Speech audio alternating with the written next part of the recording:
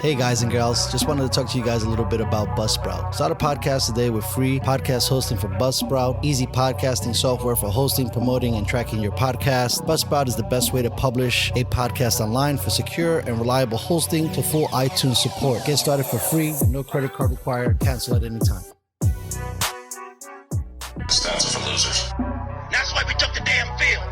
Now, if you want to crown them, then crown their ass. This is what's great about sports. This is what the greatest thing about sports is. You play to win the game. Welcome to the Airin podcast.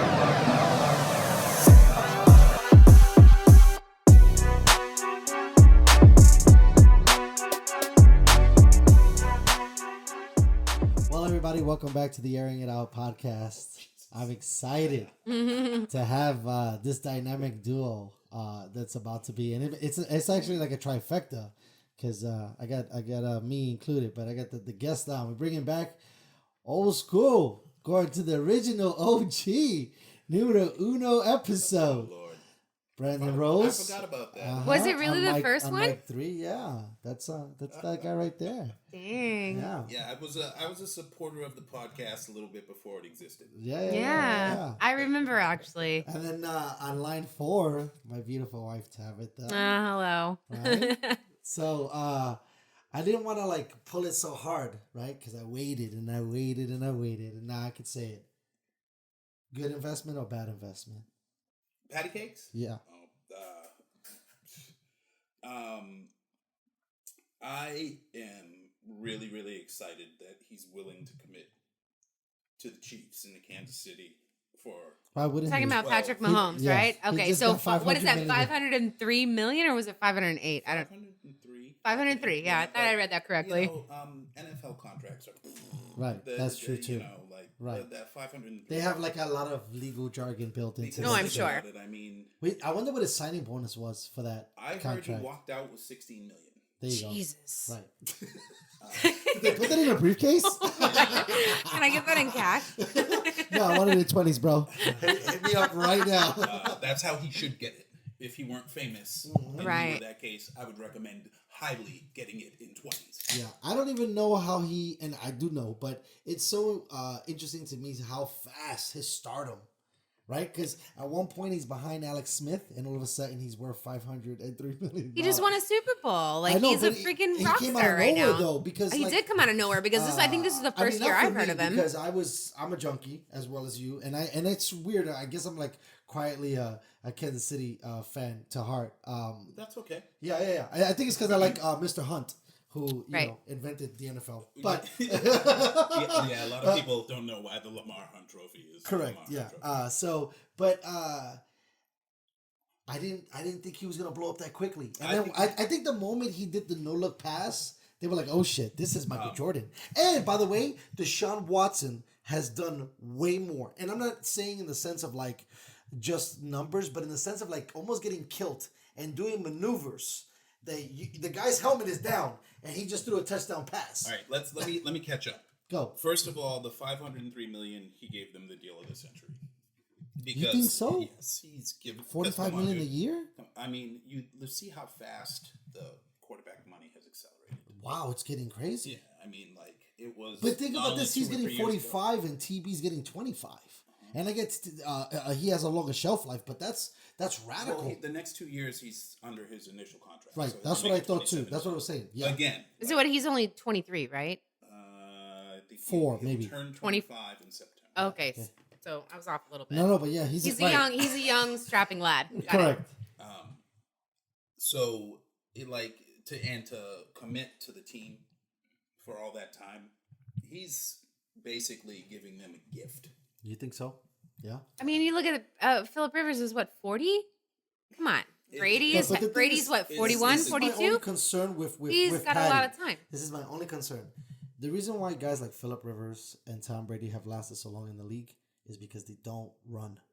The moment you fucking run, some guy's So- gonna try to kill you. Patrick, are you saying Patrick Mahomes is a runner? He's not a runner. He's not a runner, but he can. And he's a showboater. And motherfuckers get pissed off. And he doesn't do it on purpose. He's just that fucking good. And then you're going to have this one guy who's going to say, check this out, bro. I don't give a fuck today. Enough How of that. cool you are. I'm going to murder you. And that's the end of this shit. Well, you And can't if you even blow out hit the the guy's ball anymore. knee, we get it. But A guy, I mean, if I was, what's the guy, Greg Williams? I would have paid a little something. If we was AFC Championship, I'm like, yo, bro, that guy's knee, he dislocated it once upon a time ago. 5,000 to the guy that takes this guy out of this game. Ooh, yikes. That ain't even. Takes it back to like Tanya move Harding and like it. was The it thing Nancy is- Kerrigan where she like trying to like Right. yeah, You right in gotta the move knees. That decimal point, homie. Really? Yeah, 5Gs is nothing to them. Come on, True. dude. If I made, we're talking, dude made $40 million for a True. season. 5Gs, that's like, here, I'll give you $1.25 to break that guy's leg. But you know what I mean. I'm talking Yeah. about lower Yeah, guys it's worth because there's not going to be all stars that are going to be But- taking those that are the murderers row kind of defensive players. I want to finish about Patty cakes, please. because what makes him great is not. It's just it's almost overwhelming being a fan of the Chiefs. I know for you so like long. him a lot, don't you, honey? I just appreciate. No, I feel like, you. He's really good. You know, he's really when good. we're down 24 to nothing. That's twice. 24 I know, to I saw nothing. watch those games. And dude, as a Chiefs fan, and the playoff history that they have. Recently, especially. Well, no, I'm talking the Marty Schottenheimer era. I get that, but you guys 13 lose. and 3, Yeah, you guys. home field advantage, undefeated, and for the first time in the season, the quarterback throws 3 picks. You know, like just So we're all sitting there, and it's 24 to nothing, Right. and he's on the sideline talking about we're gonna do something special. You know, he's not on the sideline pouting. What I'm saying is, the leadership I have seen him For sure. as a 20-something is remarkable. But I think a lot has to do with the fact that his dad played baseball professionally as well. So it Yeah, kind and of he knows. So- understand and how he to knows- navigate things. Okay, so Yeah. being like a newbie on like everything football related ish, but I read an article today about Patrick Mahomes and like where he started as a kid and like that it was a pitcher in baseball Uh-huh. and like really it was an article about him and his girlfriend because him and his girlfriend have dated since high school, Okay. right? Yep. So they've been together almost a decade They're already. homies, dude. Yeah, I like- get the feeling that like they're like really good friends. Yeah, so like they've been together almost 10 years. Like they dated all through high school. Like I didn't know that. yeah, she's been with the same chick. Like she's been super supportive. Like she's like a sports enthusiast and She's like into it. she's Well, she's super also into like it. a little Instagram model on the low. You know what I Right. mean? Well, I mean, like they She's had an some time apart. She then influencer. went to Iceland and like they went to different colleges where they were apart, but like they've been tight Mhm. together. Anyway, I was reading about that him being a baseball because I didn't realize he started in baseball. Most quarterbacks do. The problem with Really? quarterbacks and football is that they always think the football is a fastball, which means they don't learn how to arch and put finesse on the pigskin. So they're And just so trying with to baseball, like yeah. bomb it down the freaking like yeah. And you can't do that really in football. I mean, you can do it for a couple plays, but the whole game of football passing is finesse. You have to know how to touch and spin it, and there's so many different things you got to do with that ball. It's not like I mean, baseball, yeah, because you have to do certain things, but a lot of them get stuck. A lot of them get stuck with it. So Yeah. I think that not to throw too much. I'll do it equally. I think that Kaepernick struggled with it a little bit. And I think Cam Newton struggled with it a little bit. And I don't know if Cam played baseball, but I'm sure Cap did. The baseball has really, really helped Mahomes in the fact that he played shortstop. Right. That's the most basically It's- athletic position on the diamond. And also the thing about it, and like you watch baseball all this time in turning the double play. One thing is most people don't realize you don't even have to touch the bag at second place. Well, They're getting on that now. Yeah, like but in the before, 80s, it was Marty just- Barrett would be. I mean, they'd literally be on the edge of the outfield where the grass. It was just the motion. Yeah, it was just being there. But these guys are, delivering the ball when they're completely horizontal, or when they're Right. where they learn how to control throwing the ball, whether it be a football or a baseball, when you don't have your feet planted. Correct. When you don't have your balance. Right. And you see him able to do that, unlike many, many, many NFL quarterbacks, because as an NFL quarterback, they train you step, step, step, step, step. On this step, this guy is open. This is when you throw to him. It's that regimented. Whereas if you're doing the play at baseball, it's the trying to turn that double play. It's the exact opposite. It is just find a way to get the ball there. Because you're not going to always have that thing where I can step, step, step and deliver. There's going to be a guy with his spikes aimed directly at your testicles, and you have to remove them from the spikes and make the throw at all the same time. Right. So when you learn to cover your balls before throwing the ball, it makes just throwing the ball kind of easy. And I think that's really helped him because these defenders are coming in, and then he gives them the little sidearm look, and everyone's like, well, how did he hit him right in the hands with that sidearm pass? Well, because he knows how to throw a pass while defending himself, because he learned that turning double plays. And, and throwing things, once you learn how to throw a football properly, there's no thought about spinning it. It just happens. Right, yeah. It's just like throwing. It's just muscle memory. Russell Wilson is another guy who played baseball. Right. Figured out how to throw the ball fast and do maneuvers with the football. And figured out how to slide, which is why Dude, I just finished watching like a couple of Seattle games back to back because there's no sports. The guy's the best slider in the game. He'll run down. He never puts himself in You know what I found fascinating about football too? I don't know what position, but a lot of people send their guys to like ballet class, and they learn how to first one to do that. Really? Okay, so that Very was famous. Yeah, I didn't know, but I found an interesting article that a lot of these guys, like these football players, are taking giant human beings, 260 pounds, 300 pounds, are taking ballet class to learn how to use their feet better. So, but watching football more and more, it makes sense. So, like seeing how they have to get both of their feet on the inside to make sure that they get the down or the foot, the touchdown or whatever it is. That makes sense why they take ballet class. Trying to get those fancy little feet moves that they do. And I'm like, ooh, that's ballet. That's called toe drag swag. Okay. But I found that very interesting. Yeah, very cool. Yeah, athletics have a lot of carryover from one to another. So if you ever really want to be a great athlete, I think you have to really just try every you have to be multifaceted for sure. Because I think I was talking about this with our podcast host. The greatest move in all sports is you come down, you break them down, and you give them the shoulder shimmy, and it works in everything. It'll get you to the hole in basketball. What, like the fake out, or you think you're going that way, but I'm going this way? Where you and I are right about to meet on the playing field, and my shoulders go up, down, up, down, up, down. It's the move that everybody uses, but it's used in every sport. Right. I imagine you could use it to get away from a lion if it were chasing you. How funny! Just shoulder shimmy that guy. That's funny. I remember Sato Berry, a guy from my high school, doing it to me so bad in a pickup game, I slapped him dead in the face.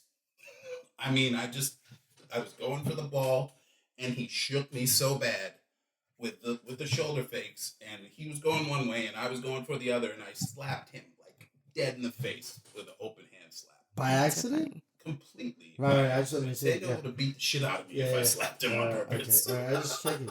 No, it's something like we used to play football with like the kids in my complex back when I lived in LA, and we would go to the park like every weekend or whatever.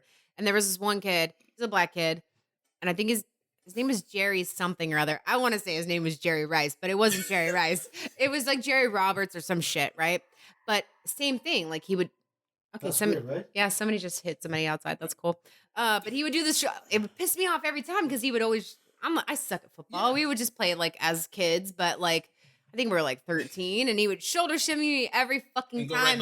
Go right by me. And I'm like, I don't know how this guy does this. This is fucking magic at this point. What it does is it makes you stop your feet. It fakes me out. It's a fake out. I'm like, oh, he's going this way, so I'm like going this way, and like before I know it, he's over that way. It works everywhere. It just works. Can you give me a check directly into the mic? Check directly into the mic. Ooh, yeah, keep going. I like that voice. Sexy. Bring the mic closer to you. That's better. It. I guess. I don't know. Keep talking. Okay, I'm keeping talking. Yeah. I just like, fuck. What's wrong? Nothing. Our levels are high. I don't know why his isn't going so well. Well, he's kind of all over the place. He's like hanging out in the corner. Yeah, I guess I should get a little closer to the mic. But it's like I'm opening it up the game. Let's see. I don't know. So back to oh, here we go.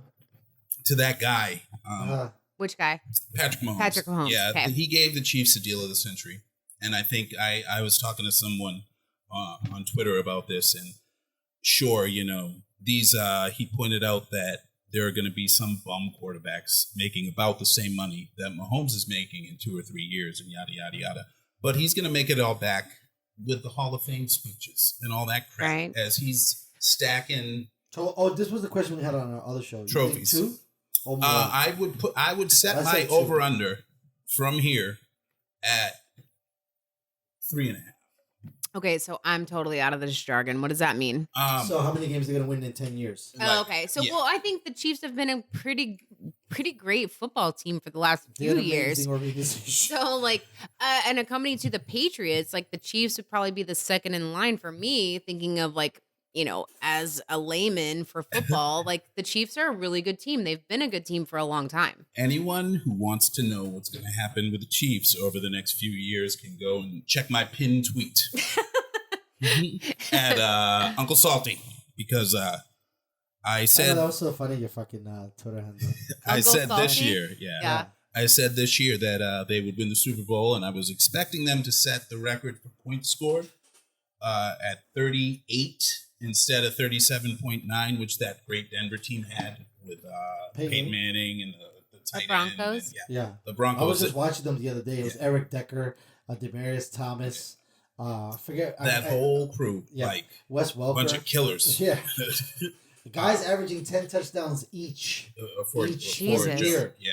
Right? That's a lot. Yeah, the Broncos were a pretty strong team there for a few years too. They've always been. Yeah. They have John Elway. I mean, there's the thing is about it is like, and that's what sometimes I think it's embarrassing to be the Charger fan, because you're going against the Kansas City, who are trying to do it amazing the whole time, right? They've been to Super Bowl, I think 2 and 3, might have won 3. There you go. Sure, You got it. right? Yep. Then you got Broncos. They had Elway. That was awesome. And they've always been a stand-up community and blah, blah, blah. Right. You can smoke pot. It's legal in Colorado. And they get all the good shit, right? Chargers have been a little bit on the shaky side. And the Rams have been quiet. I mean, they used to be in Seattle. They used to be something and they big. were like the greatest show on turf. And they had a The squad. Chargers have always been like a shaky thing, though. Yeah. Like Well, that's we've because their always been, owners like, are assholes. Right. Yeah, Yes. agreed. I agree. Their owners are assholes. Met them personally. Assholes.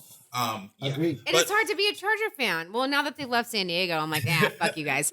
But yeah, it's always been hard to be a Charger fan, No, but because it's- like they give you the slight glimmer of hope, and then they always let you down.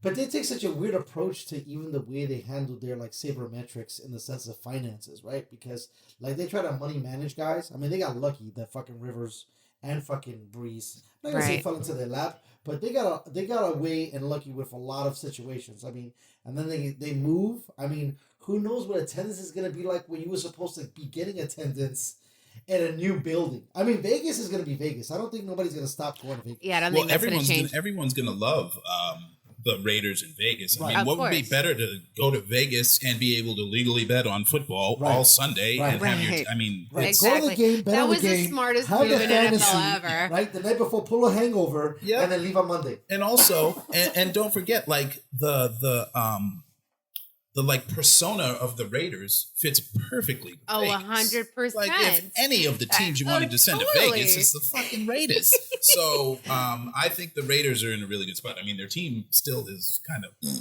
but they have a lot of reason for hope. Right. With their recent drafts. You know, their team's history in the past couple of years they've been pretty crappy, but I think they got a lot of the necessary tools to have a good season this season. And it wouldn't surprise me to see them compete for the division. Really? Not at all. Chargers? No, the Raiders. Oh, yeah, of course. But it's all, I think... The Chargers don't have home field no, advantage. right. Well, the so Chargers don't have a quarterback. They don't have Sorry. shit right they got a now. lot of Sorry, problems. I was Who- producing for a second, and I kind of lost track here. They have a Who lot is- of Derek problems. Carr. Who is going to be the new Chargers quarterback? Do we know yet? So yes, it's Tyrod Taylor. Excuse me, it's Tyrod. Tyrod Taylor. Thank Yeah. So you. where Help is me he out. from? I was having... So I'm assuming he's a new college. No, he's a veteran. He's a veteran. He's Oh, no. He's been around. I Why think the he fuck came- do we keep fucking this up? Really? Right. He was You'll in get there. Yeah, he Trust was in Buffalo for a little bit, and that's where he got a lot of shine. And then he kind of became like a serviceman that was good enough. They never, like, he had a chance at Buffalo for whatever reason, and he got a second coming. No but one it's will been- commit to him. Right. And So, it's sad because I think Sure. he has potential Correct. to play. Right. But It just is. It's people believing in you makes Right. a big fucking difference. Yes. It makes a huge difference. 100%, Like bro. it's one of the biggest. Like if someone truly believes in you, it can up your ability to perform dramatically. Especially if you respect that person's. It can create a fucking thing in your head right that yeah, makes you better. Right. Yeah. And no one's ever done that for Tyrod Taylor in the NFL. So, anyways, that's the San Diego. Excuse me, Taylor. Okay, got it. LA quarterback, and then are they? I would say they drafted someone at 6. Yes, Herbert. Yes. Right. What is it? What does that mean? Drafted someone at 6. So they drafted a quarterback who potentially, because no one has made Taylor feel good about himself, right? They're going to compete in camp. Oh, and I'm sure Taylor's going to beat him out just because, he's got the. But this guy, they're trying to see if they could groom for the future and be like the next kid. Yeah, right. if Tyrod were in a relationship, or if this were in a relationship, he would have killed himself a long time ago. Yeah, because it's like, yeah, baby, you're hot, and we're good, we're dating, we like this is great, and then like it's like, but I drafted her, I talked to her on the side, like, yikes, you're my girl. And then, like, 5 games in, like, I have a bad game. We're 4-2, but I had a really shitty game because, I just did. And now she's starting. I think, a lot of it, too, is because of that, he gets gun shy. Because he could ball. That's what I'm saying. I don't think I've ever seen him play before, or at least recognize the name. Well, there's always so much football that I can and also absorb in my brain. You're watching 10 quarterbacks play. I'm like, Jesus Christ. And the only ones I pay attention to are the hot ones. So which is like Phillip Rivers, Derek Carr, and what's the other one? I don't know. Brady, your guy. Your guy. I'm like, Tyrod is also short. That's the thing too. Well, excuse me. He's short relatively for a quarterback. Yes. Says the guy who's like 5. Right. Correct.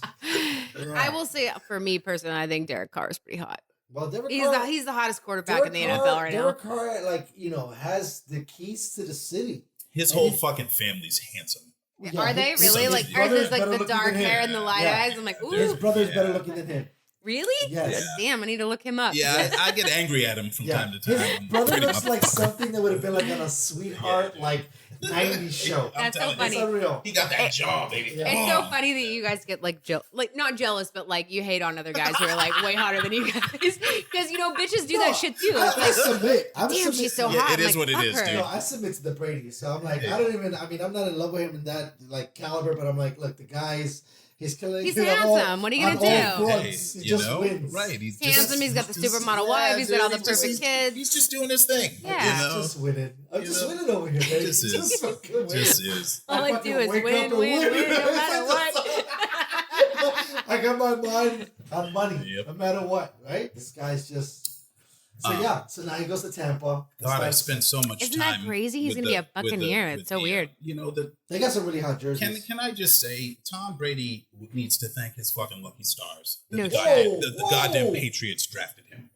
Okay, so how many years did he play for the Patriots? At least 10, right? He played his whole career. 12? Yeah, 15? 12. 12 years? Okay. It could be more than that. Could be more 2002 was his first season. Right. So, or 2001. I'm not really sure. I mean, it's been that's a long time. Yeah. That's almost 20 years. Like, everybody's retired. He may even have been drafted in the 90s, if I'm not tripping. So, Brady is going to play for the Buccaneers for how long? Well, he signed a 2-year contract. Okay. Yeah. And he has control of his second year, which means they can't Which means what? They can't trade him? So he's the boss. So he'll say, I leave. Or, like, they have no control over it. So they can't make him play and they can't make him stay. Well, they can't. The way the NFL works sometimes is that when, like, you're eligible, they give away draft picks. There's, like, a weird contingency sometimes when you become a free agent or an unrestricted free agent. And so he would probably be somewhere in that mist. So he probably wants to control his rights to be unrestricted. So he can do whatever the fuck he wants. All right, well, I'm assuming he's going to want to, like, not play for, like, soon. Old. And retire. He's got to be thinking, I'm too damn old to let some team decide where the hell they're going to ship me. Right. Like, I got a life and a having a family. Especially, that time in my life is over. Not only that, especially now, when you have the influential power. It wasn't like 20 years ago. It's like, buddy, sorry, you're going to like wherever the fuck I send you. And when I show up, you guys are going to make a ton of fucking money. Right. You gotta first of all, they got to be selling jerseys off the fucking hook. Right. Because they already remade new jerseys to sell new jerseys. So does he keep the same number when he goes to the Buccaneers? Well, the funny thing was that one of the players, I think, last name Godwin, I think it's Chris Godwin, had 12. No shit. So I think did they make him change it? So basically, what happens up. is that somebody will buy it off of you, but the problem is he's Tom Brady. Right. So like if it was like kind of even, but I was a little blow up, I'd be like, yo, I'll give you like 10 grand for your shit or something like that, like to be nice and cool. Right. You kind of give like a thing it's on my the low. number, right? Because they have like lucky shit. Like they're very superstitious. Superstitious. Yeah, I for know sure. about that. So I mean, this fucking Tom Brady, he's 12. Okay, so it's like, bro, sorry, you used to be 12. Yeah. You used to be 12, Chris. And also, That's so fucked up. you I know it's not like that. if but you're it's a kinda- member, if you're a member of the team, Love you, and Chris they're Godwin. bringing in a new You're the leader best. for Right. your team, like that guy's your leader, man. Right. You know, It's this is yeah, I get it. So you kind of submit to it. and he's the one throwing you the ball. So if you piss him off, he might not be able to throw to number 12 because Right, it's bad so- for my eyes. You know, when I see that 1 and the 2, I kind of I just get confused and I can't So, throw to that guy even if Chris he's open. Godwin, you said? Yeah. So what number did he choose outside of who Yeah. knows? It doesn't Yeah, matter. That's right. That's Yeah, old news. Okay. I would go But with he's 11 keeping- if he's I was keeping him. 12. I think is that Vince 11? You could put 666 on my jersey if I'm going to get a fucking Super Bowl ring. Right. And that's what it comes down to. course. is Bro, they if got I'm the hope. making $503 million in the next 10 years, I don't give a fuck what number you give me. You can tattoo my 69, body in any 666, number you want. all the fucking I horrible think, though, numbers. it's funny because now it sheds like this crazy light, right, on the south of the NFC to really put a lot of accountability now on Drew Brees, right? Because if fucking Tom Brady goes in there and kicks in the door, waving a 4-4, and Right. shoots up everybody, and then like gets to the Super Bowl, it's like, damn, was Brees? You might question him, Oh, I see. right? You might question Brees' legacy. I mean, he might fall a little bit into the Peyton Manning world, right? Like kind of that guy that had great numbers, was Shit. awesome, got to a couple dances, got one, never really thing. I mean, Rodgers now is even falling into that pit, I don't- which is crazy. Like, Really? I don't know. The Yeah. Packers guy, right? Aaron yeah, Rodgers? they were saying, I forgot who said it, bro. They were like, they wasted this dude's career. So, like, these guys are kind of on their way out, aren't they? Like, Drew They're Brees all is old as fuck, Right. and Aaron Rodgers is old as fuck. It's Like, correct. so aren't they, like, on their way out? They're Or shouldn't they They're on be? the backside of the 9. for Right, they sure. should totally I be don't on their way know out. why I don't have the same feeling about Peyton Manning as I do Drew Brees, but my feelings on the two of them are I'm going to tell wholly you. different. So watch, let me show you something. That debacle that the Saints did reminded me very, very much of those Peyton Manning days. Which debacle are you referring That to? Saints Minnesota game when that kid went low and Stephon Diggs took it to the fucking Oh, house. when the when the guy kind of The Saints have lost a lot of games. 2 years before that, they lost piss poorly to the fucking Rams, right? And this is like they're in second rounds. These are like them supposedly like for the last, even Sean Payton I would question. The last 2 or 3 years, the Saints have been to the second round of the playoffs and gotten bumped. they've done a lot of winning without actually So it taking reminds in- me a lot more of Peyton because Peyton used to run into the bus, so-called the Patriots, and they would be fucking 18-0 or 16-0 or 15-0. He used to kill. Dude, they and then they would, changed- they would play the Patriots. They changed the rules so he could beat the Patriots. Yes. Listen, first of all, a lot of people had to change the rules to beat the Patriots. Yeah. It wasn't just They Peyton Manning. changed the damn Chuck rule because Wait, didn't Tyler the and them were Patriots change the beating rules ass. just so they could beat everyone else? No, the like the Patriots were deflating the cheating balls and and, they got things like caught. that? Come That's on, what different. are we talking about? Allegedly, you fuck. No, they cheat a lot. Hey, if you ain't cheating, you ain't You trying. trying, for And sure. with all the money that's at stake, Right. if I Oh, were in 100%. Did professional you see the new sports, shit that they just got into after signing fucking Cam Newton? Because we got to get into the Cam Newton signing first of all. oh, I got plenty to say about Cam. So, second of all, did you see that there was allegedly, they were saying that the reason why they signed Cam was to kind of blanket the fact that they kind of got busted recording again. Yeah, but no one gives a shit that they Sure, cheat. of course. This is the Patriots. The only people who give a shit that they're cheat are Jets fans, Bills fans, and That's not true. This Jets fan right here is not angry at all. No. This Jets fan had Bill Belichick for 1 hour, Dude. and then he said, "Fuck this job," and became Yeah. a New England Patriot. How crazy is that? He had the Jets job. Yep, The Jets said it was. it was signed. Belichick? Yes, Bill Belichick was For like a Jet 18 coach for hours. an hour. Yeah. Really? Yep. Yeah, And- I and didn't know said, that. Fuck this. and Why? Because Kraft got it. Oh. Well, I Kraft is the think, owner. I think, Yeah, I know. I think I knew that much. Our ownership is really bad. We know how to make Q-tips. We do not know There how it to. is. Know, I keep how to I run keep an football eye teams. on all the big wig names that own all the big Right. Yeah, stuff. Kraft was dope during the fucking Corona. Anyways, not to bleed too much about Mr. Kraft, but so okay, how many games did the Patriots win with Cam? If and they're saying if he makes starting quarterback. It's one of the dumbest. If things my ever. ass, are you kidding me? He's gonna be starting. Well, the quarterback. thing That's is, there's ridiculous. nobody on that fucking bench, right? Did anyone forget that Cam Newton won the MVP and threw 50 touchdowns not even 36 months ago? Yes. Like, yes, they forgot. are you people insane? They forgot. First Do of all, you know what they remember about Cam Newton? They remember that he wears handkerchiefs. Yeah, I know. Who were his wideouts in the Super Bowl? 5 seconds. Nobody. 4 seconds. The only guy. Come on, keep going. 3 seconds. 2 seconds. You got. It was one guy that I could remember. I can't even freaking remember his name right now. It was a fast wideout that was garbage. Ted Ginn Jr. is who you're. Yeah, that's not. That's That not. was Really, it. yeah, that's not really a guy. That's not a guy. That's no. That's I'm not so really a guy. glad that I should rated it in 2 moves and you got me. You complete me, boo. So yes, that was actually garbage. He went to the Super Bowl with probably the worst offense, and no offense, because I think he had great. Greg Olsen was his tight end. Yep. But that was it. Yeah, I mean, and as much as having a good tight end is very, very good for your offense, Sure. very As important for Tony the quarterback, Romo. You got to have someone on the outside to stretch the field. Come on. They'll That's stack the box. That's just the I mean, you got to have someone on the outside, legit, that stretches the field. Yeah. I'll just keep fucking. And Oh no, it's fine. I'm listening to all the football jargon, but I'm like totally lost, and I'm like, I'm just gonna get drunk. Eventually, I'm gonna keep drinking. It'll only take a season or so to catch up, dude. It's Well, not you know what? rocket science. I've Get you a Madden football. Get you a pound of weed. I've and followed lock the football doors. for the last, I know. By the way, decade or so, but we're gonna throw down a little bit after the show. Okay.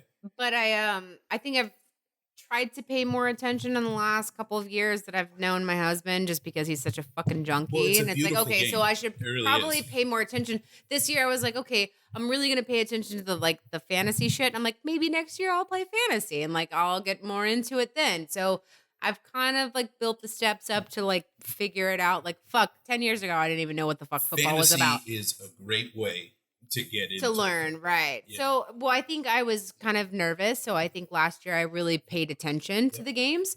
I'm like, okay, so my husband was playing like, I don't know, 2 or 3 fantasy leagues because he's sick. But I was like, okay. Which I lost all, by the way. But I awesome. worked every Sunday. I worked, Right. the football Sunday. So I watched every game, and like I worked every time there was a football game on Mondays, Thursdays, Sundays. Right. So I time of paid the I year, by paid the more way. attention, and I'm like, okay, I think if I get this year down, like next year I'll try to like dip my feet into the fantasy thing and try to figure it out. I'm really gonna date myself here. The first fantasy draft pick I ever made. I want to hear this. Marcus Allen of the okay, Kansas so City I know Chiefs. who Marcus Allen is. At the Kansas City Chiefs. Thank you. I was going to say, damn, you're real fucking old if you were going to say some other time. That But was yes. my first ever draft pick. So there's names like Marcus Allen I Scored recognize. 17 touchdowns that year. Well, first of all, Marcus Allen is San Diego native. Yeah, ladies and gentlemen. exactly. So we'll take it. Or I don't know if he's a true native, but he went to high school here. And the steal of the draft that year, I got Andre Rison in the 5th round. I don't know who that is. Very few people Right. do that. The aren't thing over about 40. fantasy is that you gotta get. It's not always about the bigger names, because the same way you might think, like, so for example, if let's say Michael Jordan played wide receiver, right? Mm-hmm. Everybody's gonna play Michael Jordan, Right. right? So, or they're gonna kind of get players like Michael Jordan. This is the thing in the real football. Motherfuckers like Michael Jordan get doubled and covered, and then bye bye Michael Jordan. You're done, Right. Michael Jordan. They scheme them. They scheme them out of the game. Yeah, like you were dope yesterday, but today, Belichick is the master of that. correct. You're not gonna do whatever you thought you were doing before that cute shit. Yep. I'm gonna shut you down. So when you're playing fantasy, that fucks you because you want to get Yep. the Michael Jordan, but now you gotta be smarter because you gotta get like the other players who are gonna get. Larry Bird. Larry Bird would be still considered a Michael Jordan because he would be. You Considered, need Jerry Seasting. Yeah. You need I don't know who somebody- the fuck that is. You would need a Dennis Rodman. You would need a Dennis Rodman. Okay. You would need somebody a little bit lower down the chain. You need who got it Rodman done. from the. You need Rodman from the Detroit Pistons. Well, you would be getting a lot of points if you had him, but he still did some damage as a bull. I think he was definitely. Well, I'm just saying, influential. like, he was a star when Correct. he went to the Bulls. Right. I mean, he was already a a guy. Yeah. You know, he was already was a somebody. Hall of Famer at that point. Really? Really? I don't What they remember him did- that what much. they- what I was, they did- Remember, Grandpa, you're looking really young right now. I like the way you're looking right now. You're looking like goddamn Jesus. But you're a little older than me, and when I started to get into it, because fuck, man, basketball in the 90s, like everybody knows, was fucking hot.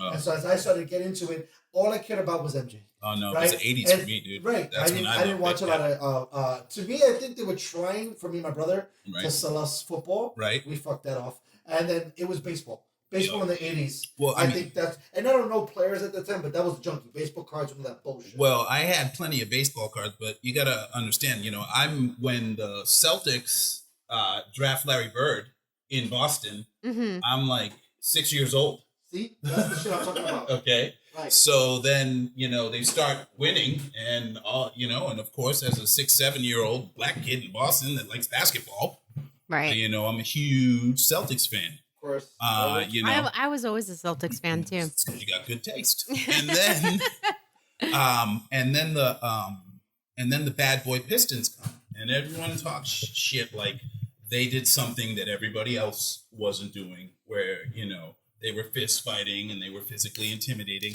There was a lot of famous players that came from the Pistons. That was, Fuck. I can't even remember his name. I can see his face, though. Isaiah Thomas, Bill Laimbeer, Joe Dumars. Joe Dumars is the player that Michael Jordan says was the toughest guy for him to ever play against. And nobody's ever heard of him. No Joe Dumars he was the 2. He played the shooting guard for that Pistons team. And Dennis Rodman was his development was what put that Pistons team from contender to champion. Really? And, oh yeah. So the 30 for 30. He went to the Spurs after that. Yeah, long after. Got you. But he was a big part of that Detroit team. Really? Oh yeah. So he was fucking up MJ. Like heart and soul of the team. Right. Like guy that's jumping into the stands for loose balls, the grinder. You need a guy like that. Yeah, 100%. That's what I was trying to get to her on a team to understand how you got to do fantasy. Because you just can't have the Larry Birds and the Michael Jordans. Right, you can have the big name guys. You got to have the guys who are really... They do the work. Yep. It's not about the name. Yep. Because the other guys, once they get, like, if I was playing Michael Jordan and I was a coach, I would try to figure out, stop that one motherfucker do. It's like what they do now. I mean, I think Popovich was probably the greatest of doing it. Mm-hmm. Stop LeBron James. If you can stop LeBron James, nothing else is going to happen. Right? And that's the struggle. Right? And I think he got 1, and Pop got 2 out of their head-to-head matchups, and Pop got 3 out of fucking with LeBron. and LeBron got 1. Because they got 1. I know he beat Pop once for the championship, if I'm not mistaken. Yeah, that was because Popovich was probably one of the more tactical head coaches in the NBA defensively. But speaking of defensive teams, with the Pistons, I don't think the head coaches have as much influence in basketball as they do in football. Of course, but I think it's closer than baseball, right? Because in baseball, you just let motherfuckers go. You winding them up. You smack them in their butt. You say, go ahead there, son. Right? And then you see them when they come back. In basketball, you're taking timeouts. I'm writing shit on the board. We're taking formations. I think it's not always pass the ball to LeBron. I think the baseball manager is a little more involved than the basketball manager. You think so? Definitely. Because a lot of the managers in baseball are calling pitches. Like, the catcher is turned into the dugout to get the sign. Like the managers in baseball, I think, are really important. And I mean, come on, man, you watch baseball. I do. The matchups, the lefty-lefty matchups, Well, who you're going to hit. Like, that's so much more in basketball. But this is where I'm at. Okay, so if that's the case, right? You could go 5 innings without doing none of that shit. Yes. So what the totally fuck are you good. doing? You totally good. And all you did was write. You made the lineup, right? I'm just saying.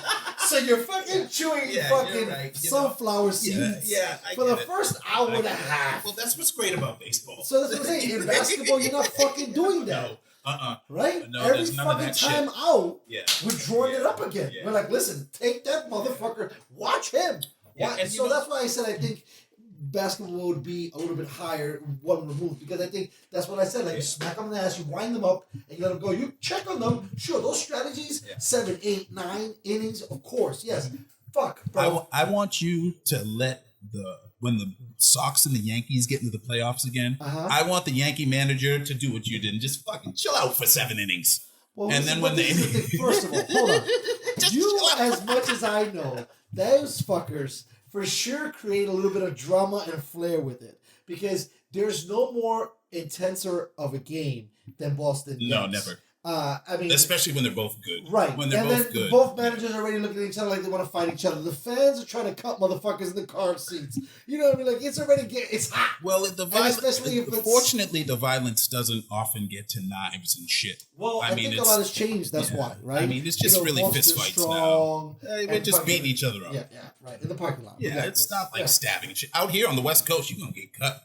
Yeah, well, some of these West Coasters, they carry blades, bro. Yeah, they don't fuck you.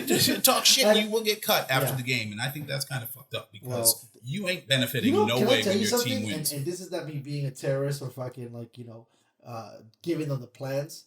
But being in the biz that I've been in so long, tell me how many times you've been to a fucking football game, and I hope it's been a few, right? Sure. They get the most fucking weakest security staff in the whole wide world. I'm like, bro, if this place turned into Bedlam, you would be fucked. No chance. You'd be fucked. So how the fuck did you guys not even maybe step it up a little bit? Like some of these security guys, you look at them and like, bro, who are you security guarding?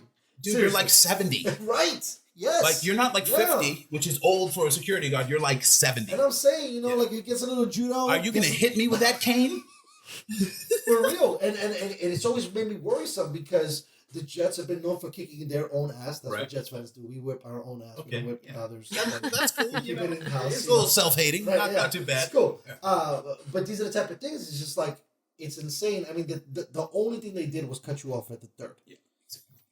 But what the fuck is that going to do? I've seen so many motherfuckers bring in so much shit inside the game. I'm just like, bro, okay. You guys think that's I mean, thank God it's never gotten wild, right? Well, we're not famous for soccer hooliganism, where the entire right. There's a dedicated bar to fucking whipping motherfuckers' ass. Well, I think it's funny because growing up in LA when I was a kid, the first professional game I ever went to was a Dodger game, right? So I remember distinctly, I think I was 8 years old and my dad took me to a Dodger game and we're leaving and Dodger games are, famous for having riots and shit afterwards or people getting fucking stabbed in the parking lot. Yep. That you're gonna get hit. Yep. So I remember my dad hustling us to the car and we need to hurry up after the game and I didn't understand why the fuck are we having to run through the parking lot to get to our car, being an 8-year-old kid. But I'm innocence of youth, right? It's amazing. But looking back on it now, I'm like, oh, because we were about to get fucking cut by a bunch of cholos in the fucking parking lot. Yeah, they're about to be a riot. Yeah, there was going to be some shit. So Dodger Stadium is kind of infamous for that kind of stuff. It's it is dangerous to be out there after dark, especially after a game. That a lot of these baseball stadiums were like that, right? Where it was very fucking. Did you ever feel that way at Petco Park? Come on, but that's a newer stadium, and also this is a soft ass city, right? Yeah, Dago is not that hard. I mean, for me, Yankee Stadium is in the heart of the hood. Yeah, it's in the Bronx. It's in the heart of the hood. I would not want to be out after dark in the Bronx. Are you kidding me? Daylight was even scary I don't know what enough. it's like in Boston, but imagine having to fucking leave Camden Yard. Baltimore is right. I heard Baltimore's pretty bad. Are we just finishing each other's sentences? I lived in Baltimore. Oh my God. Dude. Should I dip out of this conversation? Well, I'm so glad that he brought it up because Camden Yard, that's Baltimore. And God, that's a beautiful stadium. Is it? Holy it looks great on TV. shit! It looks really nice on TV. Camden Yards is by far my favorite ballpark ever. So that shit is immaculately clean. It is fucking empty as hell. You know what's funny? I think a lot of the big places in Baltimore. So the only thing that I have to correlate to Baltimore is my daughter did an internship at Johns Hopkins. I remember you were telling me that. Yeah, so she did a 6-week course. I don't know if it's 6 weeks, but she did a few week course in Johns Hopkins there. She wanted to be a doctor. Right. And so they did a few tours outside of the bus. And this is when this is a few years back. So there were a lot of riots happening at the time, a lot of Black Lives Matter shit happening then. And they had to cancel a few things because the fucking riots were going off in the cities. And she's like, the few times that they went out on the buses, she's like, Mom, we had to turn around because it was so crazy. She's like, the campus was absolutely gorgeous. 2 blocks over. Just a beautiful place. Mm-hmm. She's like, but the minute we left the campus was the fucking sketchiest place I've ever been in my life. She's like, I was so fucking scared to be here. It was so bad. Yeah, bad. You used to live over there? Well, I lived in Fells Point because I was working at a restaurant in the Inner Harbor. Mm-hmm. And there are it was maybe a 1.5-mile walk. Mm-hmm. And there are lots of fans walking. It's like a So your restaurant was in the heart, right next to this joint. It was in the power plant, which is about maybe 3/4 of a mile from the stadium. Got you. And then I worked in Fells Point, which was maybe a 1.5 miles from there. Okay. And I'm a black dude, so being in the hood is not the scariest thing in the world to me because right, people you don't black look card. at me twice. They don't look at you twice, right? No, I just kind of fit right in. We walked through some of the hardest hoods I have ever been in my life. It was boarded up windows. Right. Bro. That's scary. You know what's so funny? And I was gonna say a word when you said that. I don't want to interrupt you, but when people think of hood, right, we think of like gangster. But what you're saying right there, it's just like poverty, bro. Yes, When It's you straight see poverty. Fucking windows boarded Yes. up. Like this whole section of this block is not. We're down here. It's We're down. abandoned. Because I It's think, people think hood is like this, like cool thing. No, like, no, yeah, no. ghetto and shit. No, when we say hood in that specific thing, I just wanted to There's put that fucking out. bars on I the wanna say- windows, yeah. or the shit's boarded up Yeah. with When you plywood. know it's, There's like hot. where Yeah. if you don't live there, Right. You ain't don't go there. welcome. you just shouldn't be somewhere else. Yeah, that was. I think that was the biggest part with her. She's like, I love the university and the campus. She's like, but I could never go to school here because it's so fucking sketchy outside of here. DC has a little bit of That was another going place on that I was as going to well. bring up as That's too. another thing, right? It's But I super feel bad like there. A lot of these cities got gentrified except for places like the Baltimores, like certain spots in Ohio. Detroit, are you like kidding me? Detroit, like Southside Chicago, like certain parts I'm sure that are in, It's most of Chicago Florida. now. Now New York, motherfuckers, have you seen New York now? Now they do it like in movies. Tap, and just roll the window up and just keep on moving. They're shooting motherfuckers left and right in New York City right now. It's like, it reminds me of the fucking John Carpenter shit, bro. Like, they didn't escape New York, and now this is where it's at. And police probably don't even want to help motherfuckers. Well, no, because they got defunded, so they're like, we're backing out. We're good. Police don't want to help unless you like us. Right. Well, dude, Yeah. this is a fact. I'm with you on that one. 55 shootings, I think, last week. No. It was 63. Yes, sir. It was 63, but Chicago had you beat with like 80 something. Fuck you guys! Damn it! Why? So, But this is what I'm saying. those places are on fire. But you know what? Those have been hot spots for years. Even like hold on. No one's even talking about this. I didn't mean to even roll up this. That poor kid just got shot in fucking Atlanta. One block down from the Baby, Wendy's. yeah. That the other fucking guy got shot at. I didn't hear about the most recent one in Atlanta. So it went off, bro. Check Twitter. Trust me, it'll find you. You look it up. There was so many people, bro. All you hear is like pop, pop, pop, pop. Not like just regular shots. Wait. Like, Are you talking about the guy that was sleeping in his car? well, I don't know. All I know is this weekend, I think. This weekend it just passed. I think it was. This weekend I just think passed. it was the guy that In was Atlanta. sleeping in his car. In Atlanta, they were letting the fuck off. They killed a little Yeah. girl. Yeah, Like, they 12 killed were like in they jail. killed 12 like were- 7 kids. Yeah, they were shooting motherfuckers like nobody's business. It was crazy. But the thing is that people are just now looking and like paying attention to this shit. Like Detroit has been on fire. Chicago has been on fire for 20 years. Now the flames I'm are like, getting no. But risen here's the thing. higher. It's like Chicago and Detroit have some of the strictest gun laws in America, period. But yet they have some of the highest gun fatalities in America Well, that's as why well. the laws are so high, because they got to put people in jail forever. Right. It's ridiculous. Right. But come on, man. Like, Why you got a gun, boy? Yeah. Right. it's Yeah. so bad. Those cities have been bad for a long NYC time. a little bit like that too. That's why I love the Cali. Where's baby. that? NYC. NYC. Now, everything's illegal. Atlanta, New Fucking York everything's City, illegal in New York. Detroit, Everything. surprised Chicago, spitting is not Boston, fucking like illegal. all It those is. are Probably. There's a bunch of laws Yeah. on the books that Right. you have no idea. I'm that sure. you're breaking the But law. that's what I'm saying. If you're This- having sex with your wife in doggy style position, you are probably breaking your state you laws. cannot have a reverse cowgirl in Florida because that is also against the law. So I guess that really ruins their porn thing. I mean, if there's no reverse cowgirl, who wants to fucking I don't see know. The it? last time We're I was going to watching jail, something, I guys. was reading the lines. A lot of that shit was shot in Miami. I don't know. Yeah, there's a lot. There's a lot of girls that like do Bang Bus or whatever those fuckers. They do, They set up camp in Miami. cam shows Right. in Miami. A lot of that. Oh, Miami's a huge hotspot for pornography. Yeah. But It's a a lot of great the city old to laws- party for, like, as long as you can stay awake on cocaine.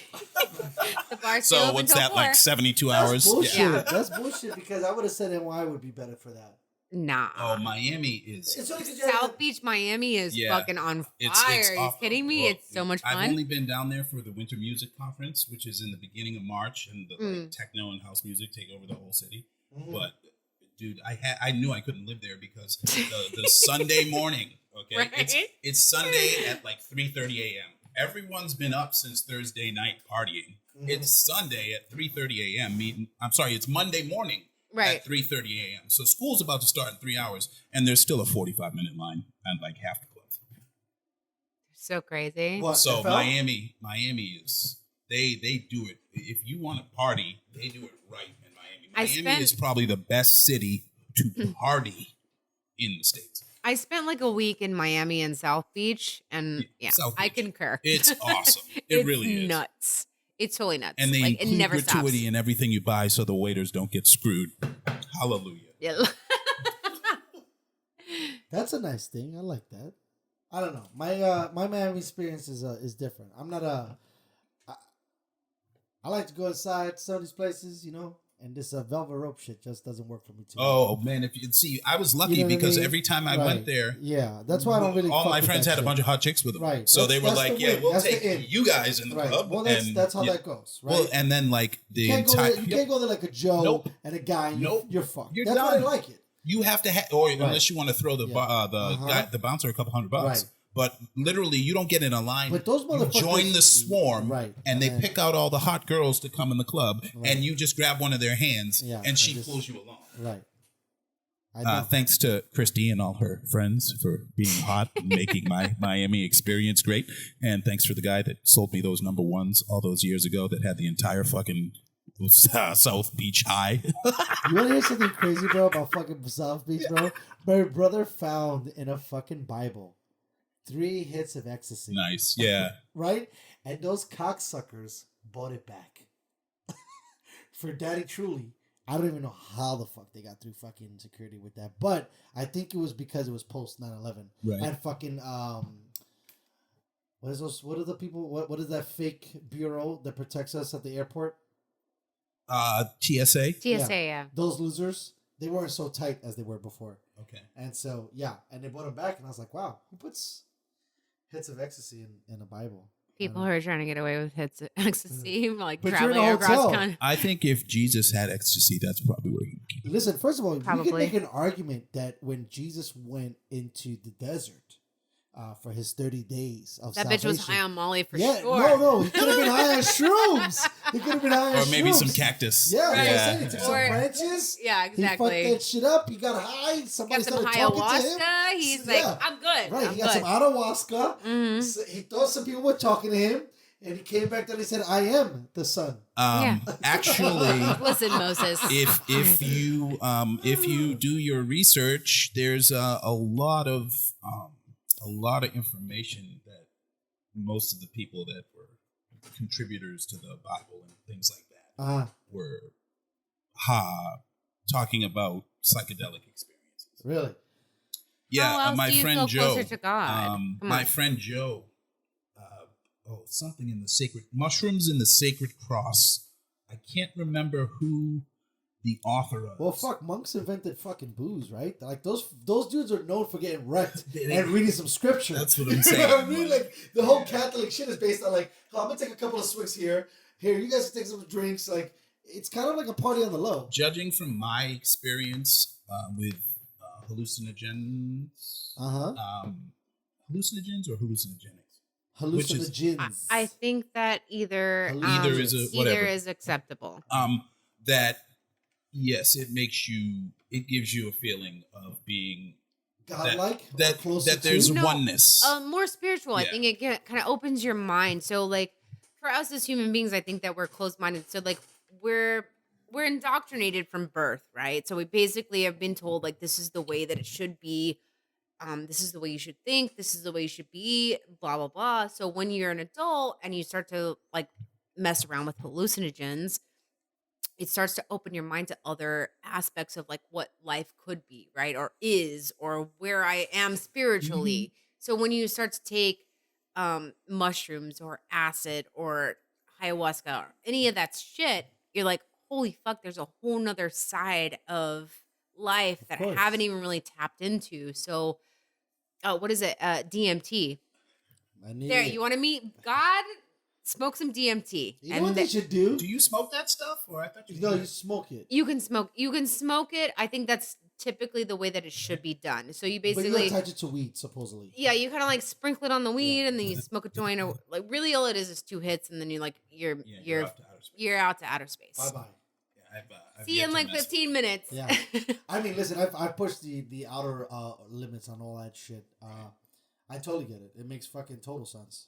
But yeah, I think that we're so close-minded on so many things that it's hard for us to even break through to things. So for us to like break through, we have to like take these hallucinogenic properties to really steps out of ourselves. Exactly. It's just like, this makes sense now. You know what I just got a flashback on? Because I just finished, or not finished, but I just started watching that, oh my God, Pineapple Express. Okay. And fucking Bill Hader, he's like, you know, and it's just, you could be a soldier, you could be thing, but the moment it kind of just, it separates you from a whole nother thing where it brings you back to your primordial shit, it brings you back to basics, it brings you back to you let simple go. things. Like, you don't even, like, the complexities, you're like, holy shit, I was really worried about all that? Mm-hmm. I think that everyone should... Facts. Agreed. Whoa, oh my God. Let me finish this sentence. All drugs. Listen, we're reading your mind right now. Agreed. Everyone. LSD has been a very beautiful experience for me. Really? Every time that I've tried it. LSD isn't something that I really fuck with. Yeah, just because it's chemical and I'm like, I'm a little on the fence on that shit. For me, like mushrooms, DMT, I'm like, fuck with that shit 100%. Mushrooms go all in. Really? Yeah. I think it makes most people. Yeah, it makes most people sick. It kind of fucks with my stomach the next day, where I'm like, you have like kind of icky feeling in your stomach all day long. But I mean, the shit's kind of like poisonous almost, right? It is, yeah. So of course it's gonna fuck with your stomach. But I think is crazy though. Yeah. I think on the aspect of like what it does for you mentally and what it does for your mood and everything else, it's kind of worth the 4 hours of sickness really you're gonna have the next day. Pepto-Bismol is a thing. I only had one kind of upsetting experience with LSD, but it really led to something very beautiful. So I don't know. I know a lot of people who have taken some very unhappy turns with LSD. I had one. It was crazy. Where it got dark. It was and crazy. it's a long time. Well, you know what's so funny? I think it was a dark one. It's once you start to go down, the constant conversation you have to have with yourself to not continually to like seed into those thoughts, which I feel like it's a really hard thing to do. You can end up way in your own head. Yeah, like for me in that situation, like it was the weirdest thing ever, bro. Like I almost just through conversation and it evolving, I started to not like the people I was even around. And I started to get so deep because I think that time I got really introspective, and that's the dangerous thing. Once you start to go fucking really reflective, you could be like, bro, I remember looking at my hands because I was kind of a little bit like, I was feeling a little bit, and I was like, what's wrong with you? Look at how gross you are. Like, and you're like, look at these motherfuckers you're hanging with. And bro, it just started, and I was like, fuck. And I was like, all right, just chill out. These are your homies. Everyone is good. Though, but the inner voice, once you start him, it's like your brain separates and talks to you now. Wait, what does that give you, like the subconscious to like conscious mind and that separation of like the angel weird, and the demon on your brain, on your head? Like the thing I noticed was emotions. It seemed like I was observing somebody else having them. Right. So if I got pissed off, it wasn't like I was pissed off. It was like someone else was pissed off and I was watching him be pissed off. So I kind of like... You were like in the Get Out moment. You were like stuck in the fucking tea, bro.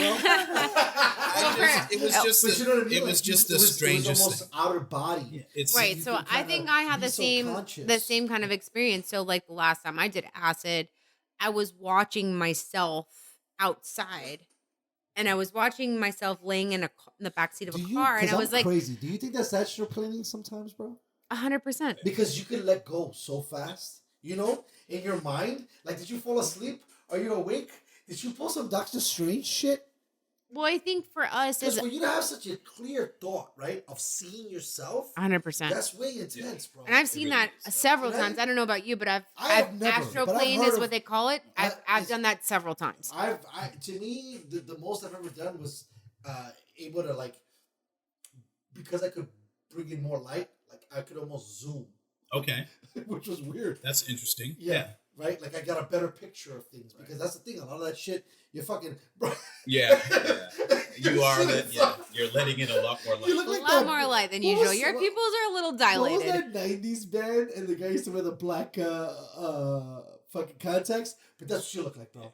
There's nothing there. Yeah, the you're- pupils are wide open. You're definitely allowing a lot more. Come on, right? The spectrum for you has got to be.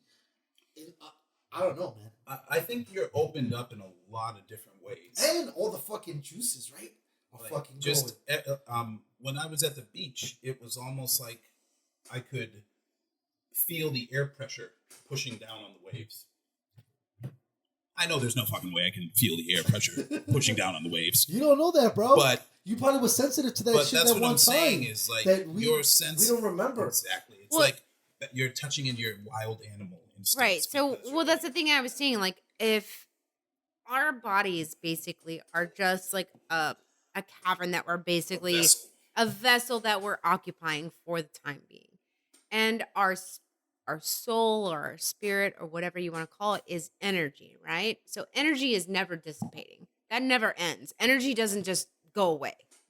So when we die, our bodies are energy. So whatever energy or soul or what spirit, whatever you want to call it, goes somewhere, right? It doesn't disappear. It goes somewhere in the universe, into the earth, back into making a tree or whatever it is. Who the fuck knows? Who the fuck knows, right? Because we don't know what happens after we die and nobody knows. But we do know that we are made of energy and that never ends. So what happens to that energy in our body after our body dissipates, right? Where does it fucking go? So who's to say that if we're not astroplaning or are seeing shit when we're on mushrooms or are high on acid, that we're not tapping into that energy that we are as spiritual beings and kind of getting a glimpse of what it is. I mean, even when you're sleeping, I feel like you might, the dream world could be a different astral plane. Because the thing that really bugs You me. two guys are very similar in this. Listen to Well, this when he talks about. it just really. Because he's a very physical dreamer. No, I'm being serious. I'm a very physical dreamer too. but- Apparently, I'm not. I didn't even Oh realize. my god, it's out of control. I know. Like I go kind of half lucid, where like I realize this is a dream and it's all fake. Never. Right. But I'm not. But if I try to like focus and get the lucid dream powers, which are cool, like flying and It is very cool. yeah, it's probably some of the coolest shit that's out. But anyway, that's neither here nor there. He's so hyped, but I love But it. I can still feel pain. So Right. if there's a bear chasing me and it bites me, it fucking hurts. So it's like really just. But I think it How comes back much to of what I our was telling you about the spiritual living room. selves connected But to what our physical what beings? started me on this was a lot of times I'll be in a dream and I'll recognize shit. Like, oh yeah, I've been here 1,000 times. You know, that's really creepy because I have the same shit. So I've had like or you have like the repetitive dream where you're like, I've been in this house before. Yes. I've been in this woods before. And I'm like, I recognize this from like 15 fucking years Yes. ago. Why the fuck am I back here again? And it's This doesn't make any sense. It's a very, very strange. And it's very creepy when and it's very weird when you your wake mind up in is the making- morning yes. and you're like, fuck. How did I have a memory of that? Did I dream it before? Right. Oh my God, you literally gave me fucking Well, it's chills just- it's- because I it's- experience that so Crazy often. shit. It's like, because I remember just the other night I was in a dream, one of my 20-hour marathons. And I was like, By the way, we gotta take a break soon. I want to get some smoking in. and I was just, finish it up. dude, I was like, and we might even do some football shit. For sure, please. Of course. But it was like, I've met this guy 1,000 Yeah. times. fuck. You talking That's about the so deja vu? crazy. No, I'm talking No, it's about not deja vu. being in It's a dream. literally you're having the same dream and you're like, I've been in this house before. Yeah, or having The same dream, You know, but some in of that like stuff, you're in a I different always- you're in a different setting. time. Yeah. You know, I've always said. Oof, because you're I find- creeping me out, man. No, Jesus you know what I think Christ. is interesting about that stuff for you guys, and this is just like a off the kilter kind of thing. I've always felt that people that have feelings like that are older souls. I'm being serious because that shit that if you're to tie it into that, if the entity never leaves, Right. what if it's getting recycled? If it's not getting recycled. Well, that's what I think is into happening. caterpillars. Reincarnation, It's right. not going into fucking caterpillars, bro. Of It's course, just you're going way back too into complex to be a caterpillar at this point. Fuck is Yeah. where we're at. Those guys, I like you agree. guys, but you guys are weird. If you're not a caterpillar, but if you're getting that thing, and maybe you don't get all of it, what if you get some of it? Right? It's If it's a merger, right? With a new thing, right? And when you're having those kind of like concrete Realizations. visions, Yeah. it's almost right Yeah. because a dream is a dream. You have a dream a couple of times. You don't have the same. I mean, I was just watching freaking not Paranormal Activity. Shit. God damn it. Oh, Insidious. Okay. That shit sounds like right up that alley of stuff that's lingering thoughts. Right? I don't know what Past it is. memories. It's just At like least for me. I think what it is it's just really strange because I might have a different dream in the same setting. You know what I'm saying? I got you. Like it's the same stage, but there's different players. But there's a different thing happening, Right. You know, like it's a It's different like home day. field advantage, Yeah, but it's- we're and- playing the Chiefs. And this week. it's very strange because it's like, well, I'm remembering the sights from that dream, and I've never fucking been there. Right. Oh, we gotta go. But You're in the same fucking house, but there's different characters. Yes. Even though it's the same I told you settings. guys were gonna hit off. It's this thing. very fucking strange. Yeah. And when you wake up the next morning, you're like, what the fuck? because like, That doesn't make any sense. and that place doesn't exist. Because No, I've it never been doesn't. there, Because you've I'm never fucking been there. 40. Exactly. Yeah. I completely made this shit up. Right. All right, ladies and gentlemen, we're gonna take a quick break. Yeah. All right. We'll be right back. Talking about the multiple settings too. That to me, I've never ever heard someone say that. Like, because there are a lot. Like, there's a forest. Yes. Don't know why. Don't know how. But there's always a fucking forest. Always fucking trees and outside. You know? Always And trees. there's a path on that forest, and I mean, like, I know when I'm dreaming about the place I grew up because it feels familiar. You know, like, it's so weird because I'm getting flashes of those memories from the dreams Mm-hmm. and memories from the home, and you know, like, I know when I'm dreaming about my fucking hometown, and I have a lot of dreams in the house that I grew up in. Mm-hmm. But the same familiarity, you know what I'm It's Yeah. okay. Familiarity. Got it. the same familiarity that I get when I'm at my house in Plymouth, I get when I'm looking at that fucking forest. Yeah. Like So for me, it's like the same kind of thing. It's a tree-lined street. It's paved, but it's damp. It's always wet. It's always a wet street that's kind of dimly lit, and there's like these giant trees, like you would see in a movie. Like there's like the tree-lined street in like a suburb somewhere, but the street is always fucking wet, and there's always these big trees, and I'm always like trying to fly through these fucking trees and trying to get away from something. I'm always having But to it's like get to the astral other planing. side Mhm. of this forest, and I know that there's like a lion or a bear or some shit. Like, I know it. It's dark, and we got to get to the other side, and I guarantee, because I've had that, like, I've been here before, and I know what's in here. Mm-hmm. You know what to expect, Yep. and you know what's coming, but you need to get there Yep. anyway. It's like, the same, I don't know. It's just, It's really bizarre. yeah, that's the Our only- brains are very, very bizarre. Like, and this the shit's funniest crazy. part about it, and when I had my most lucid dream, where I had all the powers. All the powers, as in like all the powers, like instant Superman, baby. transmission. Like, Mm. I could leave here and be in Washington D.C. at my friend's house by thinking about it. right. Like, I could disappear out of here and be anywhere I wanted to. 2 seconds later, I could fly without worrying about it. It would just, I felt like I wanted to fly, and I was fucking flying. I had telekinesis Meaning, if I saw an object over there and I wanted it in my hand, I looked at that object and I thought about it in my hand, and it was in my hand. Like, I like the way you was bending the spoon, bro. No, seriously, like I had mental telepathy. If I wanted to know what you were thinking, I could look at you and I could look into your eyes and I could understand what you were thinking. So, that was like the most lucid I had ever been, and I forgot what the hell I was going to tell you about before. It's okay. I think for me, like someone who has lucid dreamed before, like, and it doesn't happen very often, but when it does, it's very, very prominent in your brain. So, like, for me, coming out of my astral planing out of myself and watching, I don't know what it is about always being in the corner of the room. So you're in the very far corner and watching yourself like from afar, Right. And watching yourself dream or sleep, and you're like, "Fuck, okay, I'm not actually you've there." Had some out of body shit, like some legit out of body shit. Yeah, so like watching yourself, and you're like, "Okay, well, I'm not there, so maybe I should just take a look at what's going on around here." And you like fucking fly off into some other fucking place. And you're like, "Okay," and then like you try to find your fit self. All right, I found some cool shit. Now I need to find myself again. Right. And you go back to yourself, and as soon as you hit your body, you literally wake up. See, I never thought I had some out of body shit.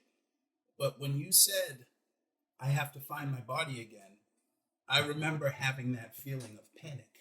Panic. Yes, exactly. It was just like I'm way too far from where am I?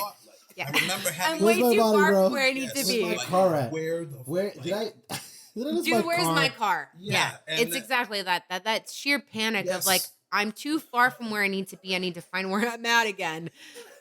And then like zooming back to where you're supposed to be. And then like, okay, there I am. But as soon as you find your body, there's something weird about like, as soon as you see it, you fucking wake up. Dude, like honestly, I forgot that I ever had that. It's very, very, very strange. And I don't know, my husband could probably tell you, like he's fucking insane, bro. I'm a crazy dreamer. So I guess every single night I have crazy fucking extreme dreams, I guess, because I cry and I talk and I'm all over the place. And I always remember, like, he doesn't remember anything in his dreams. I remember like everyone. I remember all of the shit that happened. I wake up and I'm like, sometimes I write them down because I'm like, this is so nuts. How can I not write this down? Like, this doesn't even make sense to me. But the astral planing thing, I think, is the scariest shit. It's just like watching yourself and then trying to find yourself again. Well, you know, you've experienced all this time attached to your meat suit, you know? Right? Like exactly. the thought of leaving it and it's scary because you have no idea where you're at, bro. Like, you don't know what death is, right? So just the thought of being separated from your body as a human being, you're like, well, that's death. Mm-hmm. So it's immediately scary. Yeah, that makes sense. Something tells me that something of you continues after 100%. And like the thing is like, what was it? The guy, the fucking the black scientist guy. I fucking love him so much. Yeah, with all the black scientist. Yeah. But it's like everyone knows who you're talking about. Yes. So like, the guy that's on Joe Rogan all the time. He was on the black science guy. That's terrible, though. Black science guy. I'm sorry, but that's the only guy I remember. But your conscience didn't exist before you were born, right? So what happens to your conscience after you die, right? So if it doesn't exist before, it doesn't exist after. But your conscience is a real thing, and your spirit and your energy is a real thing. It doesn't stop. No, this doesn't. Yeah. It doesn't just go away. It just doesn't remember. Right? Black science guy. Who is the guy's name? So terrible. I can't remember his name. Oh my God. Neil deGrasse. Neil deGrasse. Thank you. Okay. A fantastic, amazing person. But like some of his interviews make so much sense because it's like, yeah. Okay. His shit is crazy.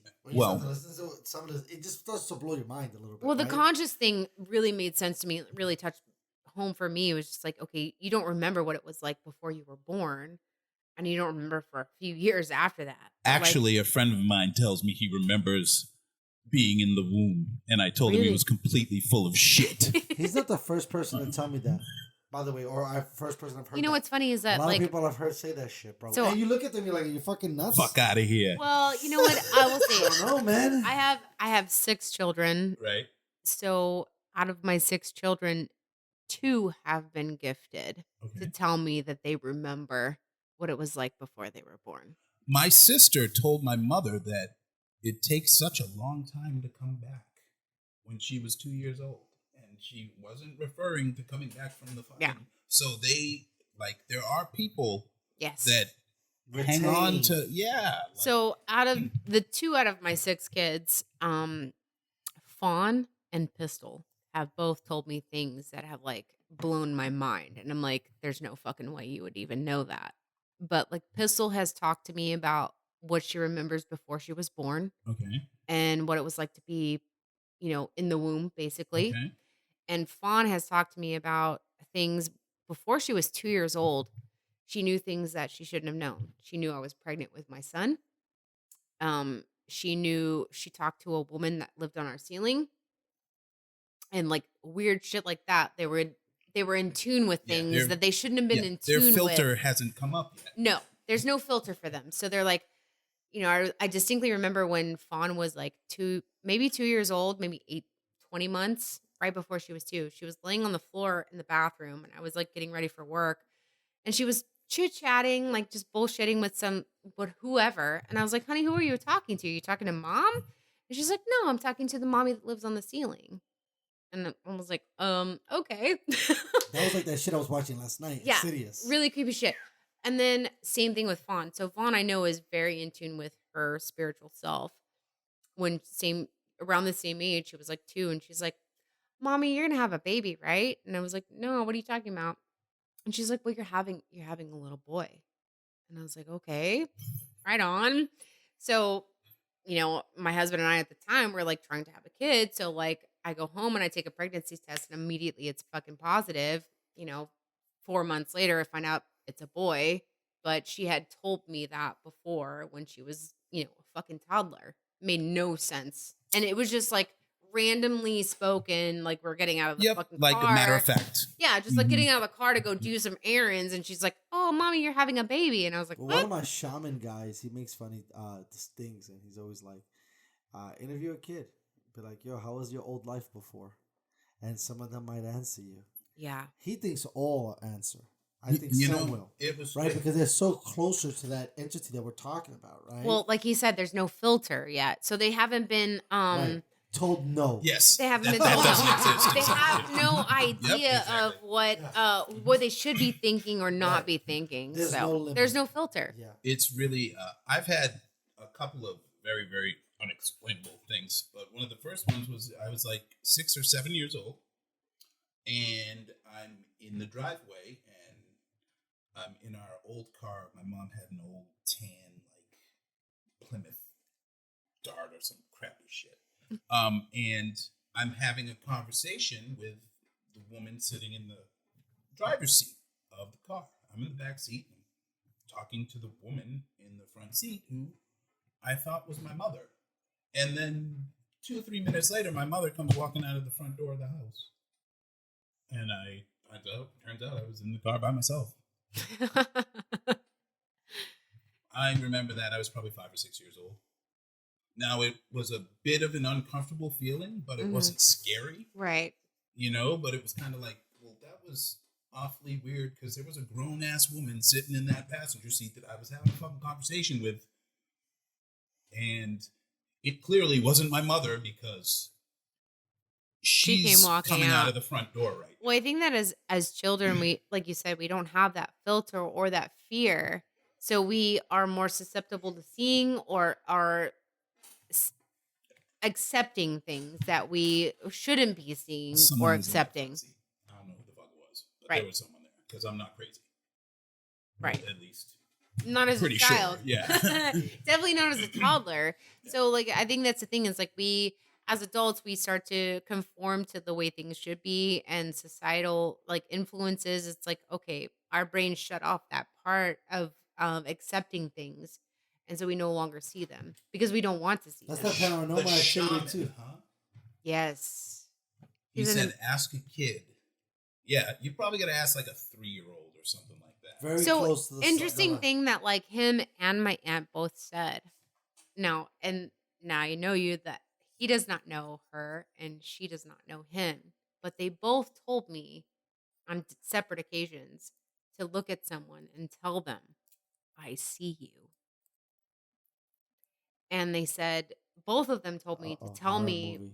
tell this shit to my kids, tell them, I see you.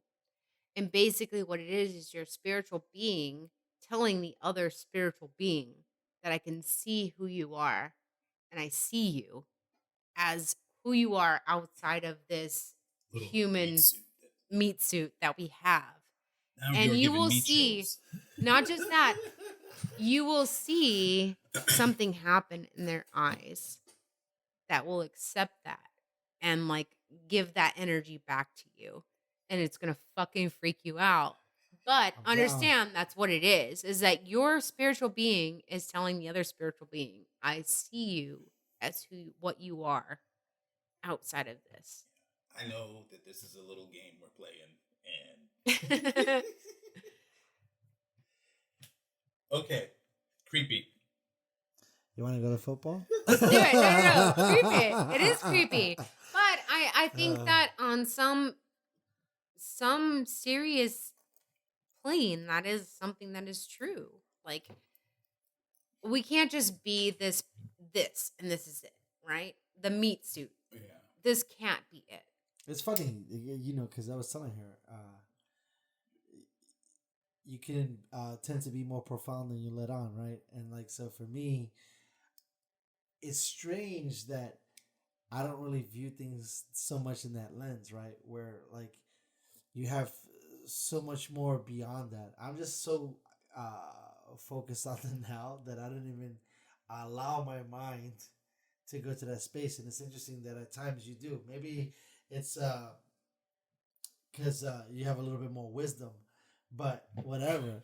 I don't think but it's you know what I mean? wisdom, 'Cause but for I think, me, like, and I think you do that too. Like, there's definitely much more, you know, in that sense. Like, I don't even. I guess maybe it's because I have a bad relationship or in my mind with the whole deaf thing. Right. That's just like whatever, bro. We'll get to that when we get there. You know what I mean? You guys are crazy over there. I'm a little more comfortable with the idea of it. I mean, I don't than mind I going used to be. down, right? But I get it. I think subconsciously that most people have a fear of death, right? Because It'd they don't be want us to like, asinine to not have a fear of death. right. So they don't want to like really acknowledge the fact that they're not going to exist after they die. And like once they die, it's it. They don't know. Nobody knows what happens after death. So like that is a fear of an unknown. So it makes sense to not have or to have a fear of what's not going to happen afterwards.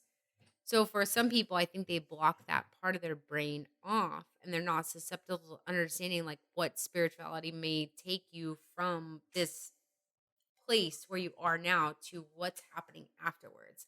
So the fear, I think, blocks them off of understanding like or even being susceptible to understanding what may happen afterwards. So for you, I think maybe like not wanting to not exist anymore, you're not willing to understand what's going to happen after. Or the fact that you might be a little bit concerned that there have been people telling you are going to burn in hell for all eternity. There could be I'm that not too. even worried about that, bro. Because according to what I hear, they serve beer in hell. Yeah, So they're you know, Well, all your best friends will be there, so it's no big deal. I Right. just find the idea of hell, especially with the earlier teachings that they give you. are you super religious now? I don't think I've ever been super religious. No. And I think that organized religion is one of the worst things that's ever happened to humanity. And Yeah. maybe the I absolute agree. worst thing that's ever happened to humanity. But I with the spiritual things that I've experienced, I don't think that your existence is going to end as a human being. Also with the science, like all this, the more and more science figures out, to me, the more and more they prove the existence of God. And I know that seems counterintuitive to everybody, but you know, if you believe in the Big Bang, then your belief in the God of the Bible and the God of the, what do they call it, the Abrahamic God, should be increased. Because according to science, it was all one thing once. And now it is all it is. But before, the gravity had it all pinned into. And also, the world that we're experiencing right now is a huge illusion. And I'm not saying, oh, it's not really happening. But what I'm saying is, like, so much of this that in this room is empty space. And I saw this really cool documentary about your perception of what an atom is. And, you see the thing, the atom, and it has a little group of circles all stuck together. And then, like, literally maybe an inch, there's all these things flying around it. That's very, very, very, very, very inaccurate as to what actually an atom is and why you can't just push through it. You can't just push through it because it's creating an electromagnetic force, which is what's actually giving it the space. And the more accurate thing of an atom would be if you were in one of the gigantic churches of the Middle Ages with the flying buttresses on the side to hold it up so it could be huge. If the center of the atom were a housefly, then the things flying around it would be outside of the church. Mm-hmm. So that's how all of your atoms are constructed. There's this little, like, electrical thing in the middle, and then all the things flying around it are what, like, make it a thing. So basically, that whole thing is only one little speck in the middle, the fly in the church, and all that space is being taken up by the things whipping around it, creating the circle of the electromagnetic force. So when they say, oh, all of the shit in the cosmos was sucked into this tiny little thing, you're like, oh, that couldn't possibly be. But all of this shit here is basically empty space. Like the, and then you get outside of, like, the Earth, and then all that is just space itself. So if, back to the whole thing, like, if you believe in God of the Bible, then the Big Bang makes perfect sense. Except the scientist is telling you a Big Bang just kind of happened. Right. And the church is telling you that Big Bang is the will of God. Right. And I'm telling you that the two can be the same thing. Right.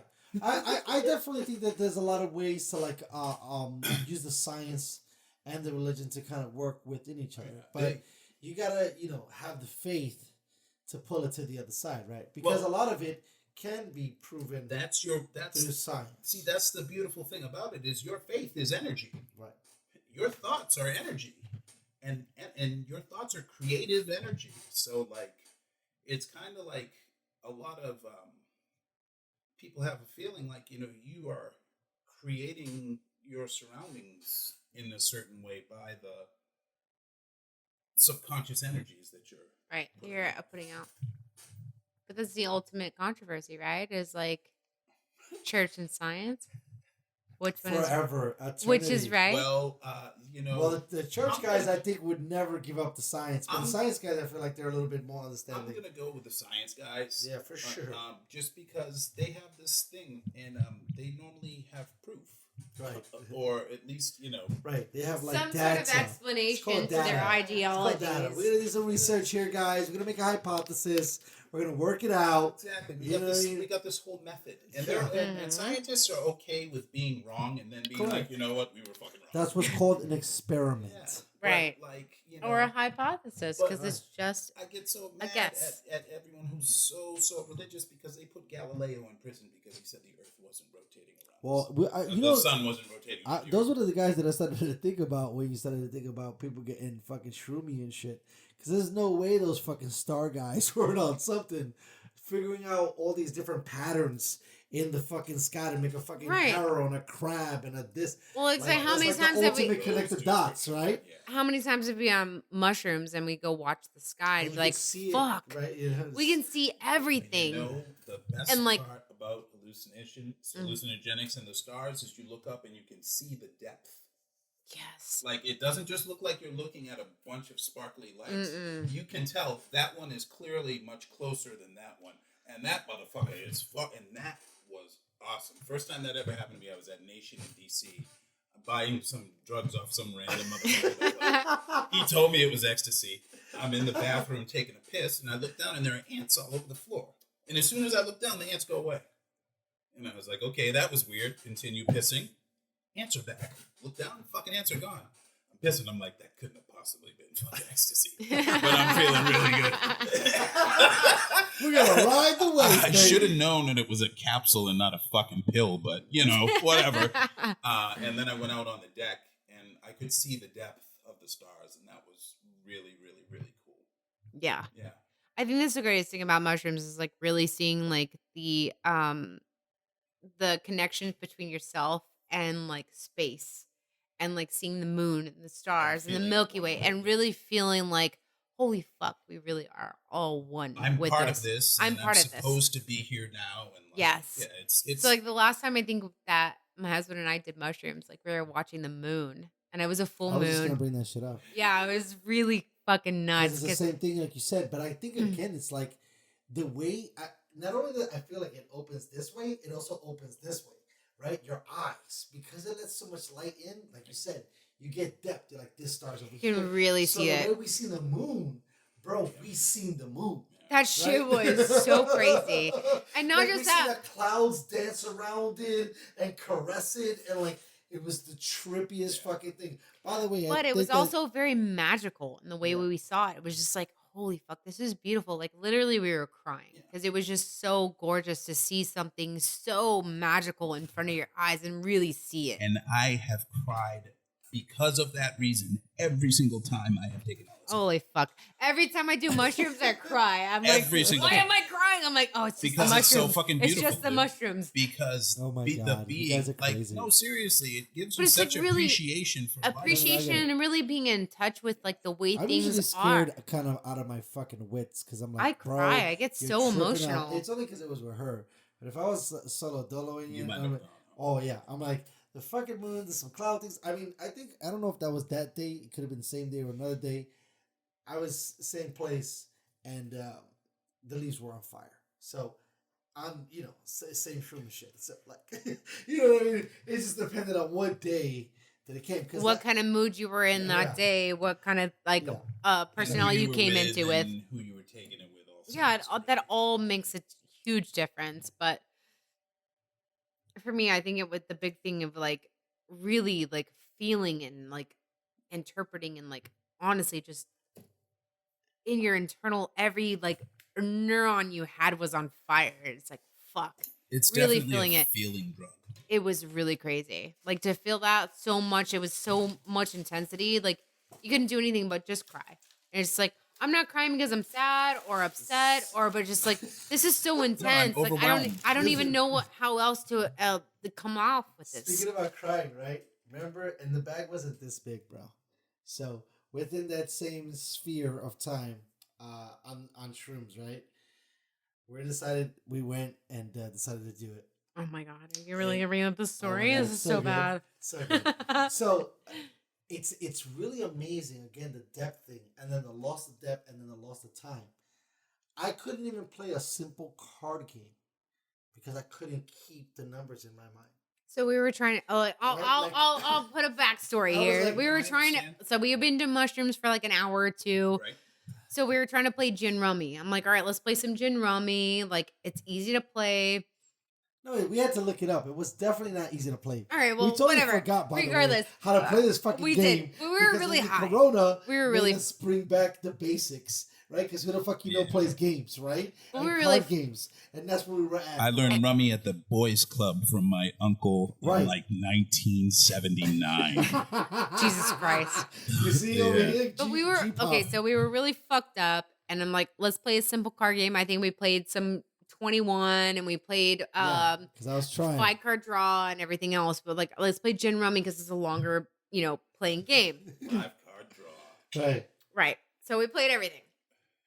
All we had was a deck of cards, so we had to play with And what we nothing had. but time. A deck of Yeah. cards Right, and a like, bag of something- mushrooms. 'cause she's right. Sounds like a good time, right? So anyway, we're in the middle of our fucking card game. And we're playing gin rummy, and like we're having a hard time because we can't really decipher the fucking keep numbers, score. and we're at fucking high, and I'm trying like, to push shuffle. I'm like, does 5 come before 6, or does 6 come before 5? hearts or fucking diamonds. I don't remember. So lit that basic idea has been Was Sequence. it was troubling. and I was like, woo! So anyway. we're chilling right now, baby. So I'm we're in feeling good about my we're in the life. middle of this card game, and I'm let you go ahead and take over this. And then all of a sudden, there's like a bag this size, bro. The ceiling fan is moving just like it is right now. Is this bag moving a lot, a little, or not that much? Not that much. Right? Something goes like this. So in the middle of our card game, While we're I playing go the game, bro, I go like this. while we're high as fuck. so it's literally next to me to my left, right? But no hand. What I just did, And the my bag, My husband is sitting in the chair across from me, right? I'm sitting here. The bag is next to me. The bag crushes, and I'm like, I look at it, and I'm like, I look back at him with my eyes, I'm sure, bulging out of my fucking brain. And he's like, what the fuck was that? And I was like, I don't know. And then she decided to like leave the building. I was like, I don't want to talk about it. Let's not talk about it. I was And so he's high, like, I stuck no. around, but that was so crazy, bro. Like He's it like, you just- saw that, right? And I was like, yes, I saw that. He's like, we saw that at the same time. I'm like, yes, babe. The bag, something touched the bag. Yeah, we saw it at the same time. Let's not talk about it. Let's just keep playing gin rummy. I was like, you know what, bro? Yes, that is the perfect reaction. Like, Yeah, I'm like, no, we're good. We're yes, good. there's shit in my pants too. I have a 7, 8, 9, 15 points. That's pretty much how we went with it, bro. I was like, What? just ignore that it happened. But he was like trying to press the issue, and he's like, no, bitch, you Yeah. just saw that Yeah. shit, right? And I'm like, can you shut the fuck because up? people like you and I, it's like, yeah, dude, it's, crazy shit like that. It's gonna happen every couple years. Right. It's not just move along. Can we just go on with gin rummy, please? 3 queens. The other person is like, ah! Yeah. Yeah, so I think he anybody was, else would have shit their he pants. was I was that guy. so high, and bro. I was like, I can't do this anymore. I'm just going to go to bed. It didn't even fuck with me. It was so crazy. Like, I didn't jump. I didn't flare. Yeah. He was Like, very, nothing. You just accepted it. he Yeah, accepted it. right. He was just like, did you see that? And I'm I like, was like, uh-huh. Yeah, I saw it. wow. And even though deep down inside it scared the fucking shit out of you. I was like, what in the... And I was like, wow, these drugs are really good. Okay. But clearly it wasn't I'm the just saying. drugs because No, we both saw it at the same The fact time. that And I'm there like, was no pandemonium on my behalf, and barely some at her, because I pulled her back a little bit because she was already like skating. I was like, look, if they're here, they're in the There's building, nothing you can do about it, right? right? Like, okay, bro, I'm I good. pay rent. You want to get a piece? It's cool. I'm moving. We'll be good. Let's play the card game. Okay. So I'm gonna tell you a story. This is my only legit ghost story. And it was before I had the only drug I had ever done was I had maybe had 10 sips of liquor in my life.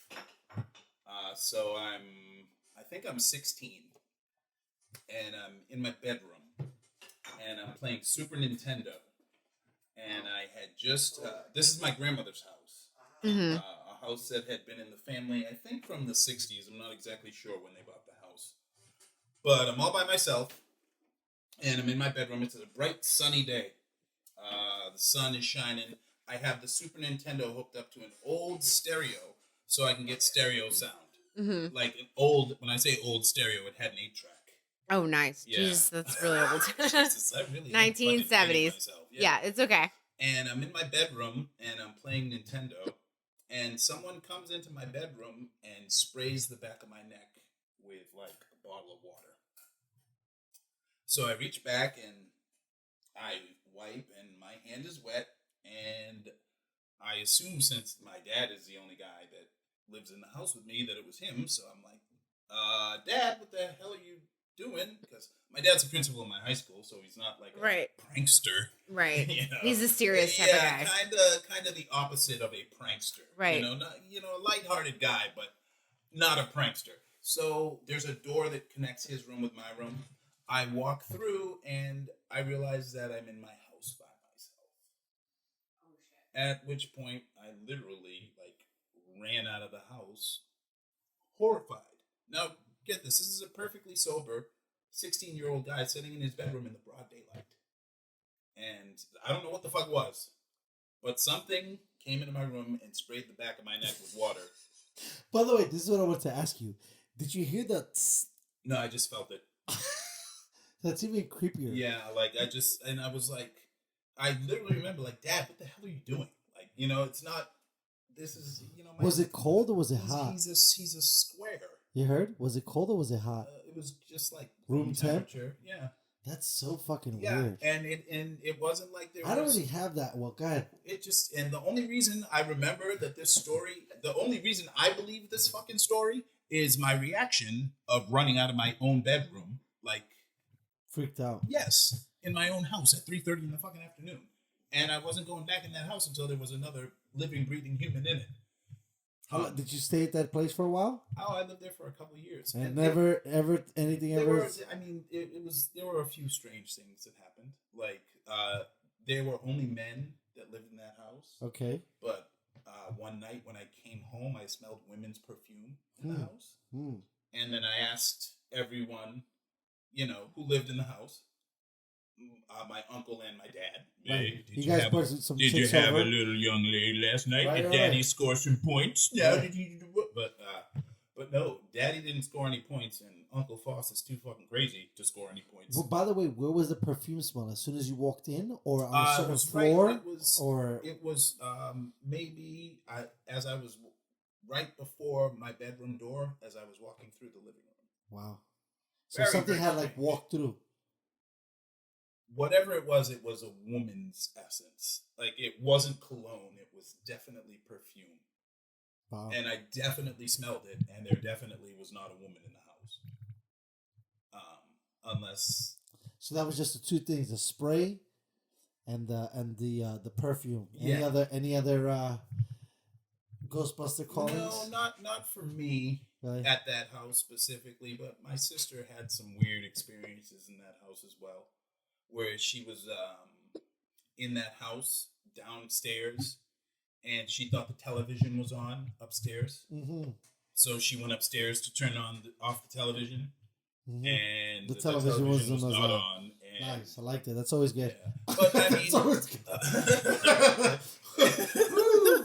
Talking about shit your pants, bro. yeah, I and think I would shit my pants less. Back to the deaf thing, right. because now I'm like, take me, bro. If this is it, I'm a judo chop you. I'm gonna try to do some cool shit, Right. But you're probably gonna hack my head off like they did in Jason. Pal, it's gonna be fine. But this is how I'm looking at it. And so, on this flip side of that whole shit, it's just like this is where it's at, right? It's just weird shit. I mean, my mom has a couple of very strange photos as well. My favorite one is takes a photo of a television, like if we were taking a photo of maybe what the hell's it called? Like a bookshelf. For some reason she took a picture of a bookshelf, and in the reflection of the TV, which is turned off, there's a fucking old man dressed in like 1865 clothes. And you seen this? Yes, of course. Actually, I can even have my mom email me that picture, and you can post it on the fucking podcast, because it's as clear as fucking day. There's a dude in the reflection of the television. But how could that possibly be when we're taking a photo? You understand what I'm saying? I need that photo, bro. That shit is... That's trippy, bro. It's one of the creepiest things I've ever seen in my fucking life. And it's not like it's some kind of screwy thing. Right. But, Like, right. We try to play hoax and shit. Yeah, or the the lens did this. No, this is like, you can see there's a reflection because the TV is turned off, and it's as clear as fucking day. There's a man sitting there, and it's like, how the fuck did that get in the picture? Is that the same house with the perfume? This is a different house. Jesus. Different house. But I mean, that picture was like it's just so strange, because it's like, such a weird thing that it would be like a reflection on the screen of a TV. Like, it's just, It'll help. it's just so odd. Yeah. I will actually email my mom right now Look at this. and see if we can Get that shit. get a copy of that little photo. That would be insane. Yeah. Yeah, I don't. The ghost thing in me. I had a couple of things when I was a kid. I remember always like fucking sleeping in my house and seeing and feeling like motherfuckers were watching me. But that just could have been my paranoia as a child.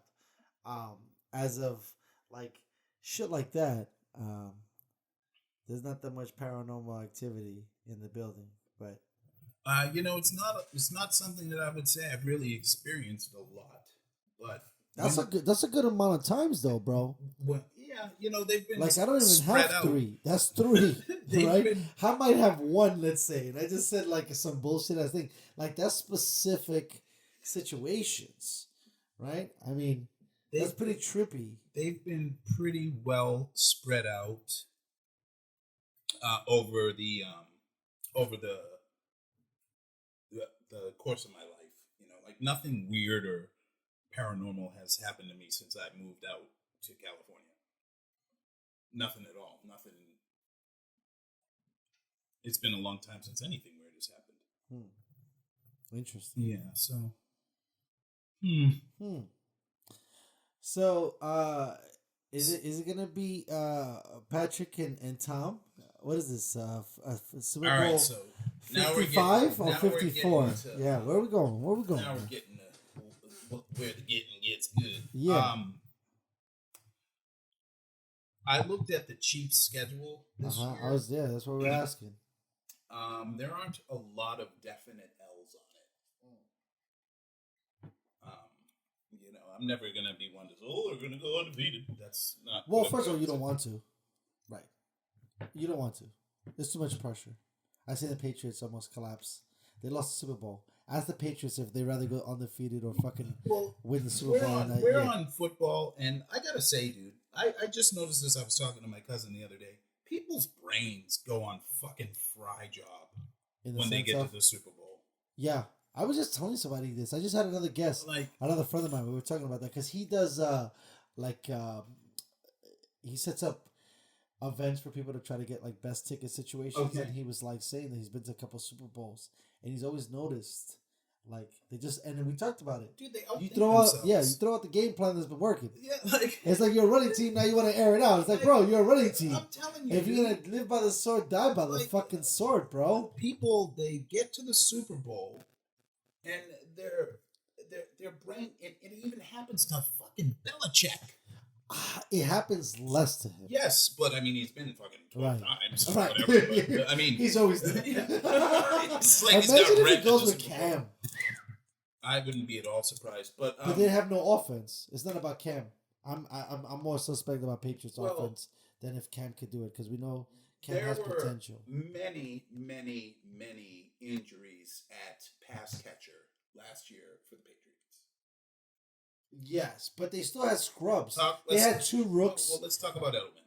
Right, that's what we got, and he's down. He's already like looking out the building. Yeah, he's on the tail end of his career. Correct. However, Edelman is like people want to discount what Edelman does. No, he's amazing. No. I'm not discounting Edelman. No, I just want to say this for him. His 3-cone drill, that where it's like an agility drill. His was like one of the best ever in the history of the fucking combine. Well, the kid is unbelievable. His short like proximity, quickness, and ability to accelerate in and out of his cuts is some of the best that the NFL has ever seen. I think for cheaters, they are the best talent evaluators because they figure out how to make small fries part of the program. Do great things, right? Mm-hmm. Danny Woodhead, Wes Welker, right there, Julian Edelman, mm-hmm. And then this is not a knock on Deion Branch, but Deion Branch is not that prototypical wide receiver, right? But they made him into a monster. Deion Branch was a monster before he hurt his knee. Right. Yeah. Another guy with that cone drill, right? Top 20 all time. These guys have guys after guys, right? Like they've been able to put. I mean, remember David Patton? Yes, I waited on David Patton. Right. Okay. This guy just goes through dudes. I mean, he had Gronk has had tons of dudes. This is my thing with the Pats. If they could pull off a Houdini trick. What if homeboy didn't get busted for murder and he and fucking Gronk? Because he was better than Gronk. Yeah, I fucking said it. Yeah, of course he was. Fucking nut job. But Gronk, there's something about Gronk, and I've been watching some tape again recently of some old games. I think that's argumentative. I think the way Hernandez played, he was potentially less likely to get injured. I think But when Gronk you're is the talking best about- tight end ever play. Yeah, for sure. When you're talking about range of catch, in the sense of from 12 o'clock all the way around, Gronk hasn't killed. nobody has. I don't think I've ever. I mean, actually, I shouldn't say nobody ever because he will be on my show. The radius is obnoxious. You are right. Tony Gonzalez Right. is another dude like that. Okay. I would say because he, in my opinion, is probably the best tight end ever in the context of where the greats are, right? Okay. And then now you have Gronk coming up Right. and challenging all this shit. The radius catch is crazy. Like, how can you catch so many passes on your shoestrings? Like, all the time. Well, if you're Tony Gonzalez, you're playing with some of the shittiest quarterbacks ever when he was in Kansas Well, City. that's why it's so crazy for Tony, because Tony did so many crazy numbers with not the greatest staff at quarterback. And that's my guy. and the real crappy head coaches too. So now you give a Tony style, because you could argue that his style was a little bit more cutting edge, where he was probably the beginning of the wide receiver tight end. Yes, he really. Well, you got to give a little credit to Shannon Sharp. I was gonna say that too, but those guys, I would say, like, in the considering, and I'm not saying that he's not a blocker, but in the way that they're built, you would look at Shannon Sharp and you're like, yeah, I'm gonna run, and then I'll do some play action and I'm gonna throw it to this guy, right? You're thinking about Tony, yeah, you're gonna do that, but you want to stretch the field with Tony. Like, there's more of a, and I'm not saying that again, Shannon didn't break it out, but for what the prototypical tight end looks like, it's not like Gronk is a prototypical looking tight end, right? Even you could argue maybe even Antonio Gates, right? Like those big Kevin Winslow, Sure. right? Looking closer to offensive lineman. Correct, because they have to fucking run block. Okay, and if you have this animal at defensive end or this animal at fucking middle linebacker, you have to stop that guy. Yeah. Or you might have to block a defensive tackle from that. Right, you're gonna do all six of those motherfuckers are in your wheelhouse, and then I'm gonna ask you to catch, right? So then when you're in the trenches, you have to have a different body type.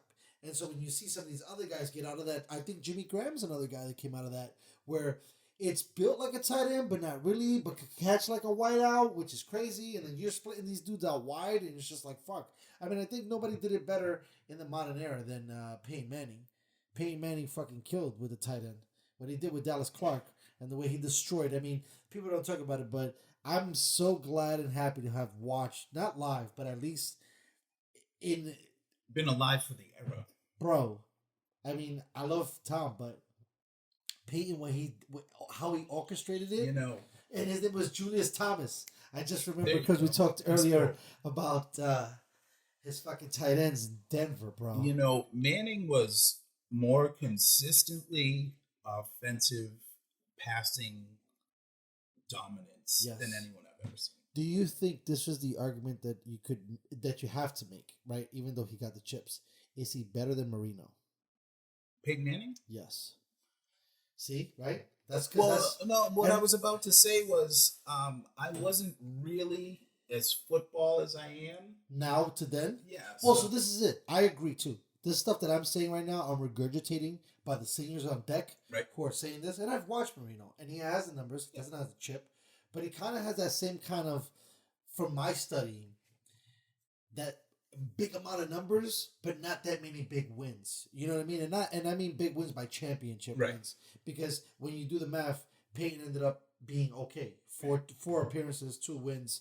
Not bad. I mean, not everybody can be Tom Brady. And that last one he got was a gift from God. Right. That, first of all, that thing was stringed together because they had Oswald quarterbacking. They got lucky that they had a really good defense. Yes. Because Von Miller's an animal. And he's a phenomenal specimen of a defensive player, and psychologically too, because he's not just a bull-nosed pass rusher. This guy's on it. He's ridiculously aware. He's probably our newest Ray Lewis. He's the only player that's ever reminded me of Derek Thomas. Got you. That's who he reminds me of. And I watched, that's some shit I have extensive, I watched all of Derek Thomas's career.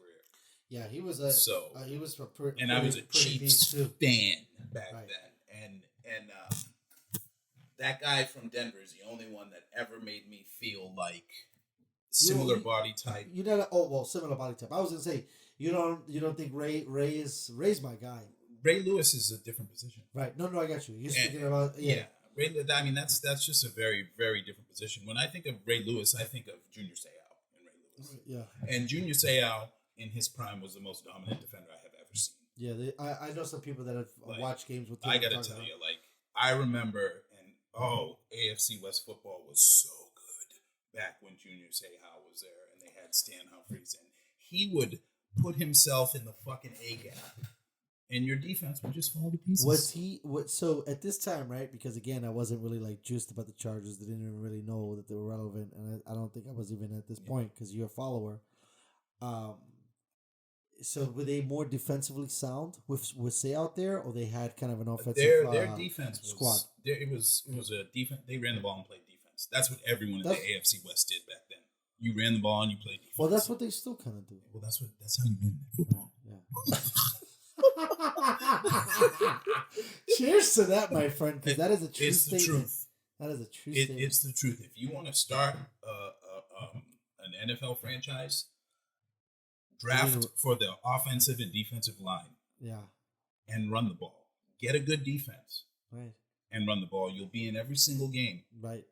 You will be. And all you need to do is get maybe 1 or 2 turnovers, kick a couple of field goals, and maybe get in the end zone once, and you're going to win 20-17. Right. And it doesn't matter if the worse the weather gets, the better your game plan. You never have to. Oh, is it snowing? Great for running the ball for defense. Oh, is the wind blowing? Great for running the ball and playing defense. Right. It's just the way you win at football. For sure. Speaking about running and winning in football, and Patrick Mahomes getting that enormous contract, very interested to see not only how Brady and Mahomes end up, because now Brady switches to the NFC. I'm fascinated to see. Do you guys play the Ravens at all this season? Yes, that would be Game 3. Amazing. Now that's going to be get your popcorn ready, to quote one of the greatest lines of all time by Terrell Owens. My man, that's going to be awesome. Because that Hollywood is kind of good too, by the way. That Ravens team has improved a lot in the offseason. And their tight end is a problem. Tight ends. Right, they got that too, by the way. The thing I almost feel like I'm cheating how much I fucking love Lamar Jackson. He's pretty dope. Dude. I love everything about that guy. I really do. He's great. And the way, and I give so much credit, I can't give enough credit to the Baltimore staff. I agree. 100%. When they saw what they had, and they're like, You know what? Let's change the game here. He could have potentially been a Taylor kind of player. You know what I mean? Yeah. If he didn't get the love and the understanding, and them believing in him. We believe yes. in you. We believe honestly, in you. That's a huge thing. We believe in you. We believe in you. I agree, right? Come on. And so the fact that they gave him that and just let that boy off. The thing to me that is so sexy about that offense. Yeah, which is weird because they're you would think of them as more a running team, and they're very sexy, right? Is I saw a play where they, did a little motion, and how the gimmicky. They have a little bit of a gimmick to their. However, approach. What all those gimmicks created was and they had a gimmick coach too. He got some stuff. They had a wide receiver about a half. This is maybe a half a second or 2 seconds. Second after the snap, you had a wide receiver go in motion. Running full speed in full stride, heading straight toward the line of scrimmage. You had a tight end, maybe a half a step behind him, also unblocked in a full run towards the line of scrimmage. You had a fullback lead blocking, and Lamar had the ball. So they basically had at maybe a couple half a seconds after the snap of the ball, a run play where you got a wide out in full run, a tight end in full run, a fullback about behind him in a full run, and the quarterback being the ball carrier behind him.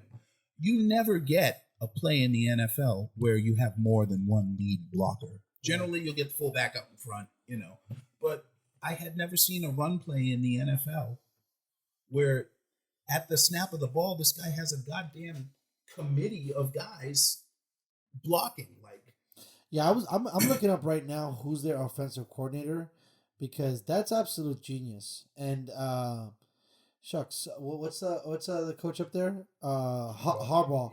Harbaugh.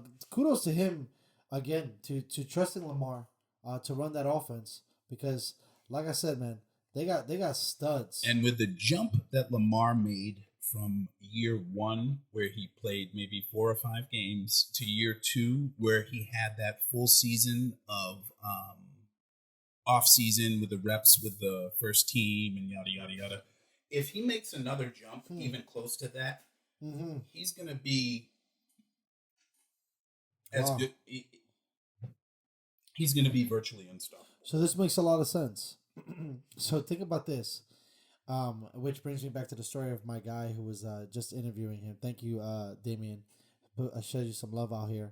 But he said he went to this New Orleans game where the Niners played the Ravens.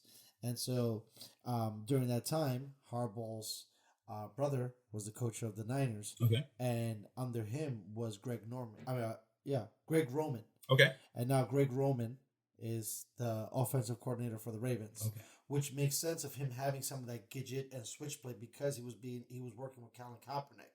So potentially he might have been able to, I'm not going to say perfect it, but kind of really get it nice and so he steamy. Understood how to exploit. Yeah, exactly. Yeah. You know, and also the running quarterback, because the thing is like, I'm surprised, and I shouldn't say surprised. I understand. Cam, so weird, because Cam had this space to go, and then I feel like Cam just like left somewhere, which I don't understand, because Cam was that guy. Cam was this 6'5", right, 250, big rocketed man, who was not a defensive player or an offensive like lead player. That was the quarterback. Could run a 40 in, let's say, as fast as he had to. Right. I mean, you could argue 4.5 seconds, maybe, right? And his thing, and was successful, right? And wasn't given the tools. Now, to switch little laterally, I feel like the same person that falls into the situation is Deshaun Watson. Deshaun Watson is like motherfucking Houdini back there with nothing. Absolutely. Okay? And then you spoke about how Tom Brady was lucky to fall to the Patriots.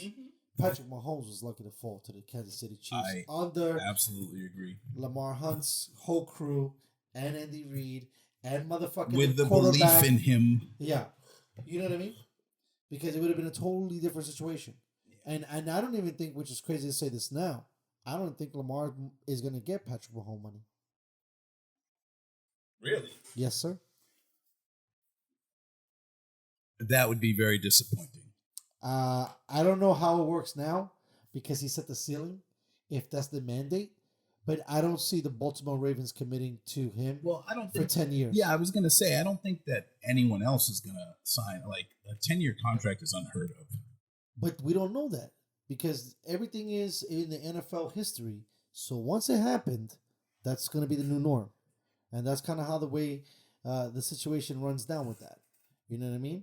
And that's how they go with it. So is he going to automatically get 45? I mean, right now, what's being held in that weight is Dak. Dak got 41, which Did is he get signed? No. He got the franchise tag. Correct. But he got offered, right, by Dallas, because Dallas has given him 2 different contracts. Dallas tagged him, and Dallas said, here, look, this is what we got. Okay. And he said, fuck you. I'm not signing right. this one or that one. Okay. Until you guys come to me with a real offer. Right? And as he fooled around, now did Kansas City rise the thing? Because again, another player. Are you going to commit? Is this going to be the new thing? Now you're going to commit to quarterbacks for 10 years? People are going to look at me like I'm nuts, but I remember a time when quarterbacks just got their money. What do you mean by that? They just got their money. They got paid. Like you had a quarterback and he was good. He got paid and nobody talked shit about it. I don't think anybody's talking shit. I just think that this contract is astronomical. No, I'm not talking about the specific contract. I'm just saying that in general. But that's not true, because Tom Brady's been getting fucking paid and nobody said nothing. Roethlisberger's been cutting a check like nothing. Phillip Rivers has been bankrupting the Chargers. That's what I'm saying. Like, and nobody said shit about nothing. But now Lamar wants a contract, and not really sure. Right, that's what I'm saying. Why are you not sure? You dominated the NFL. That's what I'm saying, bro. You dumb. So think about this. I think it's really weird because it's just going to be another position now all of a sudden. I think that Baltimore brings this very interesting cloud because it's not a sexy city and it's not like safe. And I don't mean by not safe. I should not say that. Right. But it gives like the edginess. They have edginess, right? Of course. It's a very so it's like you're not gonna think of like the $50 million quarterback. No, it's a lunch pail city. Right. Yeah, exactly. So now how the fuck you gonna justify even trying to offer this guy this? Right? And the last time they offered some guy this, his name was Joe Flacco, and he fucked them. Well, Joe Flacco, they didn't want but they tried to fuck Joe first. And Joe was like, you know what? I'm going all in. And he won. Right. Well, I'm good for him. I mean, that was great. But the thing is that, okay, if you could do that, then that doesn't mean that you can't do it again. And the fact that you got paid and you did it again was kind of egregious. You're kind of a dick, bro. Because in my sense, Brady goes to fucking Kraft and says, I'm going to be the best bet you've ever had. Right. I got you. I'm sure they've argued about contracts. I think they were throwing Brady some side action, dude. In what sense? I don't know. But I just know that, hey, if I had a spot like that and I had, the pretty boy quarterback like that and I wanted him to stay, but, I couldn't afford to pay him, hey, maybe we'll give you this on the side and we won't talk about it. Huh. I mean, I totally would go with that because for me, Brady's taking ridiculous pay cuts. But see, keep in mind, Brady took big ass contracts when he was broke. Sure, I wouldn't need. Yeah, that's what I'm saying. That's what Dak wants because Dak hadn't got any fucking money yet. But but Brady broke the bank maybe at 20. Now I get inflation. His first right, or second. That's what I'm saying. So now you and then after you have your money, you can back off. So let's say 20 is 40. Or 40 is 100 or 100 whatever is 1 it is. billion. Yeah, exactly. But whatever the going rate is, right? You would sign Brady for Brady at Brady. At this point? No, when he was dope. Sure. Yeah, you would invest that. After like his fourth season in. And this is probably bad to evaluate him by this, but there's a lot of guys, right? Like you would sign. I would sign Russell in a heartbeat. Right, like again and again and again. Until like late last season, Russell Wilson was my favorite NFL player of all time. Yeah, he's been for 5 years consistently because I've watched him and I've had him 1 year as fantasy quarterback, and I've missed out on him because I projected him to be good. But then I hate Seattle fans, so it gives this weird a black cloud because I can't see him. Man is ridiculous. He's scoring 30 touchdowns every fucking season, has low interceptions, has moves like a motherfucker, and has nobody on his fucking team. Okay? And so...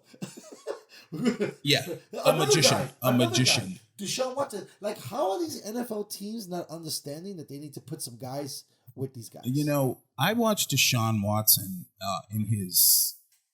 He was in the same draft class as Patty Cakes. Mm-hmm. But... So was this guy... I don't want to insult. Sabursky is terrible. Trubisky, the third overall, second overall pick. What I wonder is how the fuck did San Francisco convince Chicago to trade up one pick to take Trubisky? That's what I'm saying. You have to be as right. So that's what they were saying. That's the biggest heist. The fact that whole thing went down, they were saying something got wrong. Because he duped somebody. He duped the shit out. Because you passed him on patty cakes. You could have had him. And you could have had Deshaun. They could have had Deshaun in Chicago. That place would have lost and shit. Deshaun's resume for quarterback was as squeaky fucking clean. Didn't he have amazing comebacks and shit? And dude, he beat Alabama twice in the fucking playoff game single-handedly. Right, this guy. I mean, this guy, when the 10th pick came and the Chiefs traded up, I was like, oh, it's Deshaun all day. And I was doing a dance and I was like, what? Who the fuck did they take? Who the fuck is Patrick Mahomes? I've never heard of this guy. And then I went, and... did some research? Well, I just heard what the guys were saying about him. Right. I heard, what the GM was saying about him. And I'm thinking to myself, dude, they saw Deshaun Watson And there they passed on him. and they passed on him. But I think And I know they saw the same. I mean, come on, this guy's at that guy's Clemson. got a rocket, bro. That guy's got a rocket, bro. In his first season, He's he had a animal, run bro. that was like, Yeah, it was crazy. where I was like, this is the next guy. I think that knee shit fucked him up, and It then did. I don't It know. The running thing, I think, is out of the game plan. But No, they the just thing they is, didn't. He could throw the fucking rock He still like can. nobody's business. Yeah. That's what I'm saying. Right now, Yeah, he could sling it. Deshaun's a beast. Yeah, and again, he And just he- took out Hopkins off his team. And he can Who run the his fuck? ass I off. would have fired him. What, that let Duke go? Yes, sir. That's What are you doing? between he and the head coach. Whoa, we didn't ever have guys on the team. You let go some other guy that we thought was kind of good. This is the big fantasy for everyone. Pick the running back From that he traded to get the guy that you know that how. guy's gonna suck. No. Yes, Ego, yes, baby. yes. Fuck Ego. that guy. No, I'm the head coach. You are, And I made this decision. So, first So of all, I'm what's that gonna- guy's name? Bill Callahan. No. What's the running back they traded from the fucking Cardinals? I don't know. Hold on. That guy, David Johnson, is not going to be anything close to what he was in his rookie or his sophomore gives you year. that impression? He has been injury plagued for the last few years. Injuries get better. You watch. The coach is going to give him the ball 2,000 times And he's because. going to do jack shit. He's going to do jack shit. But fantasy is about volume, and I guarantee you, listen, David I Johnson think will that- be getting volume. Of course, because I the think head he's gonna coach get doesn't want to fucking look injured. bad. Yeah. The head coach doesn't want to look bad. So Okay. he's gonna. So basically, he's saying he's trying to protect Deshaun by running the rock. Is that what you're going to tell me, bro? No. O'Brien? Is that what you're coming with? O'Brien is trying to create the Patriot way in That's going to be impossible to do. in Texas. yes, and I he understand. felt like Get the fuck out of there. and he felt like that receiver wasn't part of the team the way that he like he just wasn't with the way that he wants to do new things. I mean, you can Hopkins is a beast, though. I understand that. I tell you this, talking about the love and all that shit, I think Kyler Murray's getting all the love and all the respect from Arizona. Right. And for talking about short guys, because we were talking about 5'9", Right. and all that shit, I was very impressed with his freshman year. Mm-hmm. I also can not only think that it could be more dynamic by them re-signing Larry Johnson and getting this guy. I think he's going to be a problem. And I like, to me, a sleeper, when you talk about fantasy, I think the sleeper is going to be the guy on the Cardinals. Kendrick Drake or Drake or Blake or some shit like that. Yeah, Drake. Kyler Keon Drake, fuck, I think it's his Kyler name. had a great advantage is he was running the offense that he was running in college. Right. Well, that was amazing. And that's awesome. That's what they need to start doing, by the way. If I'm going to spend this much money on a guy, buy out the coach. And tell him, say, bro, you're going to be the offensive coordinator. And that's you just talk basically to my guy. or just or make an offense conducive for your guy. Sure, 100%. And that's what they did to Lamar. Yeah. Right? And I mean, Lamar was fucking balling in Louisville. I was about to say, like in college, you know what a lot of people forget is Robert Griffin III was the highest rated passer in the history of college football when he left. Right. He was a passer and Which threw is the ball crazy. really well. Yeah. And That they don't they remember him as a runner, let's say. yeah, they thought Right. that's what they thought about him is he's remembered as a runner. Right. But I will never forgive Mike Shanahan Yeah, that was for stupid. what happened to Robert Griffin. Yeah, I agree. They Because fucked him up. The injury that Robert Griffin III suffered in that playoff game, when maybe a quarter before that, he had an injured knee and they were still calling run plays for him. That design runs for a By the quarterback. way, this is gonna sound tough because I do like him, or I did like how he did things in when he was a Bronco. I'm kind of over the shenanigans. I never been a huge fan of Shanahan. Yeah, no. You Like that? I do, actually. Yeah, we're killing. I'm telling you, we're on point. I like his son a little bit more, but I think his son is a little bit more gun shy, which is why he lost to the Pats. Okay. Because, and I shouldn't say that. I shouldn't say gun shy. I should say that, I don't know, critical situations. He's dropped the ball already 2 times. I mean, he lost the fucking Super Bowl, and I'm not taking anything away from the Chiefs, but there were some moments that I felt like he had dropped the ball, and I definitely think there was a critical moment when as a play caller, because that's what he is, not understanding time, right? That's what we had this whole big argument or discussion about earlier within in my crib and in my patio, getting that understanding. And that's why I think putting it back to Belichick, even though he's had dumbfounding moments, he understands that time is not finite. Yes. It is what it is. Yeah. So I'm gonna let it. I'm not gonna take this time out. I'm gonna let it go. We'll see what happens. Fucking roll the dice. That was roll some the fucking dice. I'm gonna roll the dice, that baby. That was some Jedi master shit. Come on. Because then I put it on you. Everyone in the world was like, "Why are you not calling a fucking timeout right now?" It was one of the greatest tricks I've ever seen in my life. That you were just like, "Let's go." I mean, what you got? We're gonna line up. And then the fucking Seahawks. and then the Seahawks snapped the ball with time left on the friggin' play clock. Yeah. Well, that shows a bunch of things. Inexperience, right? And this is the thing. When I am the Jedi mind, right? What you said me. You said me to me all the time. Do stormtroopers get killed? Do stormtroopers kill Jedis? Don't get killed. No, right? No, they fucking don't. So the same shit he did to my man in Seattle, he did the same shit to the dude for the Rams. He was like, "You young, you hot-headed. You think you're gonna come in here with all that flavor? And you're in the Super Bowl. I'm gonna just chill. I'm gonna break out this hoodie that I never wore before. I'm gonna ruin it with a bunch of scissors, and I'm gonna show up and I'm gonna fuck your shit up. And the score's gonna be 0-0 for a long time. But we're gonna hang, bro. I'm gonna show you what real football is like. Like you're gonna remember me. We're gonna lose a draw. You're gonna remember me, bro. Because that Super Bowl almost hurt on how defensively they shut them the fuck down. I'm just still baffled by that whole last minute of that Super Bowl. A Seattle Super Bowl, yes, that was. I just can't get it. It almost seemed fixed. Because dare I say it? It's like, dude, they're not calling a timeout.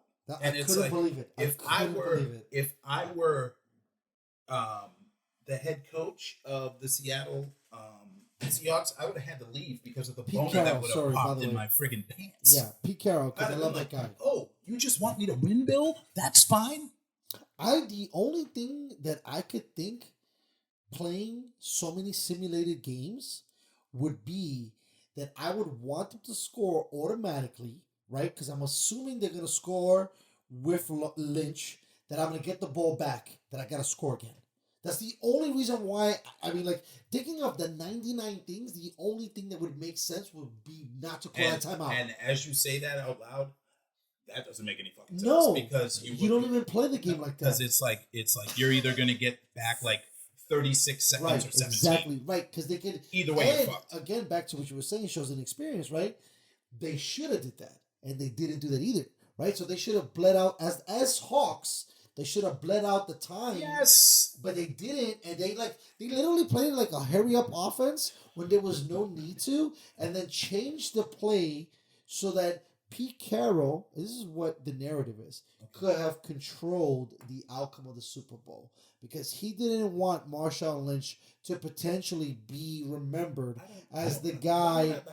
I don't buy that. No. Why does Pete Carroll hate his fucking running back? No. The heart and soul of the team? No, but see, that was the flip side of it.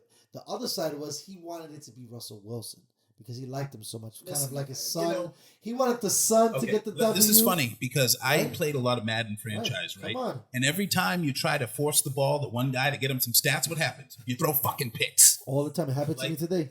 It happened to me today. You're trying to get it to this one guy? Yep. Like press it. If he did that in the Super Bowl, he should have been fired.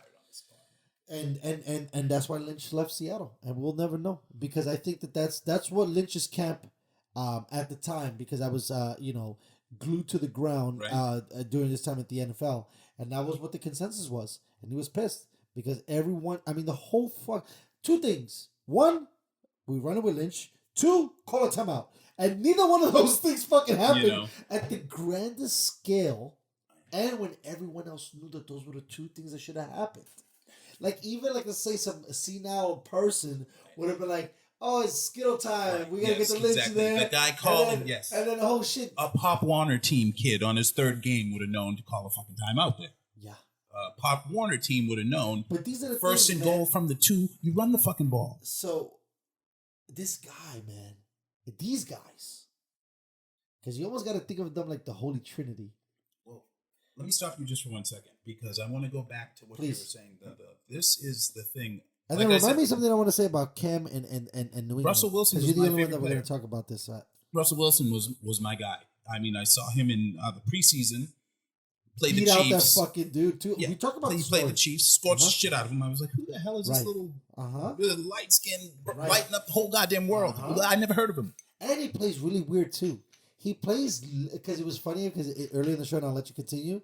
He plays like a baseball player. He's jumping a lot and throwing a lot, right, and running around a lot like that. You normally quarterbacks don't move like that. So they say, we find out that there's all this internal controversy on the team. That shit was hot. That the defense don't like Russell Wilson. Right, that's gotta be fucked up. Russell and I have a lot of similarities in demeanor, outwardly perceivable. We're similar in height. I'm a little bit older, yada yada yada. And then, please forgive me on this. So then, you find out that a bunch of the defensive players dislike Russell Wilson.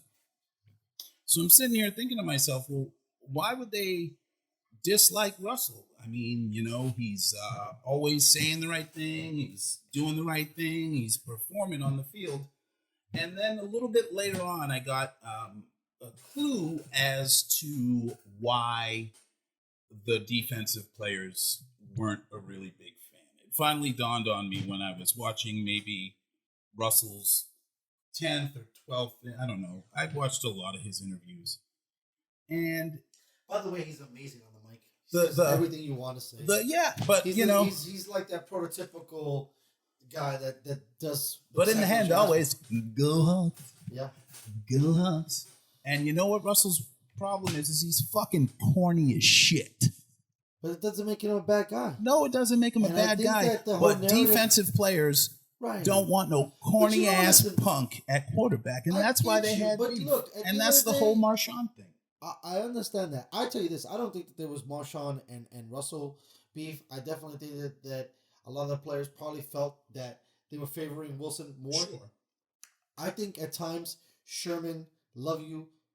They don't like him because they think he's fake. Dude. But you don't want to play for a fake leader. But that's first of all, I don't think that's entirely true, bro. I do. I think that's the problem. I think that's why the defense didn't like him, because defensive guys are. I don't know, man. But look, we've all seen it. I'm not saying I've been around it a little bit, but not enough. We've all seen Any Given Sunday, right? Right. And so you understand that there's all of these intense personalities within a team of fucking 53. Mm-hmm. Maybe it's my position. I mean, I think if I was to size it up, I'd be a gritty slot guy, right? Or gritty third down back, or DB for sure, because I want to fuck somebody up. Either one, right? Either hit me because I was mad, or I'm gonna hit somebody because I was mad. And I don't know. I Russell wouldn't bother me. Like if he was two people, I'm like, Russ gotta do whatever he gotta do to make the team do good. Right. Like my job is to kill this cat or to catch this rock. My man up there, I can't hate on my guy. You know why? Because at the end of the day, when I see him on the field, I'm like, listen, I'm co-signing whatever. I mean, because it's one thing if he was a fake fuck and he sucked, but he's brilliant, and they're saying he's fake. Yeah. So it's like, fuck you, bro. If that's his bread and butter, let him chill. Why you hating? And that was the thing a little bit to me. This is my argument to you in the sense. I don't know why they're hating, but you know what I mean. I think it's fucked up a little bit. And okay, look, this is the thing, right? And I'm light brownish, so it's interesting to throw yourself into this new hat. But there's a consensus in basketball, in football, how black is black enough to be black, which sucks. Well, that's the thing that Russell and I have in common. That's what we're saying, and that's what I thought the problem was. But that's not the problem. The complete sentences and all that shit, and in the proper English, that's not the problem with Russell. They don't trust him because he's fake. I get it, that's why they. And if you don't trust him, I find that so hard to believe. Now, really, watch. Let me show you something, and this is gonna sound really bad. I was amazed that during Kobe Bryant's situation with the rape allegations that he was able to play at such a high level. Right. With this situation, if Russ was such a cocksucker, why is he making it look so easy on the field? Like, I think that if you have a duality like that, it's got to be hard. Like, for example, even with Tiger Woods had the duality didn't last long. He got destroyed. This motherfucker's with Sierra. He's fucking baby daddy to fucking Future's kid. Like, I don't know what you guys are saying to fake. That's right? That is when I started. As soon as he got with Sierra, is when I started to be like, who the fuck is this nigga? Because when he gets with Sierra, all of a sudden I hear a speaking voice from him that I ain't heard ever in his life. But maybe he's getting a little cultured and hold on, let me defend my guy here because I'm his attorney. Hey, you know, he used to be my favorite guy. Right, I know. Things changed when fucking Sherman started opening his goddamn mouth and his fucking defensive players. It had nothing to do with about we were talking about great defensive players. What's the middle linebacker's fucking name?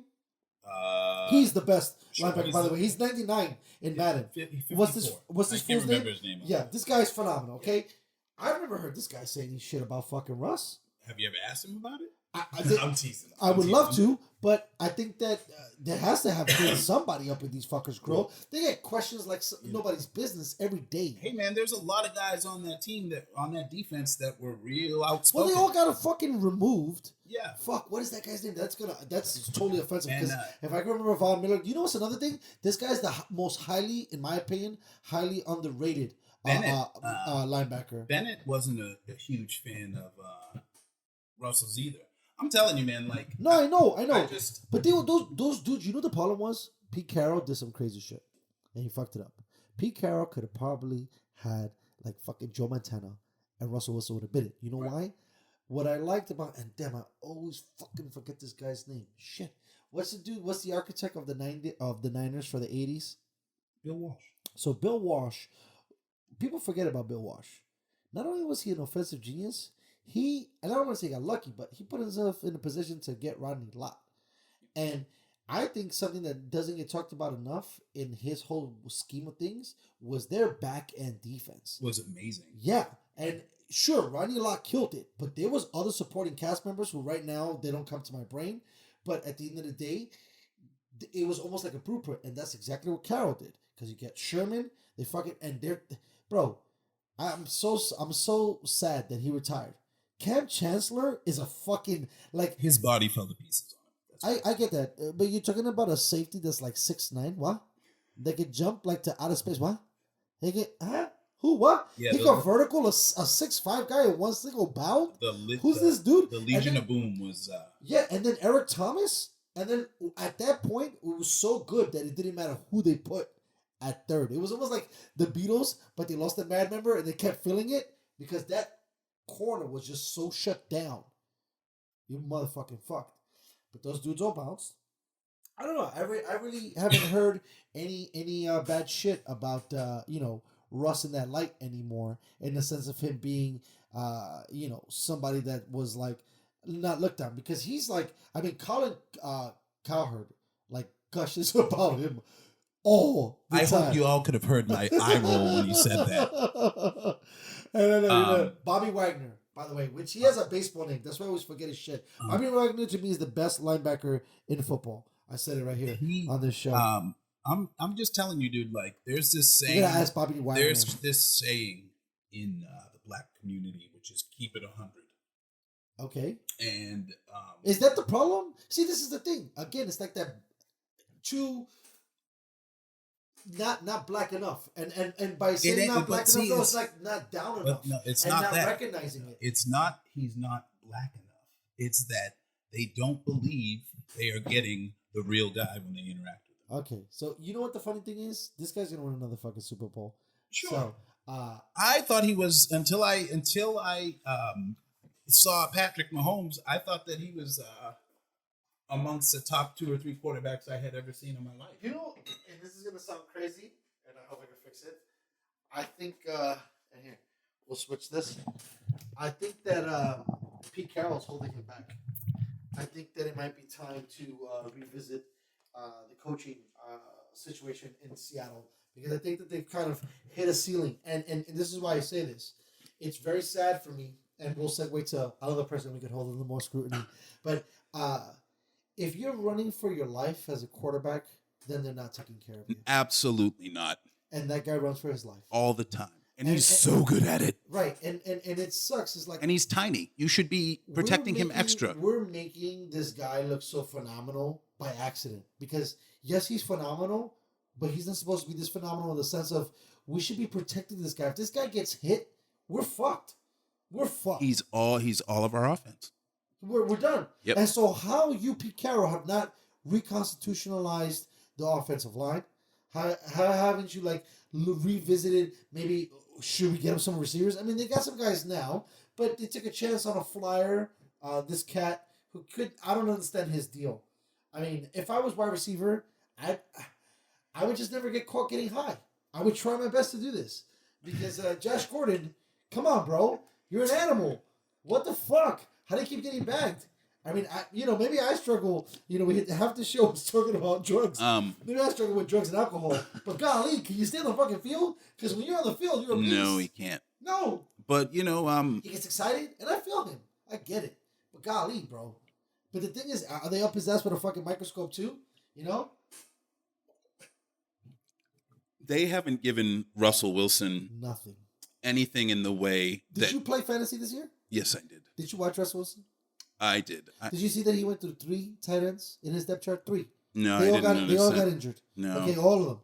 Okay, this guy's going through guys. Like he's throwing to dudes that have probably caught 2 passes in fucking college. They really and also he's playing behind an offensive line that doesn't have any first round picks on it. At least whatever I could argue for the Texans, at least they try to get Deshaun shit. They had some guys. They removed. They made a terrible trade for Thompson. Yeah, I mean, at least they're trying. I don't think they're doing anything for my guy over here. I think they're just taking his skills for granted. They're like, well, we haven't had no line this whole time, and he hasn't gotten hurt. Right. And it's only a matter of time. And he scrambles, and he doesn't get hurt. So why would I? It's like if it ain't broke, don't fix it. I totally get it, but you're not going to give him a running game. Even his running backs. Again, let's talk about that. I just told you he went through 3 guys in one position. Yep. He went through almost 3 guys in another fucking position because the running back can't stay healthy. Yeah. So now I'm the running back, I'm the tight end, I'm the wide receiver. Yeah, Chris Carson got hurt around week 11 or something. Right. And they got the guy, by the way. No, actually, they made their first round pick this year was a running back. Thank God, because we got the kid from it was San Diego State. From San Diego State, but that was last year, Penny. But Penny broke his hand in fucking training camp. Yeah, and then he had a fucking problem in fucking mid-season. And then now he's said in his sophomore year to come and make a discussion for our partition as a running back committee. You do not do this to fucking Russell Wilson, okay, guys? How come we didn't sign Stephon Diggs? Okay? How about that? How the fuck did the Bills decide to flip the switch on everybody? Like, you know what? We're serious now. Tom Brady bounced. Check this out. Get that guy over there. Get that fucking guy over there. We're out. We're going to at least make it to the first round. I don't know why. There's no way the Jets, I'm telling you right now, as a Jets fan, the Jets are not beating the Bills, and the fucking Miami Dolphins are not beating Bills, and the Patriots are going to split a game with them. That means they win the division. I don't know why they haven't gotten Russell Wilson weapons at all. I don't know why there was this big deal, whether we want to sign him to a big contract or not. Right. After his performance. Come on. And I don't know why. Well, and I do know why. The only thing that I can say, and it doesn't, I wouldn't have revolted just because he was corny. Right. Fuck. That's not enough. Right. That's not enough. He gotta be an axe murderer, a dickhead. I'm weighing it up, but come on. But I don't know. He might have been a dick to the D. Who knows? Sure, whatever. But that's the he only. Could have been a diva. Let's say whatever. Of all the things, Russell Wilson, the only thing that I can say in criticism at all is that he's corny as shit. No, come on. The dude goes to fucking kids hospitals all the fucking time, bro. Even if it's fucking picture grabbing. Exactly. He's right. He's doing his humanitarian thing. He's giving back to the focused, man. So when we look at it, this is why I look at it. The NFC sucks. He was my favorite player ever for a long time. Bro, there's no way that Tom Brady doesn't go to the Super Bowl. Okay. Right? Because the NFC, where they at? I think that they should, with all the weapons that he has, He should have a really, really good season. Bro, how the fuck you get Gronk back? We just talked Because they're homies, dude. I get that. But you allowed that? Like, I just read an article.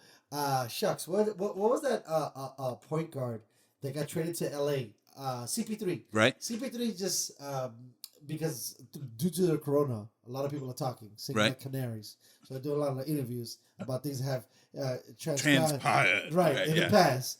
And he was like, oh, really fucked up that, that trade got blocked. Yeah, that was definitely fucked up. Sure. Okay.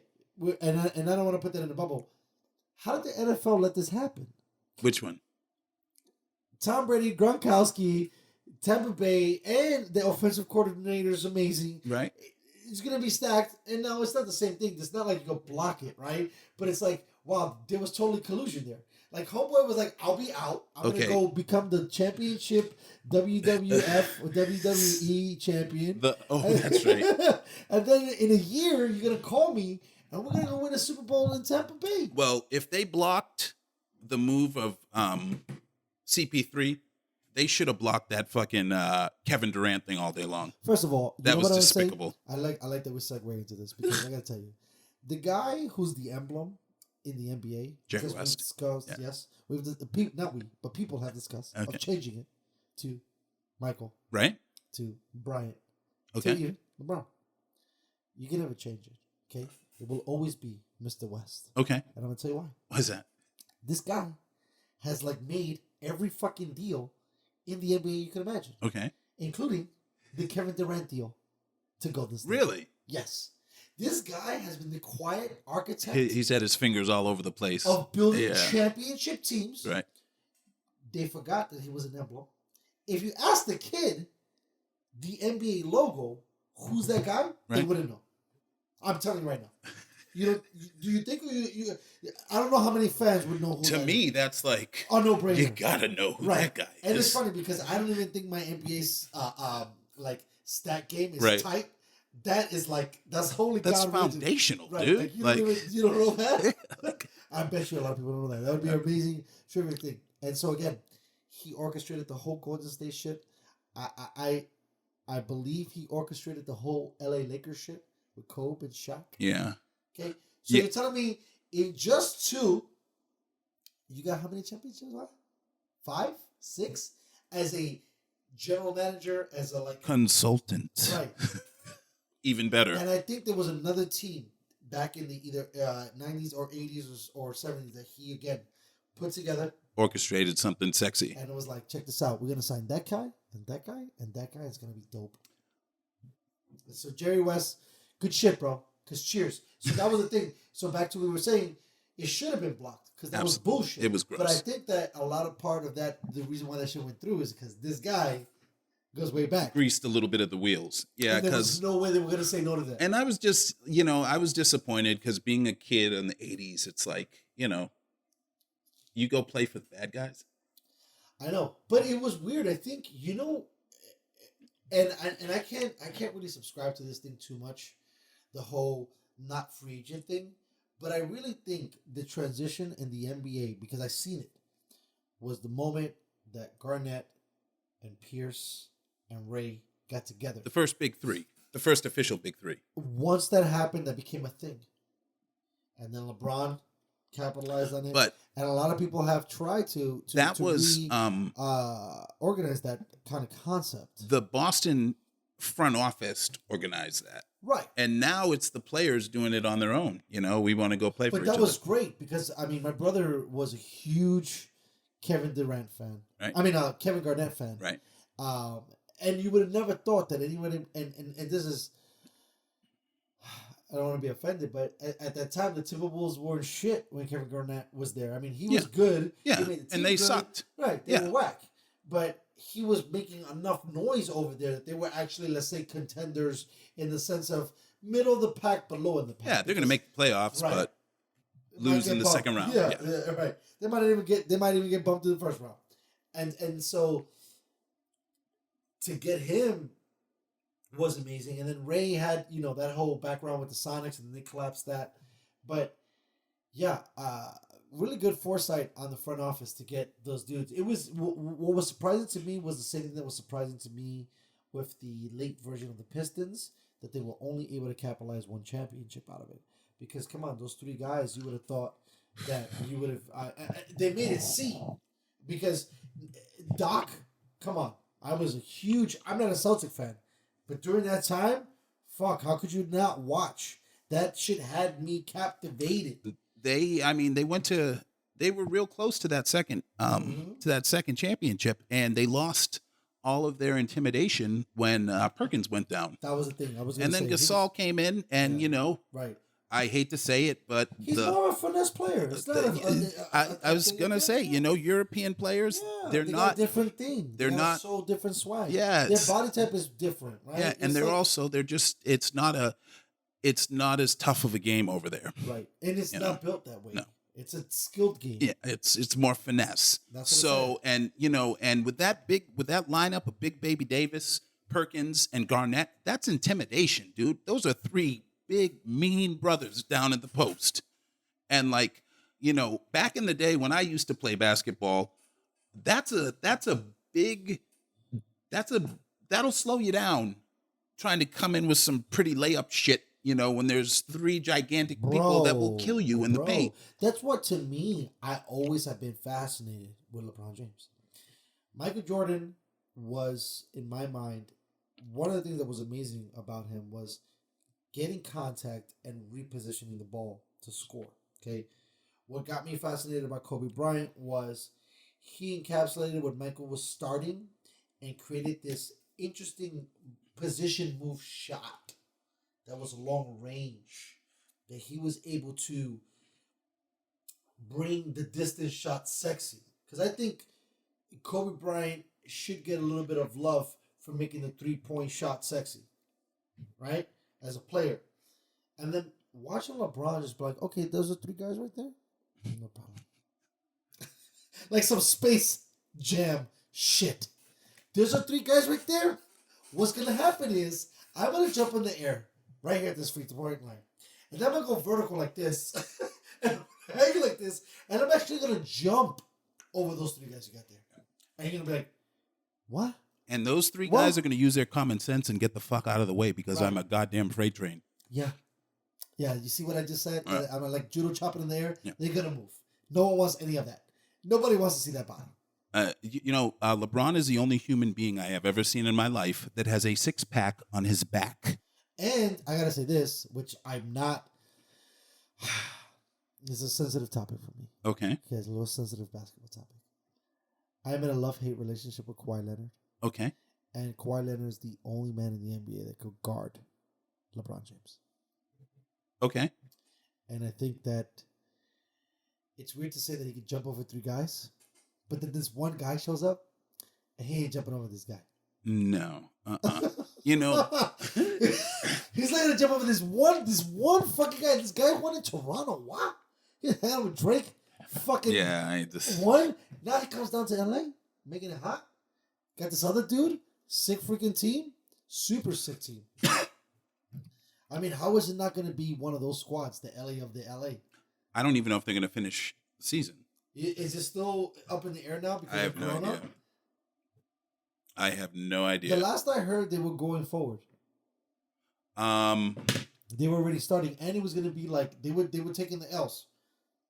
Because, to be honest, I don't think the big guys are going to fuck around. Like, you would think about it this, right? How much money is LeBron James worth? $1 billion. Right. That guy takes care of his body like nobody's business. He's not going to get the coronavirus. Neither is Anthony Davis.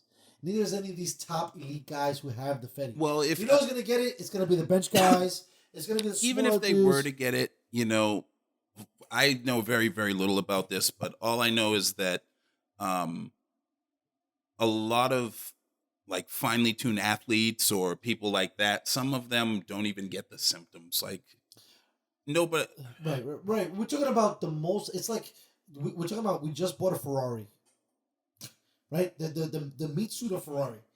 If it hits a little road in the bump, it's gonna adjust. Versus like I just bought this like $1,000 this beater. Civic. Yep. It's got 400,000 miles on it. Yeah. It takes the same rock. And the catalytic converter falls off. Yeah. Exactly. That's where we're at. We're talking about the most elite Right. The highest. You know what I heard? Von Miller got fucking corona. Yeah. Mm-hmm. And So, he's come better on. now. But what I'm saying is, if these guys are like recovering, I mean, they're taking the L's, right? I mean, there's a lot of soccer players that got it too. And I hate to say soccer, but this is for my American audience. The international football, those dudes, a lot of guys tested positive for that shit. Okay. I don't know if you were aware, but they were. But now, I don't know if it's something that's contained. I mean, shit, if Joe Rogan could, I don't know, be able to corona test people before shows. Does he? Yeah, he was like getting scrutiny because he didn't quarantine. Right? What do you mean? Okay. So we quarantined, right? Okay. That means No. Quarantine. I thought quarantine was after you got it, you couldn't leave the house. when the United States shut this motherfucker down, Right? they said shut the fuck down. Go to your house. And yeah, but quarantine is different than shelter in place. Right. Yeah. But I don't think they said shelter in place because I mean they it was a mandate. Nothing was open, right? Everything was shut The down. only thing that was open was grocery stores. Right. Whatever was essential. So is that a stay-at-home order or is that a self-quarantine order? Like But- it sounds a little bit Okay. All of the directions we've gotten have been So this is what I'm saying. difficult to understand. If you're saying stay-at-home order, we'll go that way. Okay. Right? Everybody chill the fuck out. Right? Only leave. How is Joe Rogan having live podcast shows? Because that shit is in his basement. No. That Yeah, is not his in studio is basement. attached to his house. No, that's another wrong answer. Oh, I'm 0 for 2? Yeah. Let me see if I can strike out. Where's his studio compared to his home? I mean, I couldn't say because I don't know where he lives, but I would say it got to be more than 2 to 4 miles away Would you from where he bet? Are lives. you sure? Would you Yes. bet your nuts on that? Yes, because they work within a studio that I know he doesn't live in. Because they already complain about the homeless people that are around them. There's no way Joe Rogan lives next to homeless people.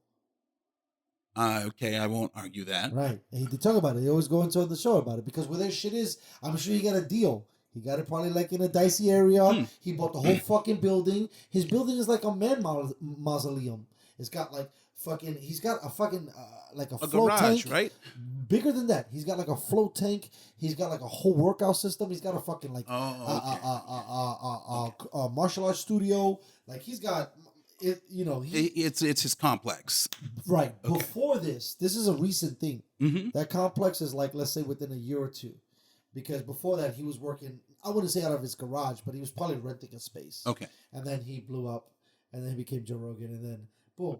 But they were giving him shit because he was testing people and going through all this list, and they were saying that because his Rolodex is so fucking crazy, he had access to so much shit, whether it be, doctors or physicians or people with knowledge on how to treat things like this. I mean, I think he did a great job. So they were mad at him for showing how fun it is to be rich, basically. 1,000 You can't let people know you can test motherfuckers when you're rich. Because now think about this as well. You're talking about ABC. They're all poor. No, hold on. Listen to this. ABC, NBC, ESPN. They went home and they bought equipment and they shot through camps. This guy was one of the few motherfuckers during the height of it all. Still at his production. We're going live in person. Yep. And that's why he was getting a lot of shit for it. Because it was like, what does this guy got? Does he have the coronavirus test? And apparently he did. When people were online and struggling to get tested, he potentially had access to these kind of things. I can't believe people Right. are so simple-minded that they don't understand that things are different for rich people. Right, that's what he said. He said, if I could eat steak every day, the fuck does it matter, bro? Like, I mean, why do you I'm a think beast. people... Yeah, like... My name is Joe Rogan. Who are you? What do you think? Who are you? What do you think that all that money comes along with? Right. Come on. It comes along Juice, with with a little juice. You got a little juice. And also, once you start networking with people, Come on. and that's what's really Bro, important. think about this. He has almost I'll be more generous. He has 1,500 episodes. Let's go slow. Let's say he knows 100 of the most smartest people in the world. That's enough. I just said he did 1,500 shows. Yep. That could be an under at 100. This motherfucker probably has on his phone 1,000 motherfuckers that have better answers and better access and better understanding to a whole bunch. Like, he has the best. Sure, and he's been in that world for years. No, but this has been an interesting segue for him. Because I wouldn't say years. Years makes it seem like it's been a long time, which it kind of has. Well, I mean, but come on. He blew up a while ago.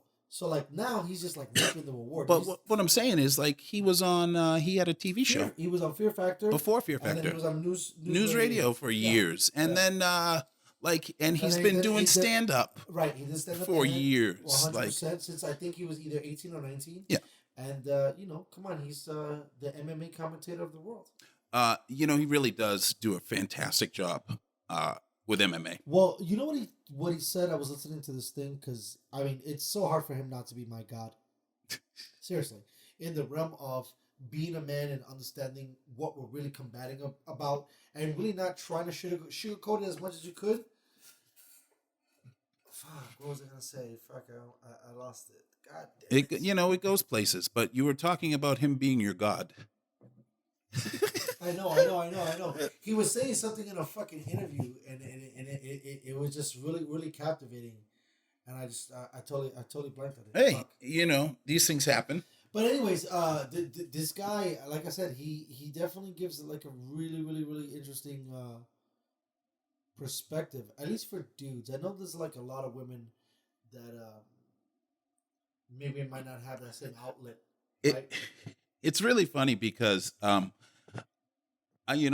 watch Joe's show from time to time, especially when he has interesting guests on, and that's why I think I like his show, because he can have a real right-wing douchebag on there one day, and then the next day have Neil deGrasse Tyson on. Right. So it's like Mike Tyson. Yeah, and it's like and also I don't believe in this deplatforming shit. Yeah, it's crazy. Okay, like the cancel culture is getting crazy. Also, by the way, as a fucking producer, I pay for my own hosting. Go fuck yourself. You can kick me off of Twitter. You can kick me off of fucking Facebook. That's free. I pay my own hosting. Go ahead and deplatform me on some shit I pay for. Right. Get out of here. Those other fuckers have crazy shit. But that's like, it's kind of like why I'm cool with KKK having their little fucking parades and shit. Because hey man, we live in the United States, and it falls under that shit and you have a right to say whatever you like. Right, we might not like it, but some dudes can get together and think of some shit, right or wrong, and kind of work it out, kind of, sort of, right? And the best form of it is supposed to be protesting, but it gets a little radical. But at the end of the day, it's within your shit to gather with a bunch of people, think of some new shit, and kind of revolt. And it's built into the system. It's a big part of it. The fact, and this blew my mind too. Sorry I lost the Joe Rogan shit. But the fact that you can burn this flag in this country is crazy to me. Is it? Oh, yeah. Because it's the weirdest thing. How do you go through like liberation by burning the shit that it stands for? So It's like, then get another flag to begin with so we can get rid of that. Right. Right? Like, it's weird. Like a standing up of it is burning it. But I think that maybe subjectively, I've always tied that to the KKK. I think that's the most beautiful thing about our freedom of speech, is that it extends even that far. That you can burn the flag. That, yes. Like I said, people can't get mad about what's happening then. That's why it's cool for me that the KKK can walk down the street and be like, hey, we're not racist, but you know what we're staying for. It's that on both ends. Like, this country, your freedom of speech is so great that you can use it to insult the state itself. So where we're going at now, it's like, it's a weird space because it's like I could burn the flag, right?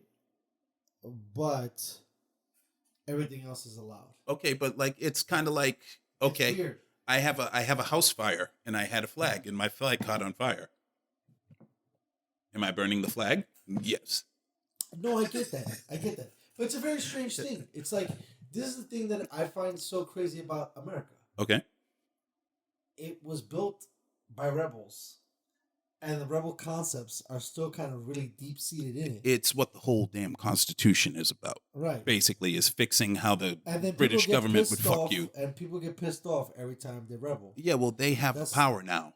Well, that's right. Yeah, right. and it's like, oh, so that's where the narrative needs to get shifted it's back. like, because even if the founding fathers were all douchebags, right? At the end of the day, their disillusional shit was, hey, if you don't like it, revolt. Yeah, it is your obligation. I think it says somewhere. Fuck this whole shit up. Yeah. Mm-hmm. Throw the tea in the motherfucking ocean. Piss some motherfuckers off. Yeah, we're going to war right here. Yeah, this is bullshit. It's really crazy because the sentiment behind everything, like the whole reason for the First Amendment and all of its loveliness, right, is because the British government would just shut you the fuck up. Right. The whole reason for the Second Amendment is because the British government would have weapons and shut you the fuck up. Like, it's literally a checklist. You know what the weird thing is, though? And someone brought it to my light, that even if you have the right to bear arms, we should have the right to bear tanks.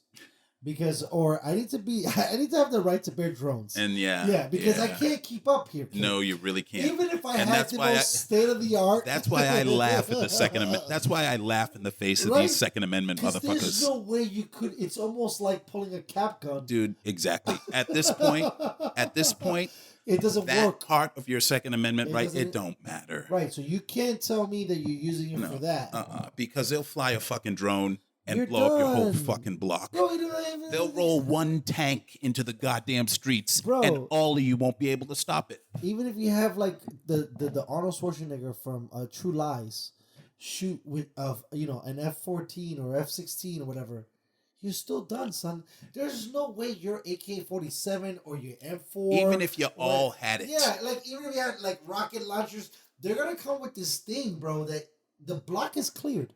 The block is clear. And everything on it is burnt to a fucking crisp. Not that we shot some guys. The block is clear. Like, we just flattened a street. Okay? So, again, what a tricky thing to be into. Yeah. Huh? Because, for me, it's weird. Now, again, I'm pro-gun. I am pro-Second Amendment as well, but you don't need a machine gun. Whoa. First don't of all, need a machine gun. Hold on. We're going to get to that in a second. I'm pro-gun because, at the end of the day, sure, I think it's more in a diverse, or not a diverse, more in a section that is like, okay, I'm trying to protect my home. Maybe I'm not trying to revolt, right? But I want to at least protect my shit. I should have a gun. Okay. Sure. Let's be honest. I ain't gonna doing jack shit in some situations because most motherfuckers might be getting a revolver. If you have an intruder of 4 and that shit goes down, that might not be the thing. So maybe I might need a machine gun. Now, hold on. I might not need a machine gun to shoot a duck, okay? Right. Because that's where I think is a slippery slope. Right. When we're cutting down some of these animals, like, I think that should be a little bit more interesting. Bring it back to Joe. Bring some bow hunting into the game. Right. Hunt all you want, but this is where it's at. You don't need a, banana magazine right to go duck hunting. No, you don't. But they do. But you do need it to kill people with. Correct. But I also think that whole thing is askew, right? Because when you say kill people, right, the first thing that I think about, which is something that hasn't been talked about, which is, this is why I think this whole shit is just some weird fucking tactic.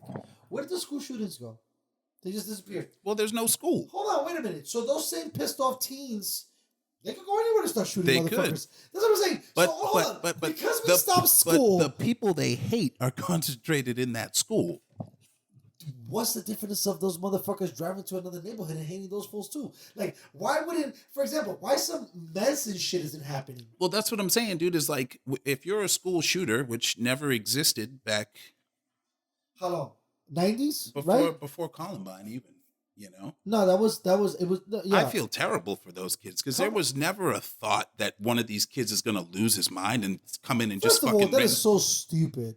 Of course listen, you're an old man, and I'm getting to be an old man. Right. I would have a semi-automatic weapon on me at all goddamn times. These crazy motherfuckers, for sure. They're getting crazier. There's no way I would have never thought that. And that was a weak sign of security. You should be approaching this shit a little bit more serious. If my child came to me, if I had a kid, and they were like, Dad, I don't want to go to school, I wouldn't be able to argue with him. I wouldn't. I wouldn't be like, fuck you, son, you're going to school. Because I know if Carver High School down the street got shot the fuck up when I was going to Plymouth, I would have had some real issue. This is So that's another a thing, pressure too. that was Hold never on. on us Hold as on, children. So think about this. I've dealt with some really heavy childhood scars, right? I'm going to pretend or like to not pretend. You maybe too. Right? We had a camp each of maybe 20 to 60 people we knew. How come none of these motherfuckers shot up no schools? Meanwhile, back at the other side of the ranch, these randoms shooting up college campuses. Because, I mean, maybe, you know what's so weird? Everything changes from the East Coast. So crazy. Like our little pocket that we have up there, bro. That fucking 13 colony, but the higher part of it, it just gets straightened out. A motherfucker get his ass whipped, and it's like, well, you know what? I thought I was going to shoot that school today, but this guy just fucked me up. And so, you know what? I think this is kind of serious. Maybe I should rethink my whole program and my whole situation. Because I feel like the more you get away from that fucking little patch, people get stupider or weirder or what the fuck. Because a lot of those shootings happen in the Midwest and the West bubble fuck, bro. They're not happening in condensed cities. Because motherfuckers would, I think they vent their frustration in the fistfights. right. You know, like that's really where it comes to bear itself out is, you know, you talked shit and I punched you in the face and then you punch me back and a couple days later we realize that, you know, we're fucking men and we do stupid shit and we just had a big fight, but somehow now we're friends. And I don't know, that's really weird about men as we are is, you know, when we're young, we like to decide to punch someone in the face a couple of times. And then a couple hours later, he's one of my crew. It's very, very strange, but, you know, we as men are very, very strange. It's funny that you can want to punch someone one day and a week later be going to the club with them. Bro, I gotta tell you, keep it on that note, because I'm gonna chime in real quick on that one. Because as a youngster, one of my arch nemesis, okay, I love it. My nemesis. was this guy, and it was totally like Karate Kid fucking situation, bro. Ridiculous. So you took his bitch? Is that what you're saying? No. That's I what's was happening younger in the than Karate that. Kid. I was younger than that. Okay. I was younger than that. We didn't even get there. So I had a real struggle growing up because I was never white enough to be white, and I was never black enough to be black, and I was a minority, and it's No matter where you went. Yeah, and plus I was legitimately a minority. It wasn't like I was a white guy that was, I don't know, gallivanting or trying to like pose. So I had to deal with that whole scrutiny, and so I was a bit of a cocksucker. But I think that there was more dynamics going on because, you know, again, I had a rough childhood, and I remember going from like a softer, even though I wasn't even there yet, it was kind of changing, because I remember at that same time I had my first tongue kiss, Right. which was a mind blower, by the way, to think about where I'm at now, and I still remember that kiss, and so I got kicked out of that school, and I got sent to this school in the South Bronx, and the South Bronx is just like you would think in Southie. It's just like, you know, whatever the South is. Right. And I'm not saying as an insult to the South of the South. Right. But it's usually characterized. Yeah. Yes. Even, you know, Southside Chicago. Yeah. So there's something about the South area that usually gets fucked up, you know? And so here I go to this very, very, there was literally 3 projects and a police precinct right in front of the school that I transferred to because I got kicked out. That's a comforting first day. Oh, it was eerie. I was like, holy shit. But the only good thing was it was a parochial school, Okay. and so, you know, Help the dummies on the short bus, including me, know what the hell a parochial school is. Catholic, Oh, God. right. Okay, but my mom thought it was safer at the time, and she might have been right, because where we were at was constantly Beirut. So if she was gonna leave me with the babysitter, in the 80s. Yeah, dude. she's like, fuck. Shit let is me real at back least- then. Yeah. I'll pay $200-300 so that my kid doesn't turn into a complete fuck up. And, you know, in my opinion, reflecting back at it, I think it was a good investment. I learned a lot. I think what I learned in 6th, 7th, and 8th grade ended up catapulting me to have a quest for knowledge. Right. Within that school, because they made me passionate about it. But anyways, that's the best thing a teacher can do for you. 100%. 100%. You got to motivate them. Is give you passion for whatever it is. Come on, that's what it is. I know what it is now because I've already, arrived and kind of figured out, oh shit, okay, that's what that should have been right there, and that's how it is. So anyways, I was already looked at as the white guy in the facility. There was a lot of brown and black in the building. Right. Okay, it was very hardcore brown and black. I was a little worried, not gonna lie. And I wasn't worried because I was scared. I was worried because they were judging. Right. I'm like, you guys are already, and it's weird to know this as a kid. You're already creating a partition. In your head about what and who I am. You have no fucking You haven't even clue. spoken to me. What I could be fucking from Zimbabwe, but they fucking hit me with some bleach shit, and it's like a white guy. You don't know. And I had to deal with that shit. And so this guy was like kind of like the cool kid on campus, let's say. Right? And so And you're the fucking new guy. But it was weird because I kind of had like nice hair back then. Right. You know, like it looked a little preppy. But it he was Latin. So I was like, okay. And well, you speak Spanish, man, so that's your in, right? well, at that time, That's a joke, people. No. It should have been, but at that time, I wasn't that good. Okay.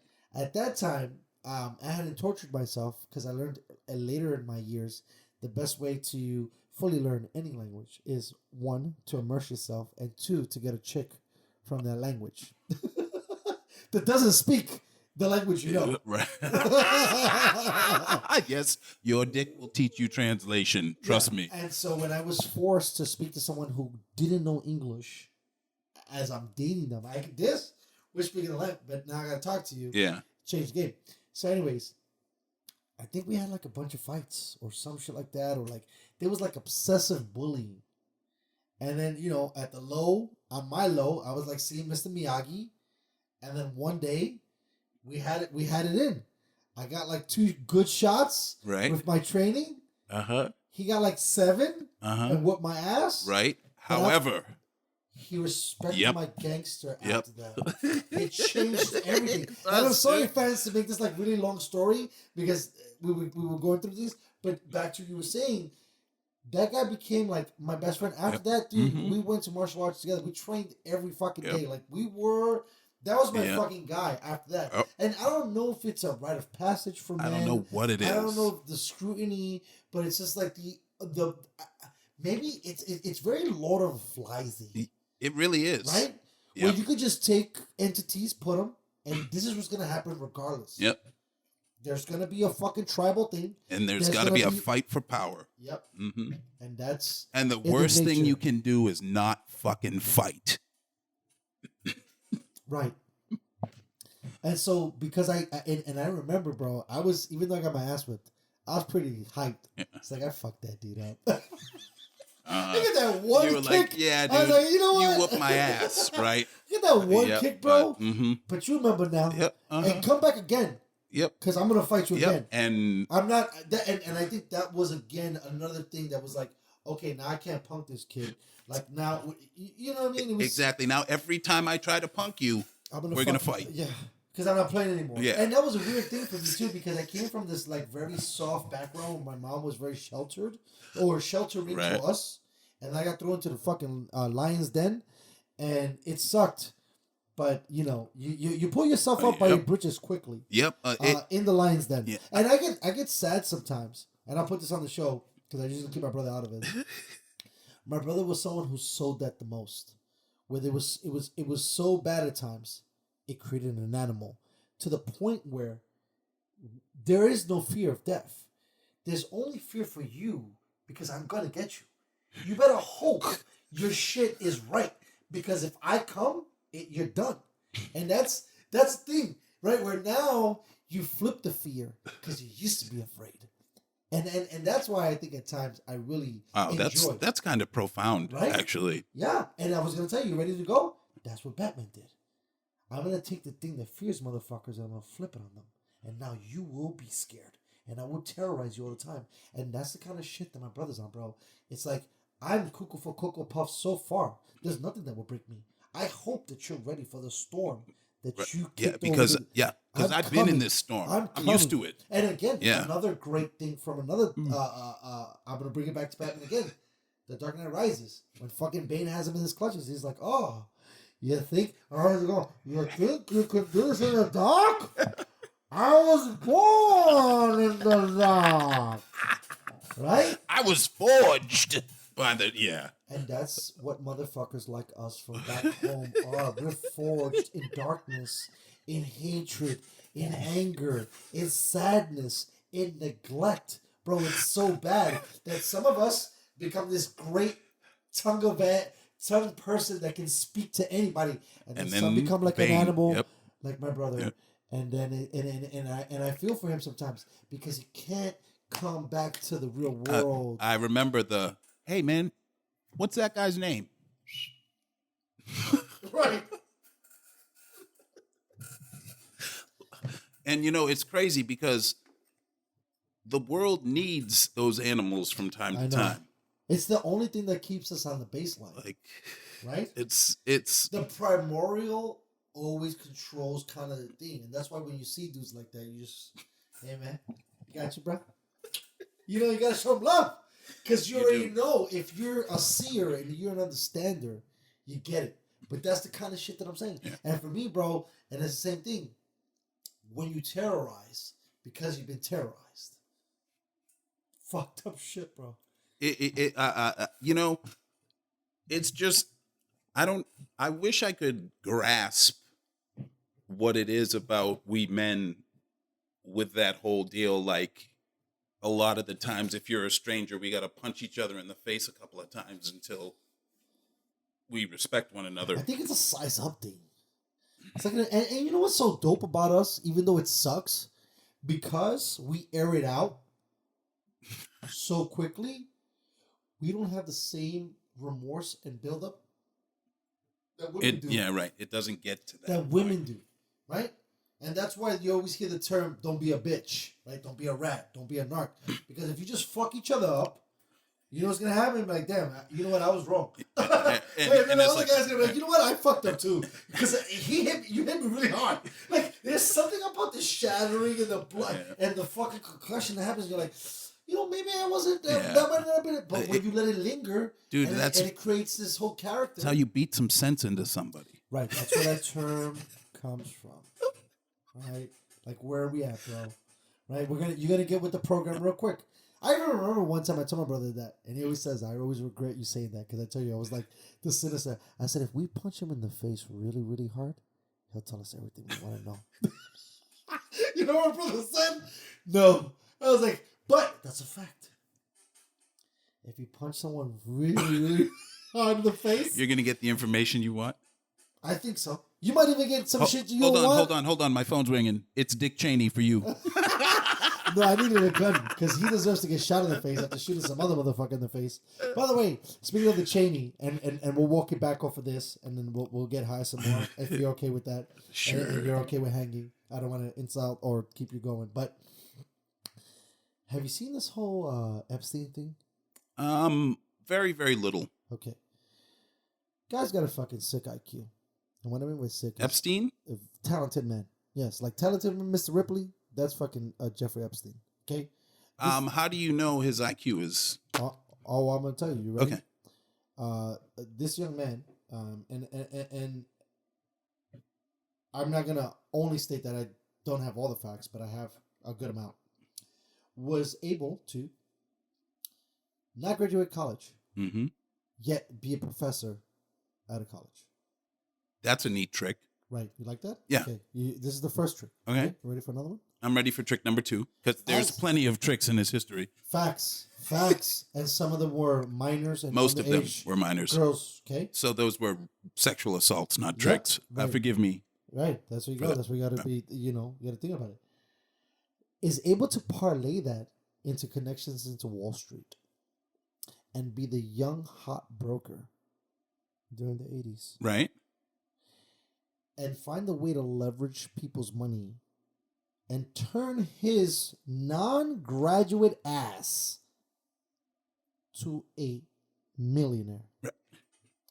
Now, before that, he was able to sink his teeth in what they think is one of his homosexual interactions with another millionaire billionaire, which is the guy from the Limited company, which is Victoria's Secret's structure. Sure, yeah. All the clothes from the 90s. Right? If you were cool and it was the 90s, you were wearing those clothes. Hooks up with this dude and is able, between the stock market and this connection, able to leverage almost $700 million in wealth. To keep the fact that he was fucking that dude quiet. No, that was just him building his entity. He didn't even care about keeping it quiet, because I think that guy gave that kid the key to the city. Now, if you're going on these perversions, and you got money back then, they had to have like the super duper clique. Ends up meeting some influential people. Has had parties with Bill Clinton, Bill Gates, Elon Musk, heavy hitters. Apparently gets assassinated in prison. Prior to that, I'm not sure that I believe that. Right. Prior to that, he cuts a deal. Yeah, I know about in 2010. Yeah, because he was busted and he only had to plead guilty to prostitution charges. Which I keep bringing this up. Do you know that solicitation of a minor is not a prostitution charge? It is. It's only like a $200 fine in the state of Florida at that time. See, this is the fucking shit we were talking about earlier, right? All these fucking states, which is weird because we can't nationalize, which is dangerous. Right. But the fact that at a local, state, and federal level, you motherfuckers can't get the fucking program together where you fucking guys have some dude over here getting a slap on the wrist for fucking with a minor? Hundreds of them. Right. And then the so basically what I'm telling you is house arrest. The high IQ comes from this. He became a professor with no fucking schooling. Became a Wall Street fucking high-end broker. No background on that. No, yeah. And became a millionaire with nobody knows. So if that's not a high IQ guy, I don't know what the fuck else is. Because to be honest with you, I don't know if my IQ is high, but it apparently is not that high because I didn't at least get to the magnitude of the $1 million situation. Because I was in New York too. What the fuck did I not do? I didn't graduate high school. How come I couldn't have been a professor of some goddamn school? How come I meet some other motherfucking guy on Wall Street that allowed me to fucking practice with his dough? Where did I go wrong? Did I make 2 rights instead of 1 left? What the fuck? And so that's what I'm saying. And then you have this whole spiderweb of everything else. His homegirl just got picked up because in 2010, he signed that deal. That deal protected his co-conspirators. They just picked up homegirl. FBI snatched her up. Right. And so now she says she's got tapes on guys. Like I got a tape on Donald Trump. Maybe doing this. There's maybe I got a tape. Some of the QAnon conspiracy is about the kid fucking. By the way, I just learned about this. This is very interesting. Tell me what you feel. Well, I don't. What I know of QAnon is that it is considering the source and some of the things that I hear, it's like weak sauce kind of conspiracy, right? Yeah, it's a very right-wing conspiracy, and basically what it says is all of the powerful liberals are kid fuckers, and Donald Trump is here to save you from them. I know that's wild that they said that. That sounds like propaganda. That is about the dumbest thing I've ever heard in my fucking life. By the way, I think that the story is the opposite. Well, when you tell me one thing, I always know you're going to show me something else. All I'm saying is, one, listen to Stern and listen to fucking Trump on Stern. And if you think that's the guy that's gonna save, like, dude, come on. I'm telling you, man. By the way, did you hear? It's weird because I really think that it's all the same. I think that there's plenty of kid fucking going on, and it's equal, and it's equal on the right and the left. A man is a fucking man. This is what I think is even more funny, that we've spent all of these tax dollars pursuing all these criminals, and we have criminals in our own backyard doing way more egregious shit. Right, so and I'm not saying that one is lesser than the other evil, but if you're fucking breaking balls of some Johnny Dickhead who's never got pussy before and gets off on this fucking nonsense, then if there's pedals in the fucking front office and the Oval Office, They gotta get snatched up too, guy. Because you just can't fucking snatch up fucking, Johnny fucking. I always find that, and this is another Because there's thing. other motherfuckers going down. This is another thing about like the QAnon thing is they're like, if they find out that you're on the left, and they're like, well, Bill Clinton was on that jet 27 times. That's a lot of times. And my response is, well, put his fucking ass in prison then. Facts. Like, why? Like, I'm not going to defend someone just because they vote Democrat. So think about this. And the Democrats are fucking shit anyway. Ooh, who said that? Oh my God. No, that's a fact. Think about this. The fact that it's even being called to being alarmed right now is stupid. When it should have been way back. We should have been looking at this motherfucker for a long time ago. Listen. Like, what the fuck are you guys talking about? You guys have been fucking this shit up. Are you kidding me? With this money, is even worse. with money and power. Right. So if you're telling me with money and power, if you just told me this motherfucker, okay, watch this. Let me go back. Because apparently, once upon a time, post or pre-coronavirus, this was a sports show. But now it changed, okay? It used to be a sports show, you fuckers. Used to be. If you're going to take MLB players to Senate to ask them to testify whether or not they stuck the needle in their ass. Right, to play baseball. Get that motherfucker right now. Bill Clinton should be under arrest right now in the sense of, hey, bud, or maybe not arrest. You got to talk to Yeah, people. we're going to subpoena you. Yes. Hello, my man. Yeah. You got to come over. What happened to me? You was out there 27 times? What happened? Okay. 27 times you was out because we paid to watch baseball players, but we can't, we don't even get these other guys. And you don't even get a choice whether you want to pay them. That's what I was. Yep. But here's the thing, okay? And this is something that I learned at about 32. It just dawned on me. It was like a fucking newsflash. I was like, holy shit, this is true. Laws are for poor people and minorities. Woo! And on that, we'll go to break. Done.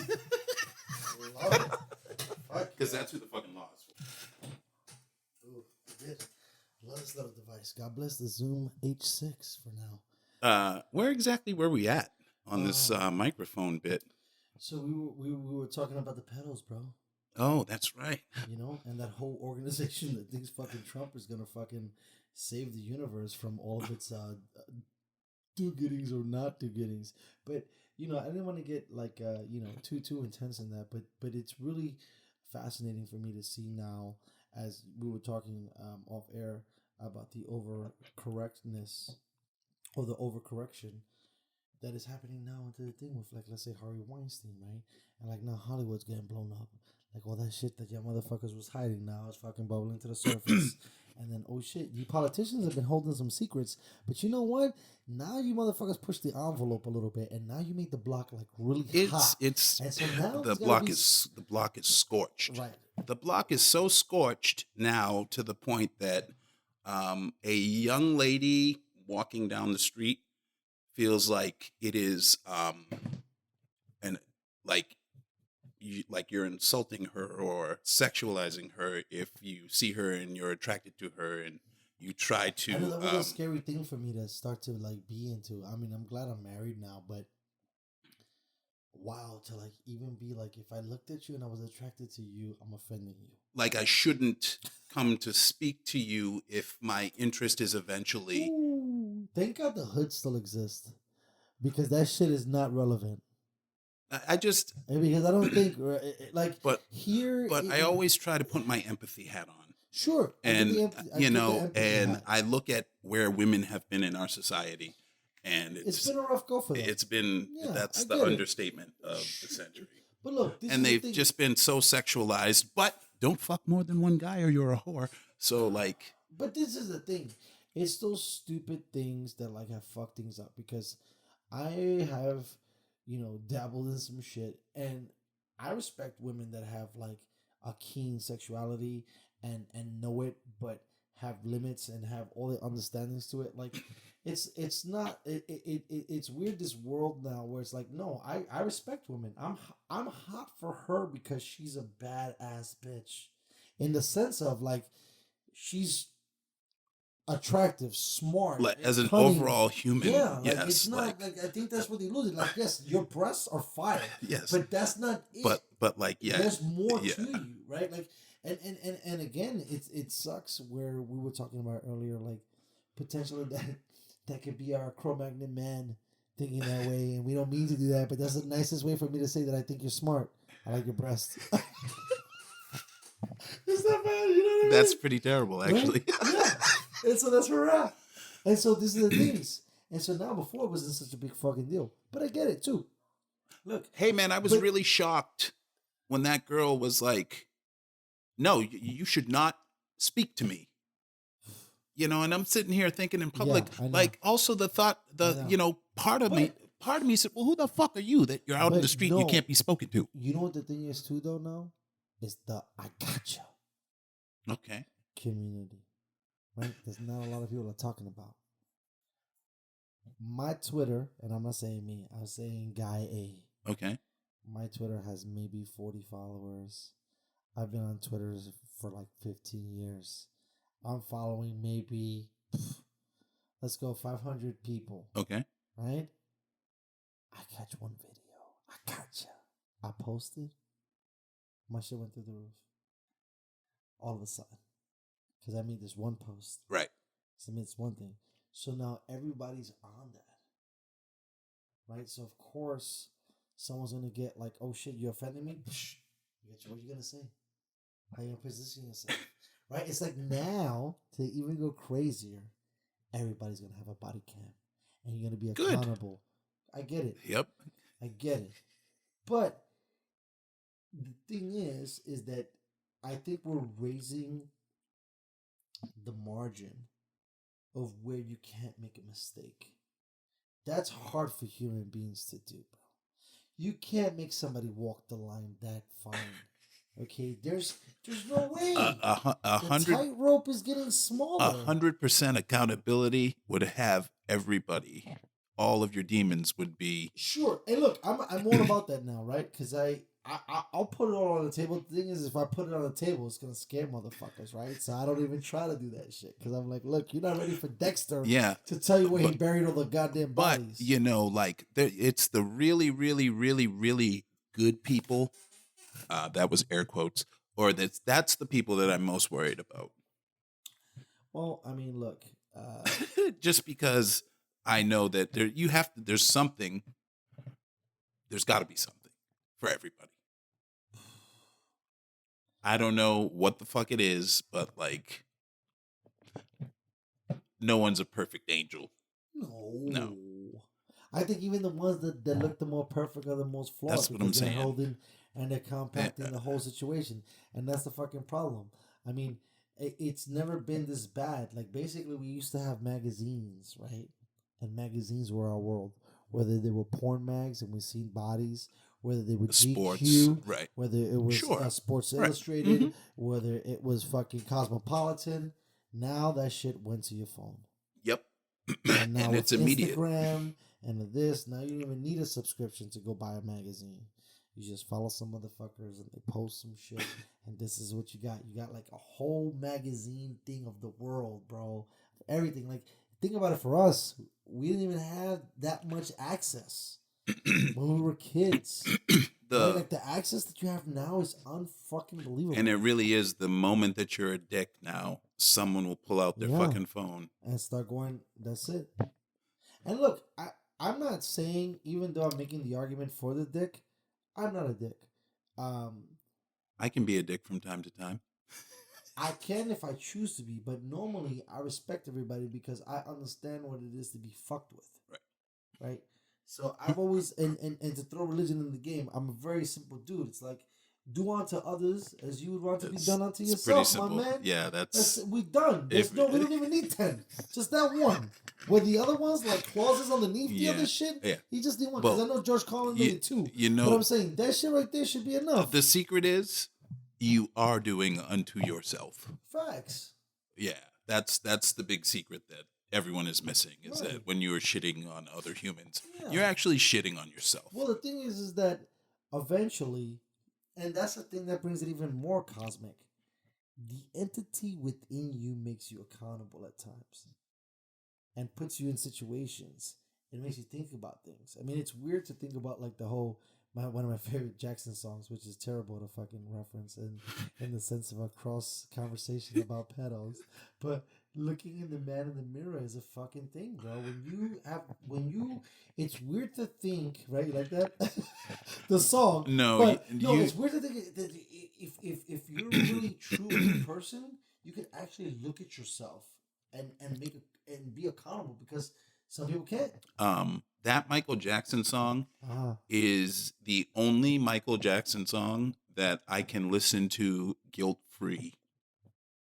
And Maybe it's his a message to the world of him wanting to look into the mirror, huh? I don't know, but It's a good fucking it's song, a bro. great song and a great video to watch Fuck. before you go and wait tables fine dining, because it shows all these people dealing with real suffering, and then you get to realize that your job is to go in and have dinner with the hoity-toities. Bro, it's one of my favorite songs. I was a huge Michael fan. This whole thing that happened with him was Disappointing. yeah. Well, I was gonna say unexpected, but disappointing. I don't know because at this point, people are capable of anything, right? You know, the story of the celebrity fall is becoming Typical. yeah. It's like we're writing our own Greek mythology now, and gods fall all the time. Constantly. Right. You know, I saw something today which was really funny. Amber Heard and Johnny I've Depp. seen that shit. Shit is going bananas. And What do you got for I me? got his lunch special, which was like a couple lines of blow and whiskey, and I'm like, Also, that's what they're releasing in trial and shit. and it's like, dude, would anyone be surprised that an actor has 3 lines of coke and a shot of whiskey for lunch? But you know what the thing I know is? regular niggas that do that. and you know your boy, you know, he's your guy. That's the thing when you're in those situations, right? You want to discredit that other individual, Right. And so that's the problem with a lot of those litigious things. It's just shade after shade after shade. Do you think Amber never hit any of those lines for Bro, lunch either? First of all, I got a better one for you. I thought you was gonna come with something juicy. No, Depp, just watch random. this. Depp released photos of Amber attacking him, where he lost potentially a digit. Swear to God, he has a long shot of him on the gurney, taped up. I swear, they got it. All this other thing. So what I'm saying is, the thing got egregious, and then she's got another joint where she got like a couple indents in her face. And what I'm saying is, like, It's going hot. wow. Right? I got you, bro. I'm all caught up, bro. All I do is listen and read and fucking... I'm newsed in. I'm your newsed in guy. I swear to fucking God. And this is the shit that we're talking about. And you know what's so funny? You know why it's not even been talked about more? Which I find really interesting. This court case is happening in Europe. Which not one? in America. That Johnny Depp case. Why is he in court? Because they're fighting over, I guess, rights, and this is me just speculating, rights over the money. So it's like, if she fucks up, she gets nothing. But if I fuck up, I owe her, right? I think that's kind of somewhere where they're at. And so he's trying to prove his case, like, I was a good dude. I didn't do She's anything. crazy. Is his thing, I might have did some blow and some drinks. Sure, but I didn't I'm beat her married. ass. Yeah, Yeah. I'm like, I'm a G. I'm Right. chilling here. She's bad. I'm gonna fuck Yeah. her on my counter. Yeah. If she does it, she'll fight, just like every other woman does. Listen, I love you guys, but when the vagina and the penis meet, Something things- crazy happens. yeah. It does. Yeah, get over. It's magical. Yes. Yeah, but sometimes it's very black magic. It's horrible. Yeah. Listen, the greatest line, or one of, there's a thin line between love and hate, bro. It's very simple. Like I said, you can't make motherfuckers walk really the line. is. Can't make you walk the line, you're gonna fucking fall. It's the same way everybody fails DUI fucking walking lines. Well, you're stupid if you ever walk one of those fucking Yeah, things. Just take the L, bro. Take the L, dude. Yeah. There's a 0% fucking chance Yeah. I'm blowing in that goddamn breathalyzer. You can kiss my ass. I love you so much. He was like, "You want to do that?" I was like, "Fuck you. Let's go, bro." There's no fucking way. Yeah, I Get didn't that even- thing away from my Yeah, face. yeah. Yeah. Bye, bye, bro. Yeah, there's the number one problem people have with police is they speak to them. I watched the first 48, and I watched the hardest G's in the world talk to the cops and get life in prison because they talk to the cops. the dumbest thing you can ever do is talk to a fucking cop. So many dudes, oh yeah, they admit on tape with the police to being an accomplice to murder, but they don't know that they're admitting to being accomplice to murder because they didn't pull the trigger. So they think, since I didn't actually shoot this guy, you got nothing on me. Oh yeah, you're wrong. Conspiracy. Yes, baby. you're totally wrong. Well, you guys went there to buy weed, right? Right. Yeah. Oh, okay. Conspiracy. That's one of the best. I got you shits. The conspiracy. The fact that you thought about it, might have thought about it, might have been around it. I got you. You gotta sit down now. We gotta talk. But like, right? Dude, It's kind of fucked up, man. These guys they act like they know the law. They act like they know the law better than the cops, and the cops are dumb. Now, I didn't even try to get into that fucking field with motherfuckers. Granted, your average street police officer isn't a guy walking around with an IQ of 150. However, they know what they're trying to get you to say, and they know you don't know that if you say this shit, you're admitting to life in prison.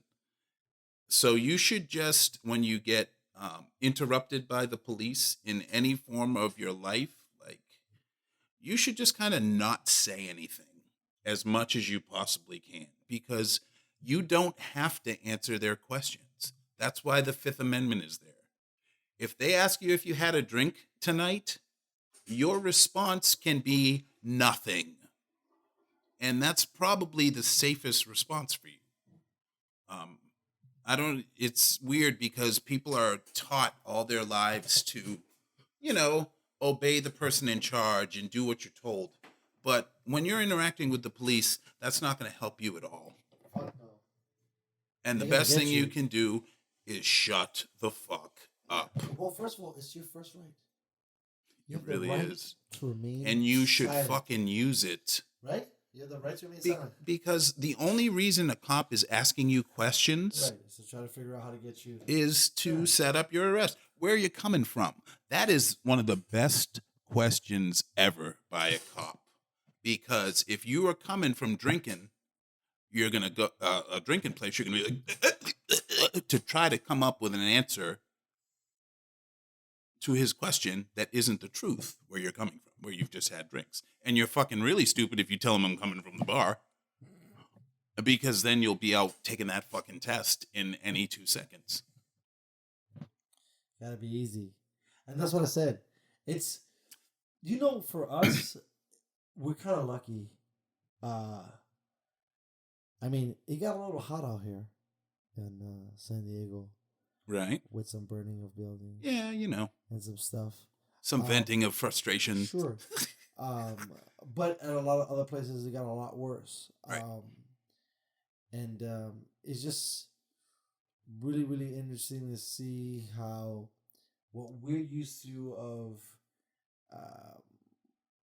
police engagement is so much more different now, because so many people started protesting and all this shit, and then these fools didn't play around. They got fucking the riot suits on immediately.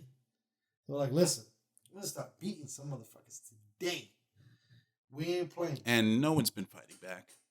And it's bananas, bro, because everything that's been going on, I keep yelling it, and I didn't even buy my own prophecy. Bro, the stock market is to the fucking roof, bro. Doesn't make any sense, does it? No. It's absolutely counterintuitive. How can this be this much bedlam, right? Nobody's working. And everybody's profiting. That doesn't mean I've never seen and nobody's what working. I've learned from Berkshire Hathaway, which is what's my guy's name? The most expensive stock on the thing. Buffett, maybe? Yeah, Warren Buffett. You got to read past docs, right? So, what happened? And what happened in the 1920s? What happened right before the Depression? What happened in the 50s? Uh-huh. So and I didn't even see this one coming to this B, but none of the stats of all the crashes make any sense to what's happening right now, because those implosions happened and everything was like on the same wavelength. This is something where it's going up as it's going down, which makes no sense. Right. Like everything. Like you would be like, no, everybody should be fucked up right now. This, bro. So check this out. I want to get a little bit more technical. Okay. Just so that you can feel the pain, because we didn't get a chance to do this, and we're gonna get it on because I want to put this out into the air. First of all, before I forget, because I'm a little tipsy.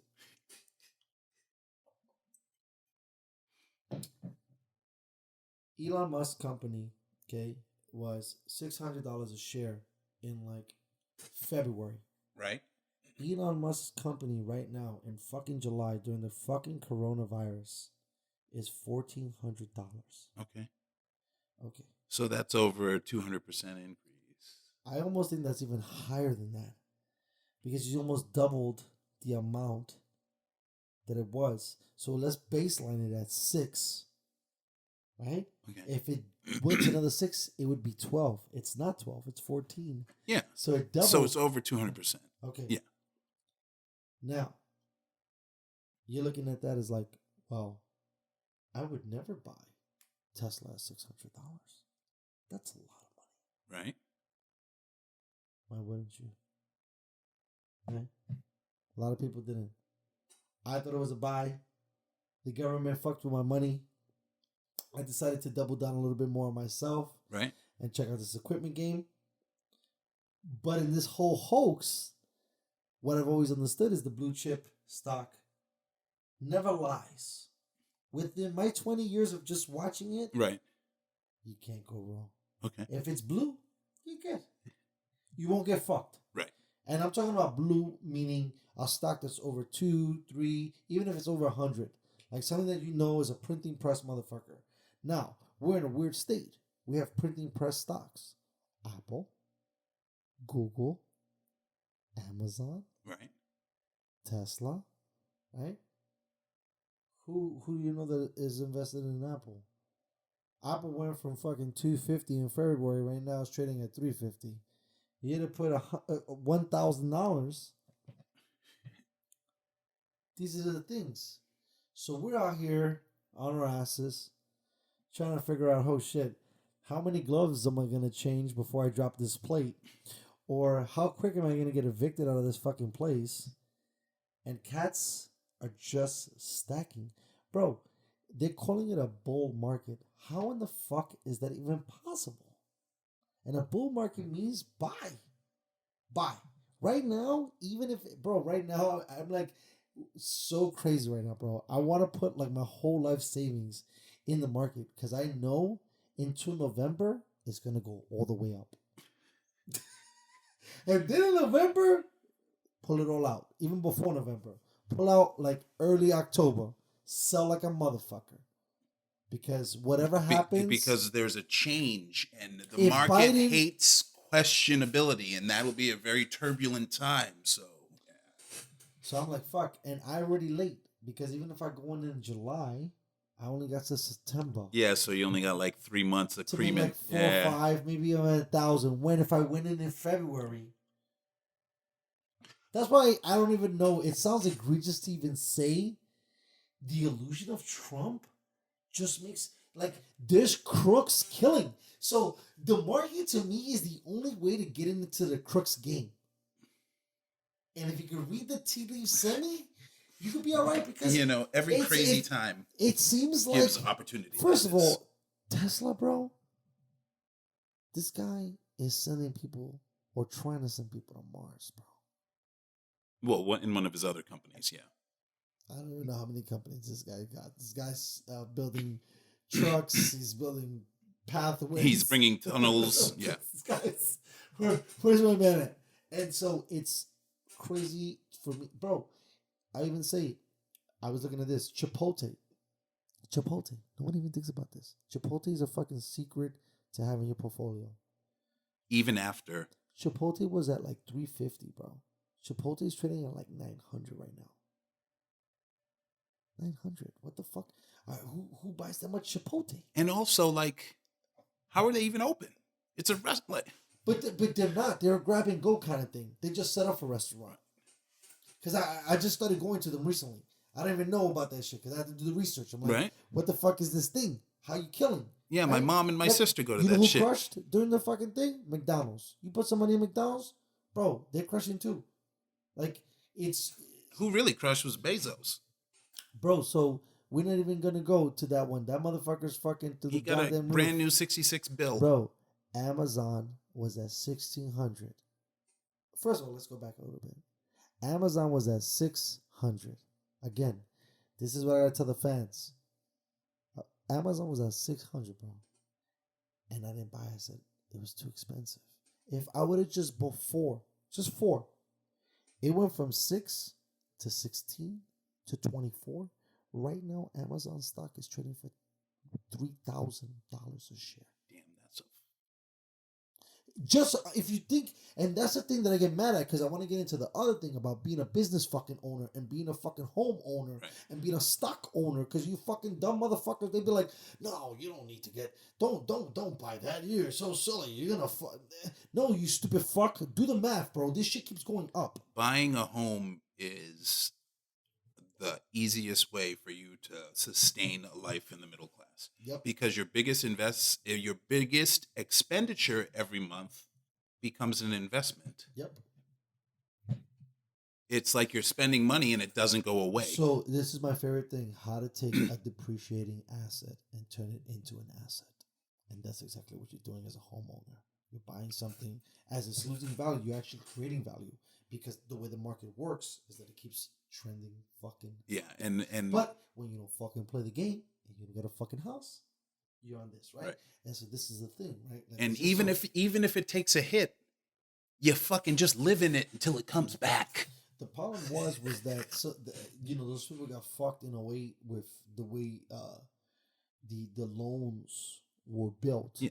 You know, now hopefully if you're smarter, but this is the thing. You won't take a variable interest rate like an asshole. This is the thing that me and the missus talked about because I'm pretty pissed off about this. We've been through 3 potential financial depressions in our lifetime. Yep.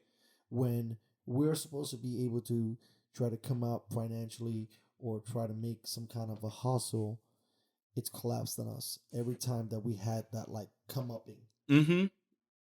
It's like right when you fucking about to turn the corner, and here's coronavirus. Right when you're about to turn, here's a war. Right when the stock market fell to pieces. And so, 9/11 was a huge one. You know, the corona was another huge one.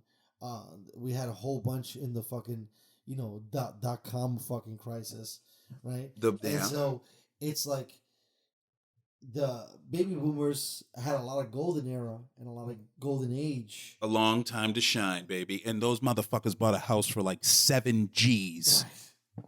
And so we're in a different perspective because we got to try to figure out how to navigate the pricing increase. But I tell you this, right? This is something that people don't know. Back in the earlier ages, and I say ages, but like 1950s, 1960s, the mortgage rate was really high. Like 8, 10, 15%. We have been in our lifetime where the mortgage rate or the interest rate has been to 0, and you and I haven't been able to buy a house once. Yeah. And 2 times of that, where it's 0. So basically you buy, that's it. I'm paying what I have of the home. Right, but you couldn't fuck me again on interest and all that other bullshit. But I bought it straight up, basically. And 0 interest, right? It's not that 3 point. And even when it got to the highest, where it was 4, that still was the lowest it's ever been. And now we're back to 0, and we still can't buy a house. And our parents or the golden era folks bought those homes with the 7,000 or 20 or 30. With the interest rate at 15 and still got it. And we're at 0 and we can't get it. Some trippy shit, bro.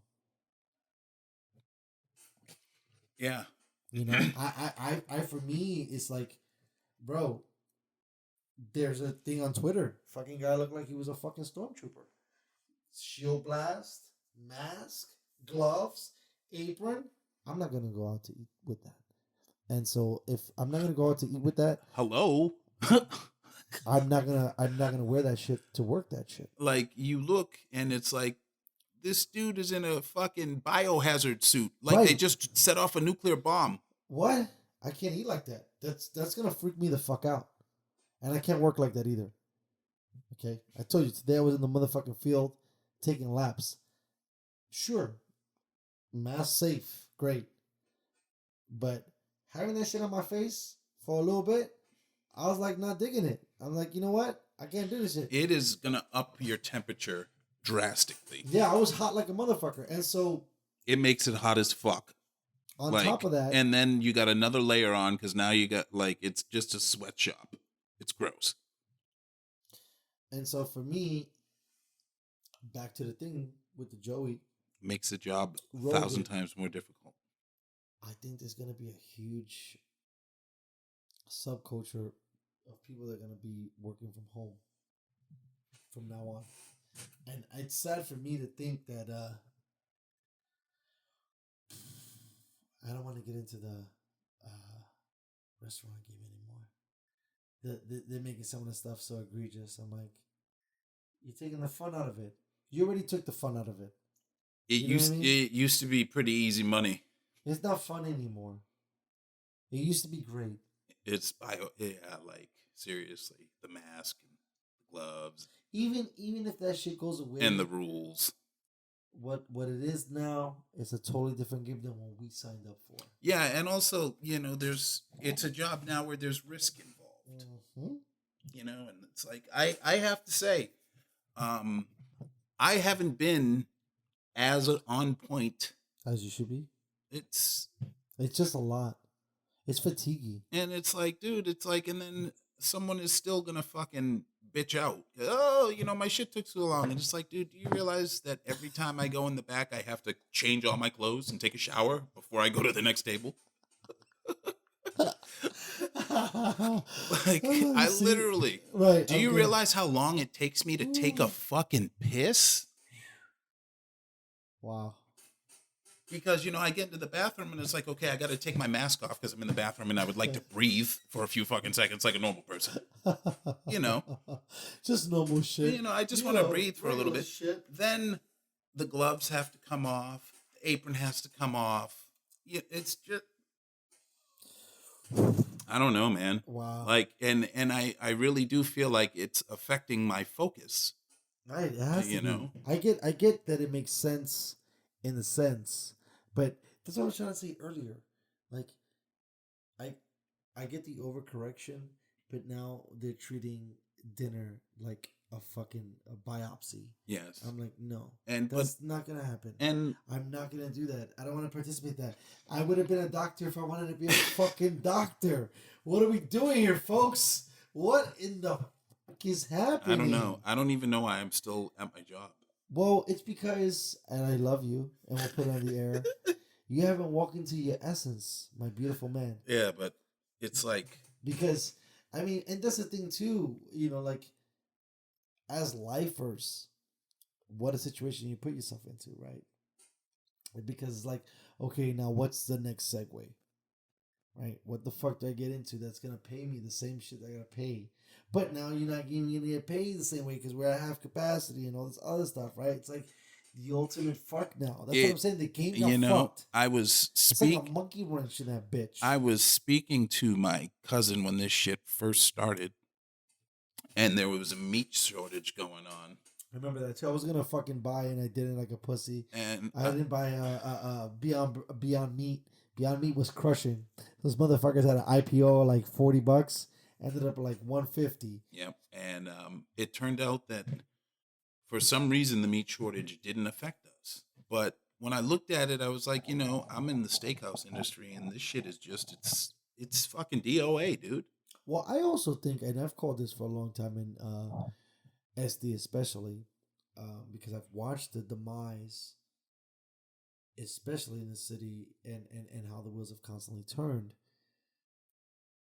that whole steak life shit is over, right? No one really has actually figured out how to re-envision it. The only people that I think that kind of get it is Nobu, Okay. right? I've never been. So Nobu is like this very trendy, very expensive style sushi, but they do very exotic, very fresh, the whole nine, right? Right. But they also have like, you know, the culinary background, but it's very simple, it's very quick, right? Like it's like that's what we're starting to adopt, right? Like that more tapas, that more on the go, that more like appetizer based versus motherfuckers sitting down for For 5 courses, right? That's we're getting away from that.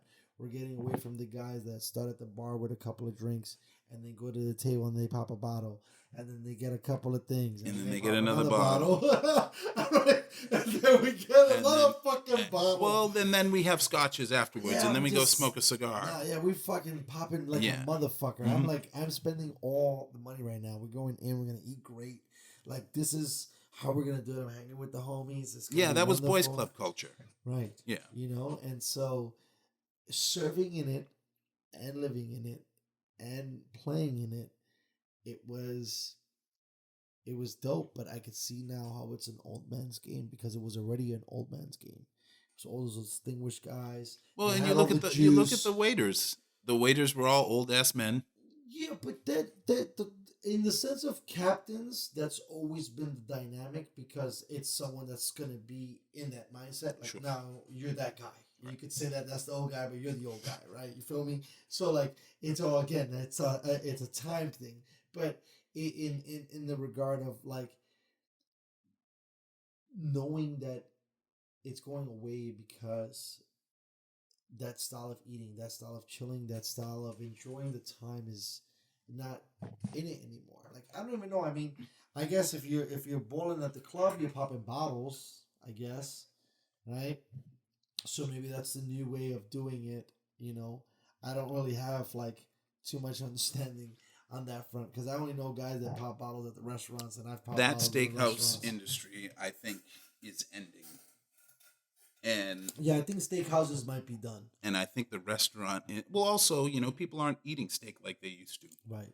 Well, because now everything is so different. We got the GMOs and the motherfucking cow raised, or that's the other one, but that's grass fed. Yeah, and also, like, free range. If you eat And, red meat 3 times a week, you're gonna fucking die at 52.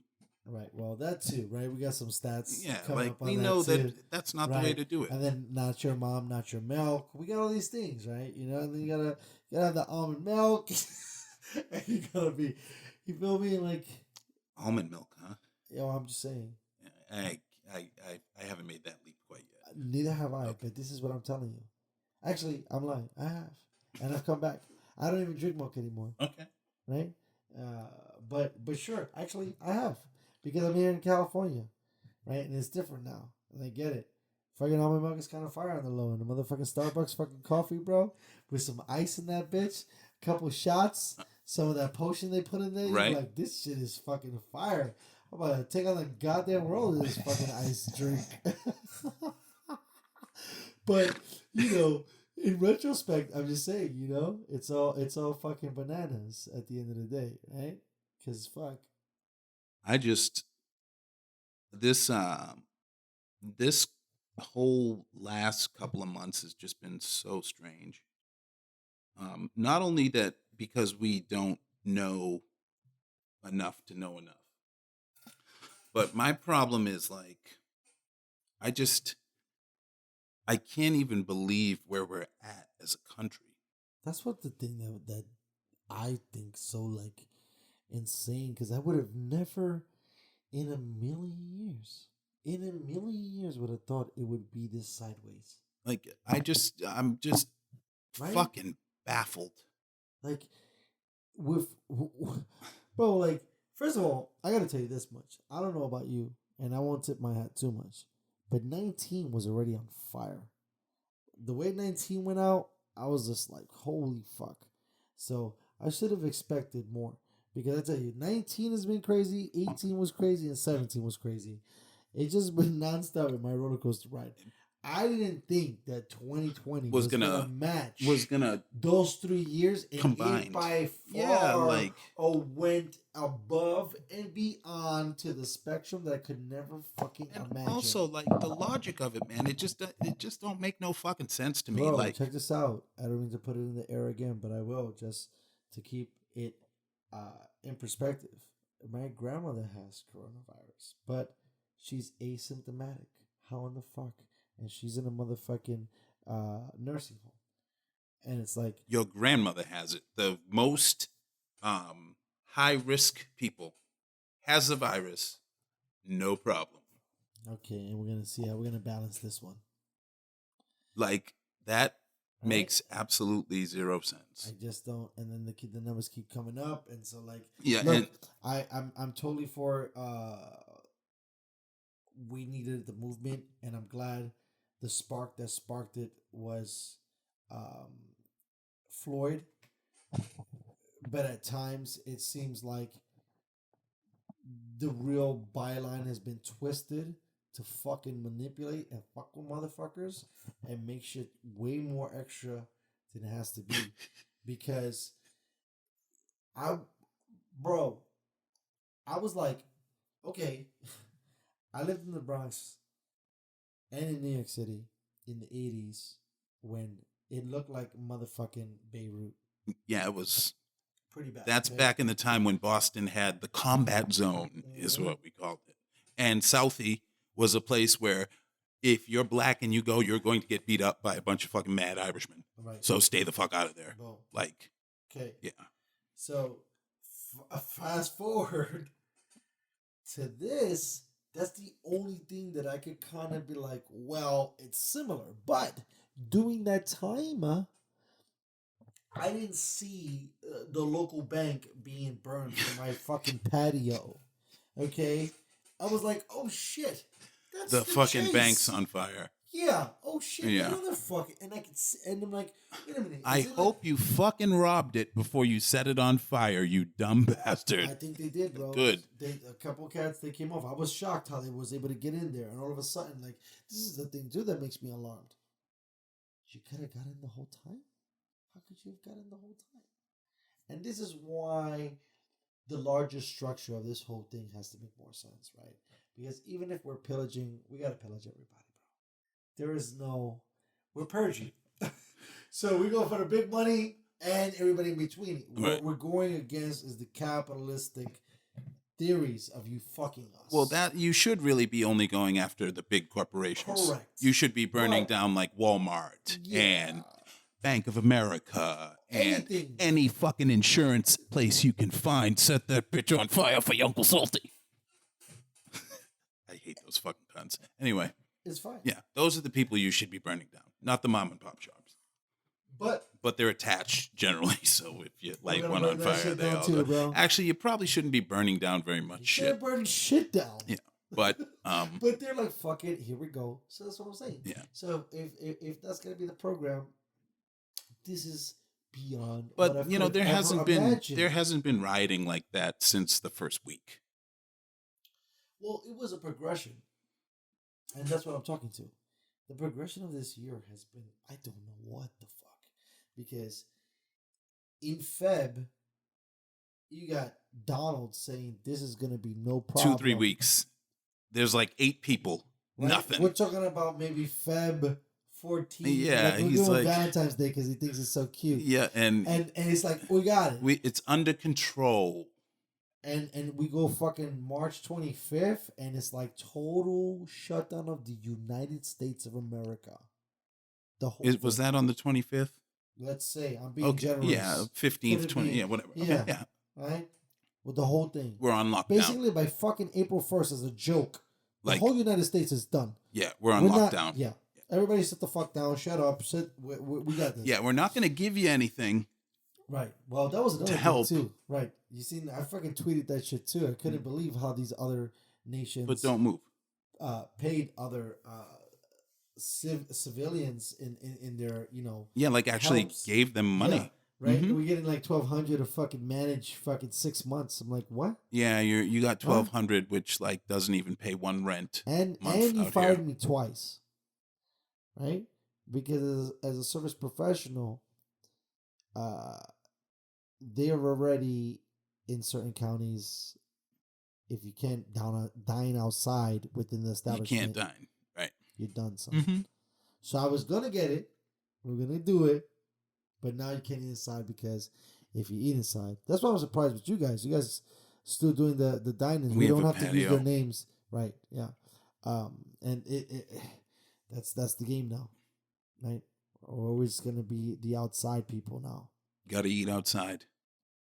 The seagulls are going to catch on soon. Well, to me, right, for sure. That's why I can't. I just don't want to not only enjoy it, but I don't want to participate in it. Yeah, everyone that I've spoken to that has any fucking sense has come to the same.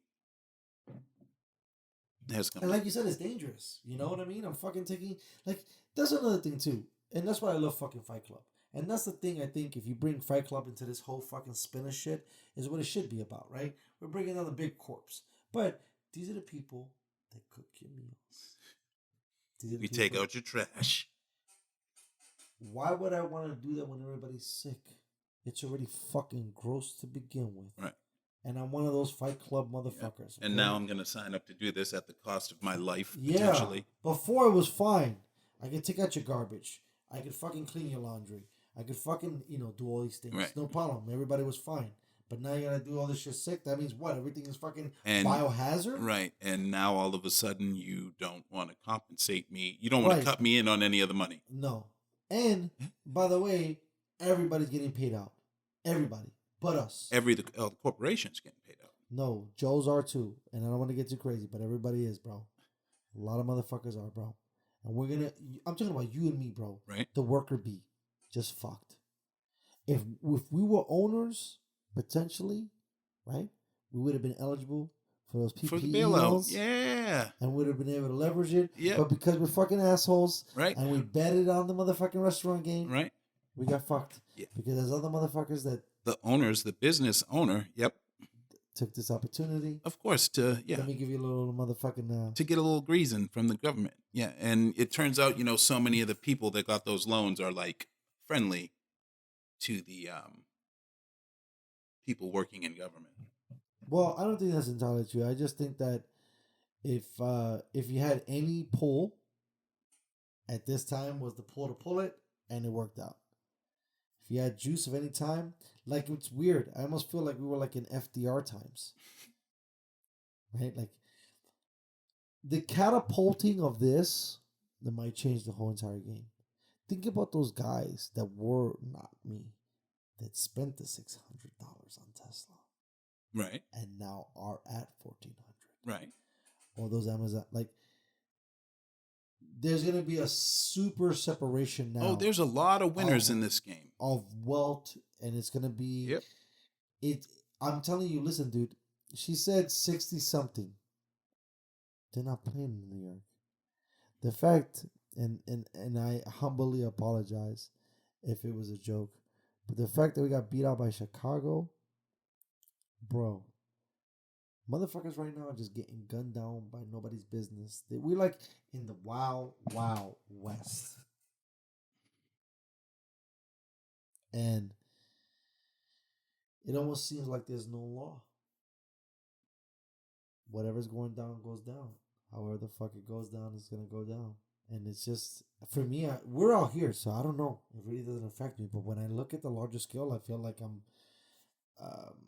fucked up for not being aware or like not being on it, because I'm just like, shit, I'm good, but there's not a lot of other motherfuckers right now that are good, like generally, a lot of the time in my restaurant industry life, if I was on, say it's March 26th,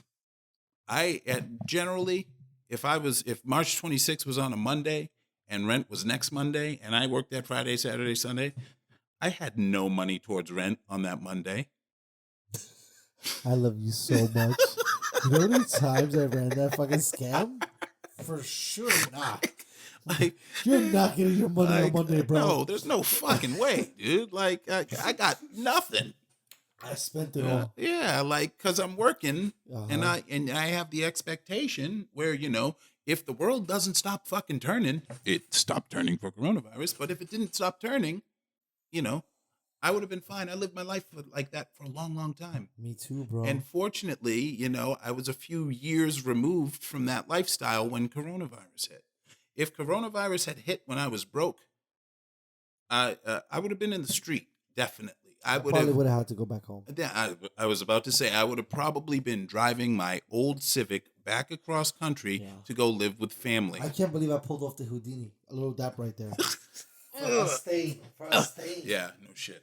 Because I was about to get evicted from California. Yeah, there's a lot of if people. I didn't play the cards the way I played them. A lot of people have had to move. 20% of people have had to move because of coronavirus. I saw some crazy thing like that. I know, but all over the nation, though, right? It's not just Cal. Oh.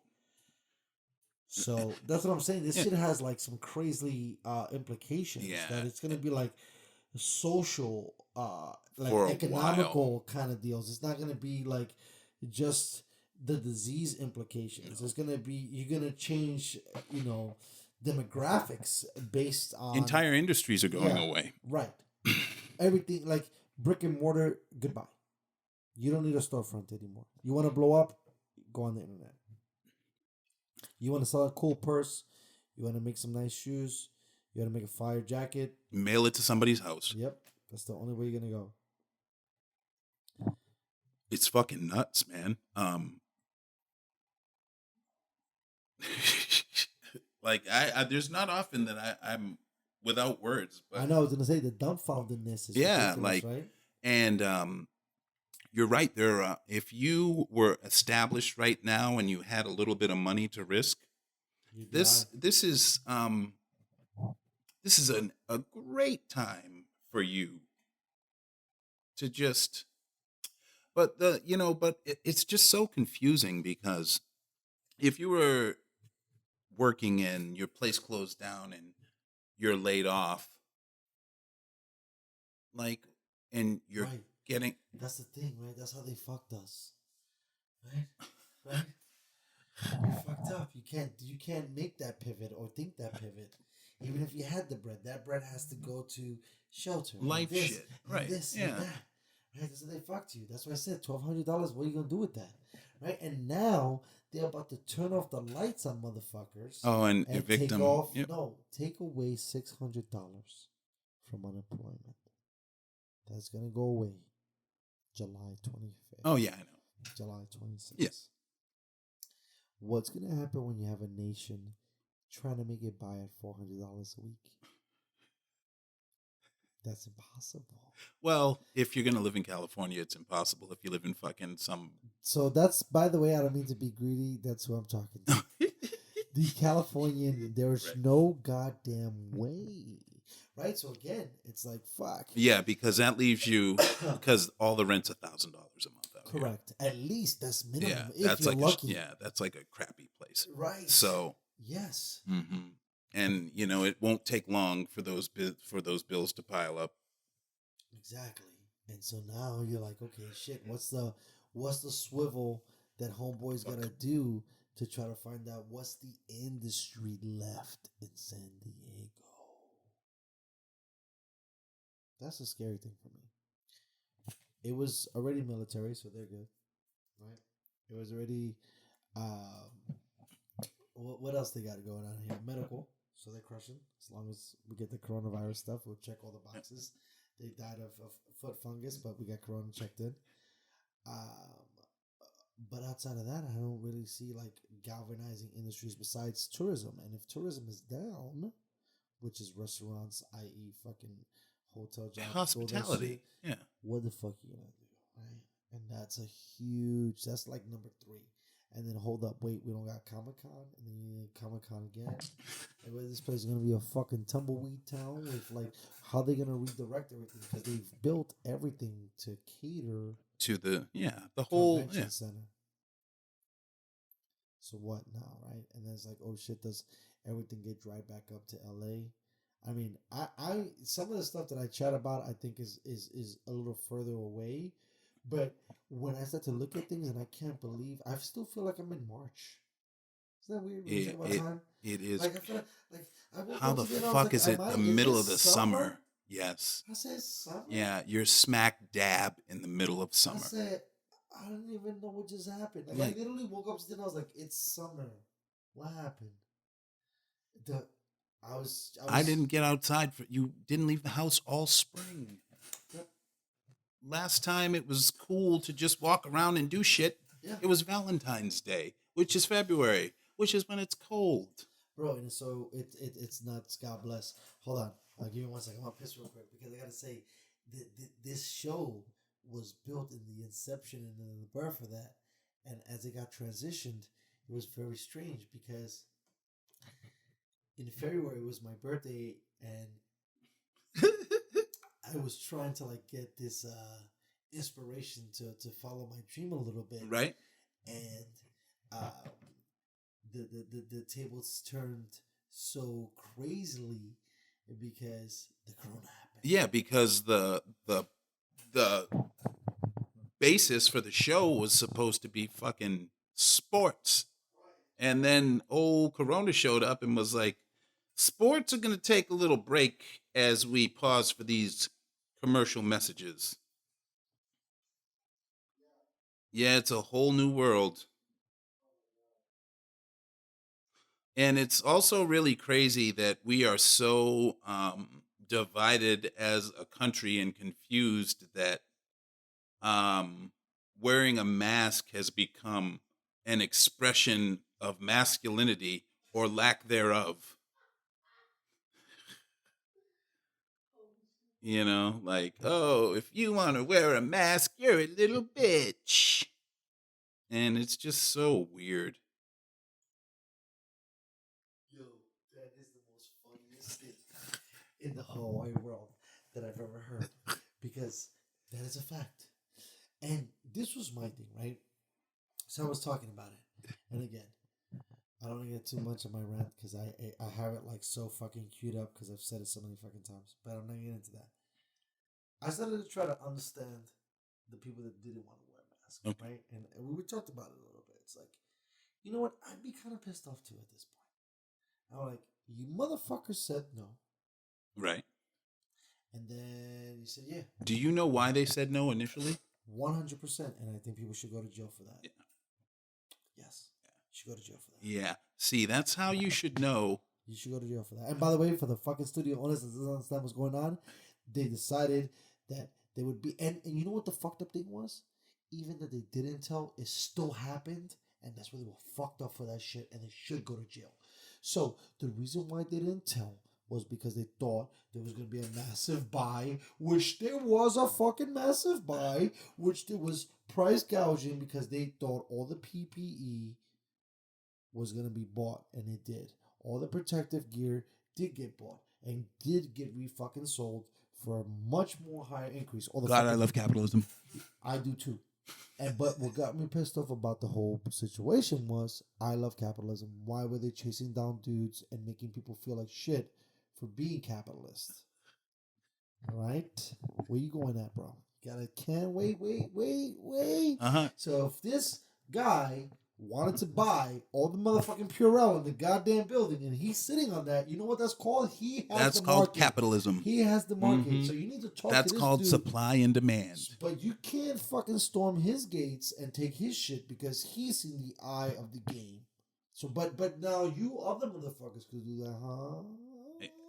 See, that's and that's why, you know, I can't say too much the way I feel about this. No, because I was kind of funny. I was like, well, wait a minute. You guys are trying to make bad guys out of these guys. Haven't you seen this happen all the time? Right. See, this is supply and demand. Let Uncle Saultee tell you the truth of supply and demand. Nigga, I have the supply, and I'm going to demand from you whatever the fuck I want. And the more fucked up your situation gets, nigga, the price is going up. And it's going way up. And if you can't afford it, sorry, you're going to fucking die because someone else can afford it. I'm going to sell it to them. That is the way of capitalism.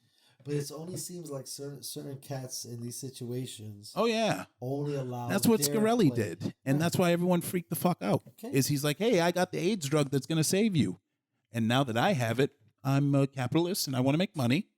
So I'm going to increase the price by 500%. And you're going to pay it because you fucking have to. And everyone got all up in arms. And you should, but you can't, because that's what we're doing the whole fucking time. That's capitalism. That's supply and demand. And people say, oh, the market will decide. The market doesn't fucking decide. Because we're not in capitalism. When there's a force called the government, Right. It's not a free market. But this, to me, is the closest to the free market. Yeah, as but possible. it's not a free market. No. We subsidize the oil companies. Right. The whole thing is first of all, and that's the thing, right? It's an illusion of an illusion, right? The people that are smart play the illusion. The rest of us think it's an illusion, Right. so we don't play it at And all. the people running the game are Right. playing the illusion of the illusion. Right. They're running both sides because they're going to win no matter what. Yeah. Right. But the smarter, in my opinion, play the game and try to leverage it. Yep. The rest of us, including myself, because I, at this point, to put it on wax too, didn't have the balls to risk it because I might be homeless too. Right? That's where I'm at. And that's right? This is where I'm at. You motherfuckers. And that kind of keeps you just outside. Those, you know what I mean? And like I said, low motherfucking interest rates. I can't buy a home. Yeah. I got a little bit of bread, but because of where you motherfuckers got me at, I feel nervous about investing in the stock market. Yeah. Shit. Oh, I can't start my own business because I can't afford. Because I can't afford to lose. Thank you, America. But once you have a company, you can afford to lose. And that's the thing that fucking kills me is like, I have so many issues with our goddamn, the way this shit is run. But I look at this, okay? PG&E is the power company out here, right? Uh-huh. And we just had ironically, a fire in Paradise that burned all of Paradise to the fucking ground. Do you know why that fire started? Somebody started it for sure. No, because PG&E didn't fucking keep their equipment up to date. Oh, They didn't want to spend any fucking money on it. You know what I find interesting? All of those fucking electric companies are always in court for silly shit. Yeah, like yeah. this. Well, now they're in court because 86 people died. Right. So the company got charged with those 86 counts of manslaughter. Right? Now, who goes to jail for those counts of manslaughter? Nobody. Nobody goes to jail. Nobody. Right. But the company killed 86 people. Right. So if nobody goes to jail, what is the company has killed 86 people. Do you know how that probably affected?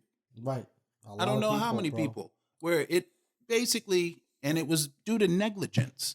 It always is. And not only did nobody go to prison, but they didn't make the company cease to exist. Now, if a company is killing people and they are allowed to continue to do business and continue to do profit, what's to keep them from fucking killing more people? Nothing. And who's being held responsible for these 86 deaths? Nobody. So it's kind of like, hey, if you own a company, you can just kind of kill people. Wow. I mean, pretty much, man. Because pretty if much. not, because for you, right, you sign the insurance policy, so at the end of the day, you just pay some people out, and it's like, listen, sorry for your loss. So sorry for your loss. Here's $1 million. Which is 1/10 of what we make in a month. Right. Here you go. Thank you. Yeah. See, and that and it won't even hurt. It's not going to hurt business, and this is why they fucked Bernie like that, because Bernie was up there saying, what? I gotta say it. These people are your enemy. These large corporations are your fucking enemy. Can I tell you something? I'm all pro guy. This guy right here. And first of all, let me say, I think it's a shtick, but it's the best shtick of the whole deal, because the guy's right, and he's the only dude saying it. And I think the only other dude that has said something similar, and I'm probably gonna fuck it up, is either Rand Paul or Ron Paul. Because this fucker runs as an independent. Right. And he's giving a different narrative. And that's what we want. The only reason why, or I shouldn't say the only reason why, but one of the many reasons why Trump won was because he was a non-politician. That seems to be the leverage to try to emotionalize the people into the right vote. I think Trump ran as the person that Bernie actually is. That was his whole thing. Like, I'm going to look out for you. These big companies, they do business, and and they. But you know what's so funny? And they don't include you in that statement. You should know he's lying to you because he's a big business guy. No shit. And he's also has a history of doing all that dirty shit, housing discrimination, hiring illegal labor instead of fucking Americans. It's all over him. Getting sued 200 and fucking something times. I knew he was full of shit because I'm like you. I've been and I've seen motherfuckers play 3-card Monte. We know the fucking scam, bro. Okay. Like, I already knew. Bro, first of all, I went to bed thinking Hillary had it in the bag, and I woke up, and I didn't go to bed that late. I went to bed like at 10. And she's leading, and I woke up, and it said, he won. I'm telling you, man. Holy fuck. What just happened right now? But it's like, when someone tells you that they're going to give you something better and cooler for less, like the healthcare, and they're in court currently trying to destroy the Affordable Care Act, it's like, but you know what though? I would have never thought that what would have brought this nation, or one of the things that would have brought this nation to its knees, would have been healthcare. The Affordable Care Act sucks.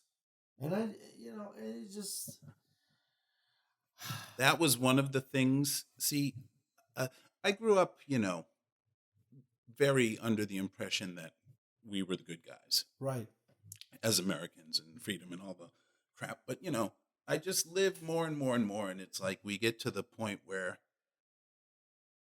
healthcare is making people broke. Right, dude. I told you one of the things, and it was during Obamacare, and whether I thought it was great that people that had pre-existing conditions got a break, but I got charged for not having it. So let me tell you this. Gosh, that... right? I'm like, dude, I'm cool with that, but charge me more taxes so I don't have to pay these you for guys, not having it. So what it can't... It's just... God. The Affordable Care Act. The Democrats had both houses of Congress and the presidency. So they could have passed whatever the fuck they wanted. Right. But Barry, wanting to make everybody happy, decides to take a Heritage Foundation idea for healthcare, which was Romney Care. That was the idea for Obamacare. And then because of, I'm going to say racism, he wasn't able to get a single Republican signature on the Republican idea for what healthcare should be. Wow. Now, if Barry had any fucking balls or was any type of a politician, all you got to say is, hey, listen, my Republican friends, unless you guys start signing up for this Affordable Care Act, I'm going to pass single payer. And it's going to be free health care for all the niggers and Mexicans. And it's going to be a fucking bonanza of health. So you can either sign on to my Affordable Care Act and we can pass it unanimously, or I can give the poor people an actual fucking bone. But he didn't even do that. He just sat there and played that centrist shit, and they passed this crap idea, which didn't help a fucking poor person in the entire country. Yeah, I got fucked by that dude. Shit. I think I paid taxes on that shit twice. Yo. And I didn't even use it. I'm like, damn. Me and my mom. And you know what the fucked up thing was? I couldn't even afford the amount it was. The deductible. Thank you. That's what I was saying. Is my I'm like, so if I quit it a little bit, all right, you're charging me $200, but you want to pay $700 for the month on this shit. I'm like, Daddy, I got some other shit. I got like drinking bills. No. I got partying bills. I can't really. And I'm gonna be a basic because fuck 23, 24, 25. I mean, at that time I was probably more in my later 30s, but still. But what I'm saying is, like, my mom and I, because I was a younger guy when they came in, and I didn't want to I don't want to buy health insurance. I mean, who the fuck wants to buy health insurance? But Nobody. then I see the plan.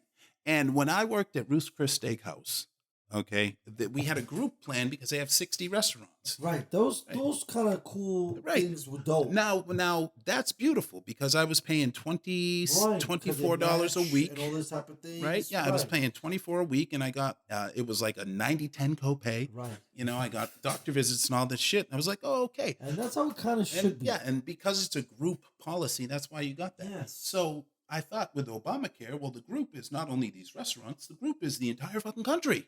Right. And then they turn around and they're like, yeah, bro, we'll take 84 a week. Right. 84 a week, yeah. And your deductible is $7,000. And I looked at that and I said, and I scraped my fucking eyes and I said, wait a minute, this has to be a misprint because generally, you know, in all my adult life before that, the highest I had ever heard of a deductible for the year was like $1,200. Okay, and that's what the policies used to. For me, I'd be so fucked. $1,200 is normal for the year. You know, I'm like, if the bone is not protruding the skin, fuck, I would snap that shit back into place. This is the kind of shit. So 6 G's on a deductible. Do you know what that does to a poor person? Yeah. Okay, great. Now let's talk about a person. Let's talk about a person that has 10 G's saved, right? Okay, broke. So you pay your deductible. Right? And then we're splitting the bill 60-40. Wow. Yeah, that's the bottom plan in Obamacare. So now that you might have had 8 G's, right? Well, now you're going to get the bill. You're minus because you got to deal with. Because that's gone. Your 8 G's gone, right? Goodbye. Now you get the bill. I wouldn't even pay those months. Now you get the bill, right? And it's a 60-40 copay. So say the bill was $20,000, like you broke an arm, and the bill's $20,000, right? So you pay the 8 out of your pocket and you're left with 12. And now they're going to pay 60% of that. So they're going to throw you like 7 G's. So you're responsible for the 6 that's left over. So now you've paid $13,000, right? And they've covered 7, right? And now your premium's due and you ain't working. And our transaction hasn't gone all the way through. So now since you haven't paid, you're dropped and you're not covered anymore. Shit. They're trying to kill us, bro. And to re-up, you gotta wait till January. So unless you broke your fucking arm in like the end of December, you just gave them all your fucking money for no reason. Obamacare was a fucking scam. And not a single left-wing pundit got on to say a fucking thing. So fuck every one of them. Rachel Maddow and dude, where were the Republicans? If I were Hannity, which would be the worst thing in the world, I'd rather die. But I would have laughed in the place. I would have said, ha ha ha. I would have given the speech on my show that I just gave right here. Is like, if you do anything, there's no way this plan helps you. There's no fucking way this lowest plan you can get is going to help you if you get in an accident. The only thing this is going to do is help the insurance company collect money from all those 20-year-olds that never fucking did it before. They wrote the fucking bill. The goddamn insurance agency wrote the fucking bill. This is what we have for a government. Damn. And every other fucking country that has running water, the hospital is free. I know. Isn't that wild? But okay, so the argument is, right, to that, right? Not to play devil's advocate. If it's free, right? Okay. How good can it be? No. How much can we pay for like evolution? What do you mean? Like, we want to have breakthroughs in science. Yeah. But if it's free, how do we have Well, breakthroughs? we're subsidizing all that research already. Right. Yeah. They're not paying for it. We are. So we'd still have all that because we're still paying for it. Under whatever the fuck. Well, the grants for the research into medical things, they come from the government. The government writes them money to research. Which all means that it's all fixed anyway. Yeah. So they're like, that would, even if we were to pass single payer, unless they canceled that shit, those companies would still be getting the money for research. So do you have insurance? Oh, no. Fine. So even with all these motherfucking arguments, we still fucked. The Obamacare is a goddamn scam. So, I had a discussion with a gentleman right where you're sitting, and we went through a couple of things because as much as Trump sucked, I think that Obama was a great speaker, but he really, I don't think did much to help. Obstruction, my friend. Yeah. And he was a fucking coward. Yeah, something happened. I don't know if I'm gonna get that heavy, let's stop that he didn't get a single vote ever from anything from a Republican. Yeah. Well, how about the meeting that black, probably. Exactly? How about the meeting that Mitch and all the fucking assholes had to make sure that, hey, we're gonna make sure this nigger's a one-term president. Like, honestly, right? That's fucked up. He had a whole social group that just stopped cooperating. Right. Like one group was against this guy, no matter what he says. But he could have been for free blowjobs, and they would have been like, blowjobs are against Jesus. Right. Well, actually, I think they do say blowjobs are against Jesus, but usually say that. Yeah, but Republicans are weird about the whole sex thing. Yeah, well, but it's okay. But we're not gonna get into that. No, literally. So look, I'll take him off the hook, right? They were against everything he did. This is the thing, bro. Okay, so. They're so much better at messaging than the Democrats. Not only that, I think Obama's claim to fame is supposedly he killed Osama bin Laden, right? And maybe ended terrorism. I'll give him that extra one. Hold on. Trump, I don't know what the fuck Trump's doing. There's a show that I watch on Pluto TV. Okay. This is unplugged to Pluto TV. I don't. The show's not endorsed by Pluto. No, TV. I get it. I'm and down with Pluto. Show that's dedicated to how awesome Trump's whole thing's been going. Really? I swear to God, bro. First of all, very well done show in the sense of the editing and the level. Motherfuckers spend time on this shit, all for this guy. And I'm like, okay, but he has been nowhere near perfect, right? Nowhere near. I would maybe say the same thing for Obama. I could even say more for fucking George W. Junior, bro, we've had 24 years of some really strange guys. And at least one of them was well spoken. Yeah. It's the only win out of that thing. And then we go what?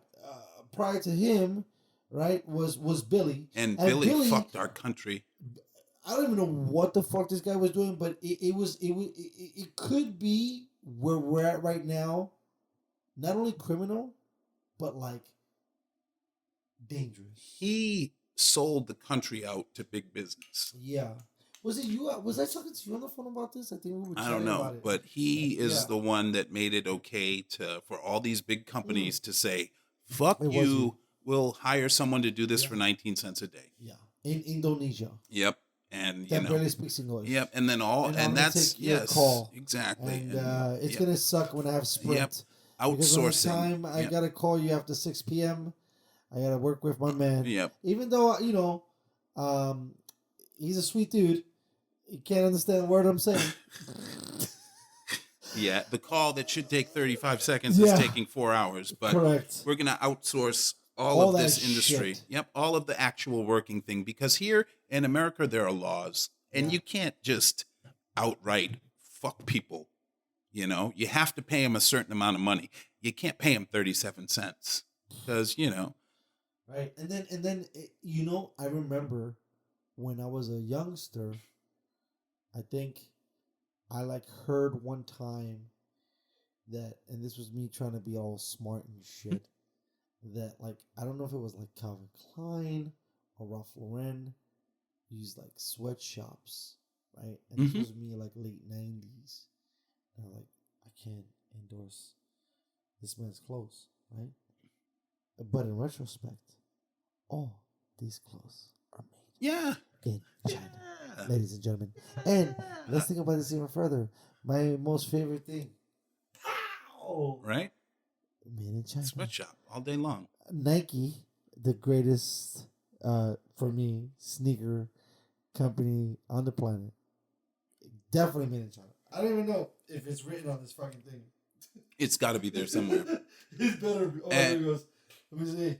Gotta keep talking while I look for it. And a part of the I win. and part of the Go ahead. You say part of it. part of the problem too is that the people being exploited in these countries, they don't blame their own government.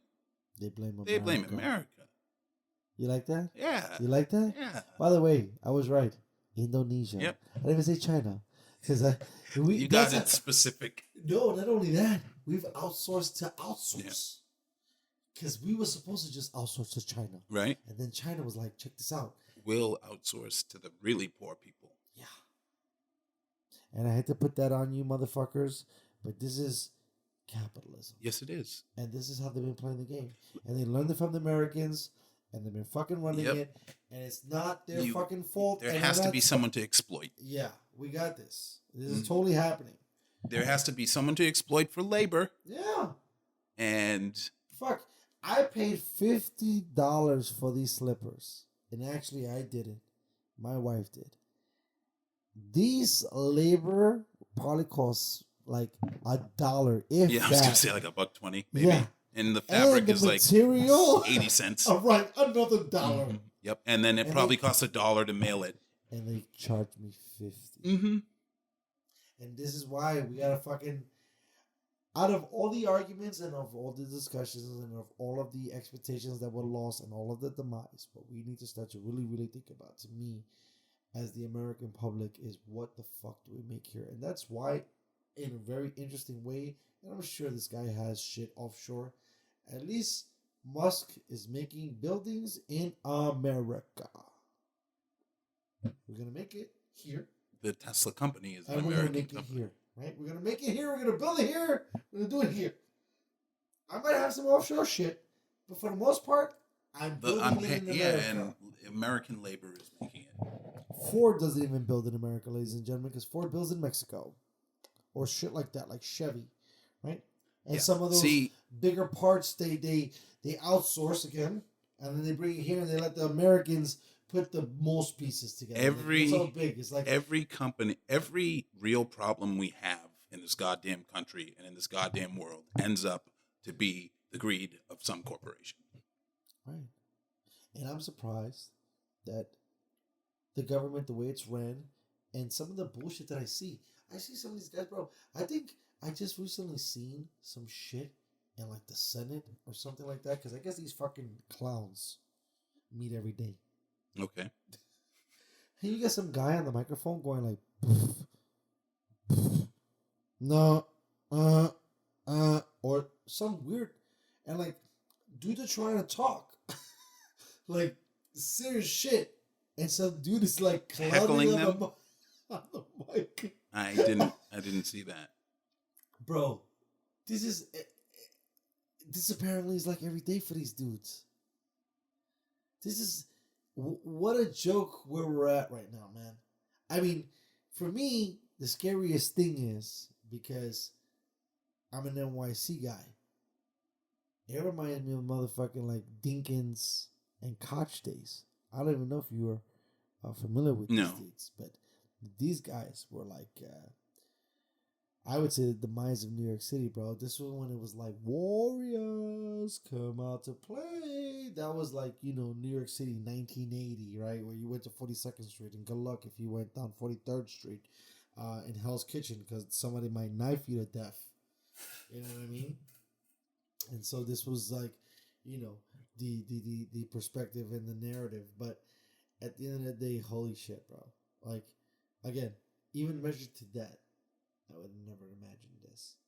Being able to see pillaging and firing from my deck in my halfway decent home in the West Coast, to be like, wow, this shit is pretty serious. the bank is on fire. And at the same time, they're saying that there's like this terminally disease in the air. I mean, the only thing that ever scared me this bad was AIDS. Because I remember when I heard about AIDS, I was like, fuck. Yeah, I was pretty paranoid too. I was like, I holy had shit. sex for a condom with a very long time. Let's get into that for a little bit because I've never really discussed this with anybody, but that was probably the only thing that I would probably compare to this. And it was very different because this one is even more dangerous. You had to get lucky to get unlucky. Right. Yeah. This one is like, you might just get it, bro. And AIDS, at least you have like 4 or 5 years before you start to deteriorate. Right. Right. Yeah. And then, you got a nice... Your shelf life and then, is a little bit better. And then after that, you got like it's a like good getting cancer 2-3 years where like you might... And no offense to anything, but if it was great sex, you might not be that mad about it. You're like, you know what? It was a good run. I did at 38. Fuck it. You know, make me some good friends. I'm working on some borrowed time. God bless, and here we are. And the Rona is different. The Rona is like, oh, you got it this week. Hey, it's 10 days later, you're fucking dead. Or Nick Cordero's fucking situation was crazy. Did you see this Nick Cordero stuff? Did not. Nick Cordero was a Broadway star. Okay. He did a couple of really good shows. None of them are coming to my brain. I read the article and I'm forgetting them, but apparently guy had tons of talent. Married, like beautiful chick or beautiful woman. You know, chick is offensive, but baby, the whole nine. Guy gets corona by I don't know how.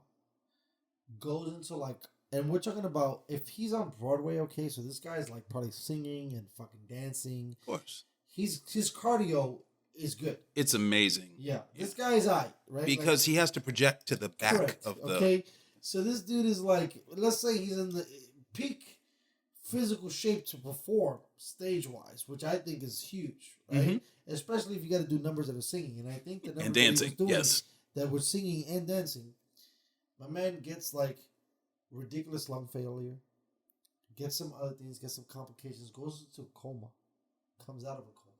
All right, we're good, stabilized. Somehow there's more complications, amputate a leg. I don't know how the fuck we go from all of that to losing a foot or a leg. Yeah. But now... And then, all right, got thing. Legs gone. We're chilling again, right? So remember, went down, went up, we're good. Then it went down again. Lost a leg. Boom. But now I'm back. You died. That's it. That's what it is about. And that was like a battle with him for like a few months. And that's fucking crazy to think that somebody that was physically fit and capable got hit with this thing and thought he was cruising and didn't make it out. And yeah, and the thing about it is like I've heard that and two scary things about the virus. Scary thing number one is, again, you can have it for right 3-4 weeks. Yeah, and no symptoms. Let's say 30 days. Right. And nothing happens. And another thing is, the people who pass away, what happens is they go real, real bad. And then they feel better for like 3 or 4 days. And then it comes back way worse and kills them. Yeah. So it's like there's this gotta be now, if you were to get that shit, there's gotta be in the back of your head that like, when am I in the clear? So to backpedal a little bit, right? Again, I'm glad I'm on this forum. I think America killed America twice because they mishandled AIDS in this country. Right. In the sense but nobody gave a shit because it was just the gays getting it. And a bunch of other minority sectors that didn't give a flying fuck about. The only time fucking AIDS got on the goddamn radar was when motherfucking Magic Johnson got it, and it was like, it could happen to anyone now. Yep. It's not just about being homosexual. Right. Holy fuck! If Michael, right? It's like Michael Jordan, the same shit like we were talking about, right? If that key person could get it, we're all fucked. Somehow he's still alive. Well, first of all, two things. Money could buy anything, baby. Just about. And number two, I think there's a cure for AIDS. There was a guy that came on Bill Maher's show once, and not a lot of people talked about it. This guy has been threatened and almost killed, and used to work for UCLA. Apparently, the way your body works, right? Because we were talking about all this interesting stuff. We're thinking the thing now. It's great to be older, I guess, now, because everything is like inflection. But it was like, okay, cool. Your body has a defense mechanism. If it gets infected, it can only handle one problem at a time. He figured this out. Okay. So with AIDS, his theory was still supposedly unproven, but let's say this was the dumbed down version of it. Okay. If I infected you with smallpox and you had AIDS, your body would fight off the AIDS to catch smallpox. Right? Okay. And so now, when I test you, you have smallpox now. And I can cure smallpox. Correct. So all I have to do to save you, right, is to infect you with some shit we already have a cure for. And so the body understands, like, so it would almost be like giving somebody, right, the bubonic plague. And because the bubonic plague is stronger, it'd be like, hi-ya, AIDS. right? I'm in the building. Yeah, brother. like this is my shit. This is my body. Yeah. I'm going to kill this person. And then you go, boop, goodbye. Yeah, because Now I got cured. something for you. So the body naturally, he said the body would naturally cure an autoimmune disease because of that. Wow. Right. Science, motherfucker. Can you believe this shit, bro? This is stuff. And this was the thing when I heard that and I seen that. He apparently on Mars' show said he had Charlie almost cured. He said Charlie walked. And for those folks that don't know who the fuck I'm talking about, Charlie Sheen. And he was like, I almost had him. He doesn't want to fucking do the rest of my shit. But if it wasn't true, what I thought was the most fascinating was your body can only handle one disease at a time. What a fucking mind trip that some scientist dude would figure that shit out. They'd be like, oh shit, if I put some other shit in there, that other shit's going to take over. Right. Automatically dead the other shit. So they cure on that shit and then I just cure that shit. What the fuck? Yeah, that is pretty fucking brilliant. Right? Like, how am I going to fix this guy? He's sick. Get him sicker with some other shit. And he said that he was bombed and almost killed a bunch of times. And then what happens is the AIDS just wrecks your immune system That's it. so bad. Right. Remember, it doesn't kill you. No. Right? No. AIDS and HIV doesn't kill you. No.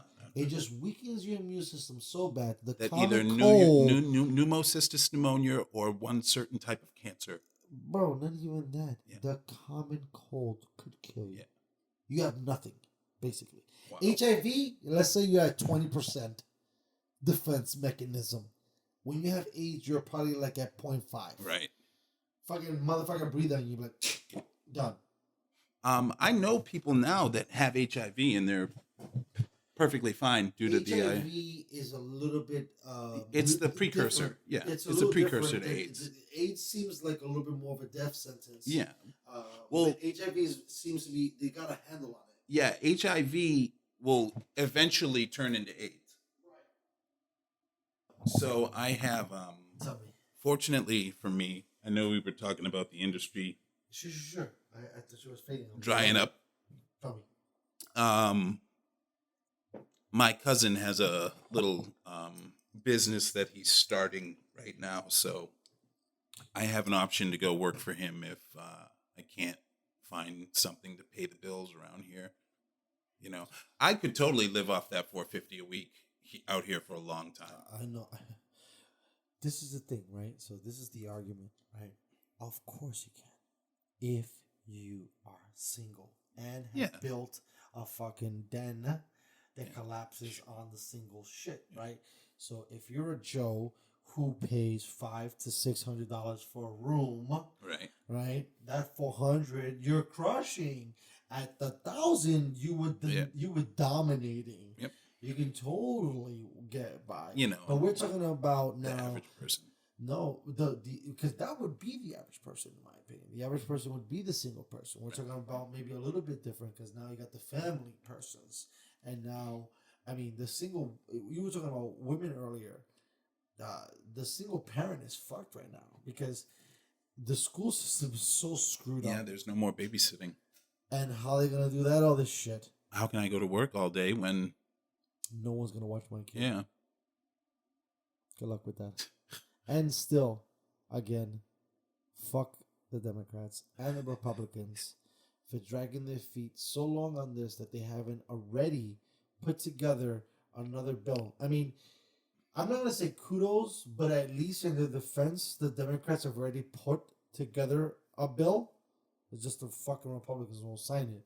And they won't even bring it to the attention of the president. And these are the kind of things that are fucking egregious and stupid about this fucking nation. Let's talk about... These motherfuckers don't have like an emergency fucking broadcast system that cures or remedies things immediately. Or that, dude, or that, like, we're at a point now where we're so divided... Right. It's so bad. That we just can't even, like, say, hey, wait a minute. Like, this is like, two people from a neighborhood that, like, don't really like each other being in a fist fight, right? And then some asshole, some out-of-town dickhead coming around town. Now, like, you and me are from the same block, right? Like, and here comes dickhead. Well, we're going to stop beating each other up because we got to get rid of this asshole. Okay, like, we get that. Like, fucking, I hate you, you hate me. Like, and we fight. We're not trying to kill each other, but I'm trying to kick your ass all the time. Like, but this motherfucker don't like either of us. And we can't stop fighting each other long enough to fight the dude that wants to kill us. Because Democrat and Republican, as much as they hate each other, they deep down inside, I don't really think they want each other to die.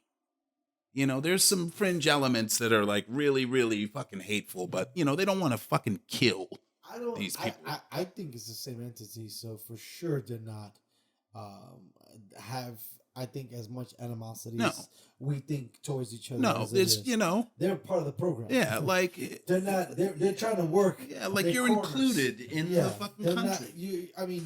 We're the odd men out because we're not the politicians, right? So to me, politician is the same thing. Yeah, the business owners. You're part of the fucking program, right? I hear so many people worried about, the small business owners are taking a hit. Yeah, I know, but like the big business owners are fucking creaming. Bro, I'm like so pissed off on this whole fucking thing, bro. Like there was people that got handouts by this government and they all owned a business. Were egregious to be giving out handouts and should have been, like you said this. One of the greatest things you ever said was, in capitalism, you're supposed to be able to crumble, meaning you have to fail. You can't bail motherfuckers out to get them to start. It's almost like, so funny, even in God bless poker, because even in poker, you only have like one buy-in. Right, you can't get 7 and 12 and 13 and 15, and it's your money when you're buying in. No shit. Nobody's buying you. Right, you out. Right, automobile industry, motherfucking Wall Street, all you motherfuckers. I mean, that was another thing to me that no one. They probably do, but another scrutiny thing for Obama is no one went to jail after the financial crisis. Yeah. Come on, man. Yep. Come on. That was not cool. No. I'm not a smart politician guy, but that wasn't cool, bro. And like, how does, wait a minute. And especially when it comes out like where they all knew what they were doing. Like you say, the whole time. So you guys were in cahoots the whole time? You knew the people wouldn't be able to pay these fucking loans and you sold them anyway. Right. By the way, I wish I would have jumped on that. Oh, yeah. Because I would have bought at least 2 and then understood the implication. So I would have already backtracked it for it to be higher and would have crushed. They were giving out homes. A friend of mine her dad worked real hard to Get a place. well, no, to set her up when he left. And the financial crisis basically took the whole thing in a couple of years. That's what I'm saying, man. Wiped out, bro. And it's like so many people, like, the little people where dad's leaving this to you, and you like those are the people that got just fucking crushed. They got wiped out. Fuck. Well, here's to the little people. And I'm hoping that through this continuous journey of the show, we keep to spotlight the little people that keep losing. I just want to touch one more quick topic with you. Yeah, because I could cut it up however you want. Yeah. Because we could go. Let's go. I thought you were falling asleep. Oh no, I'm good. I'm yawning because I've been fucking incredibly lazy. But let's go. I'm ready. I'm really concerned because the whole Black Lives Matter thing is the narrative is getting really, and that's the thing is like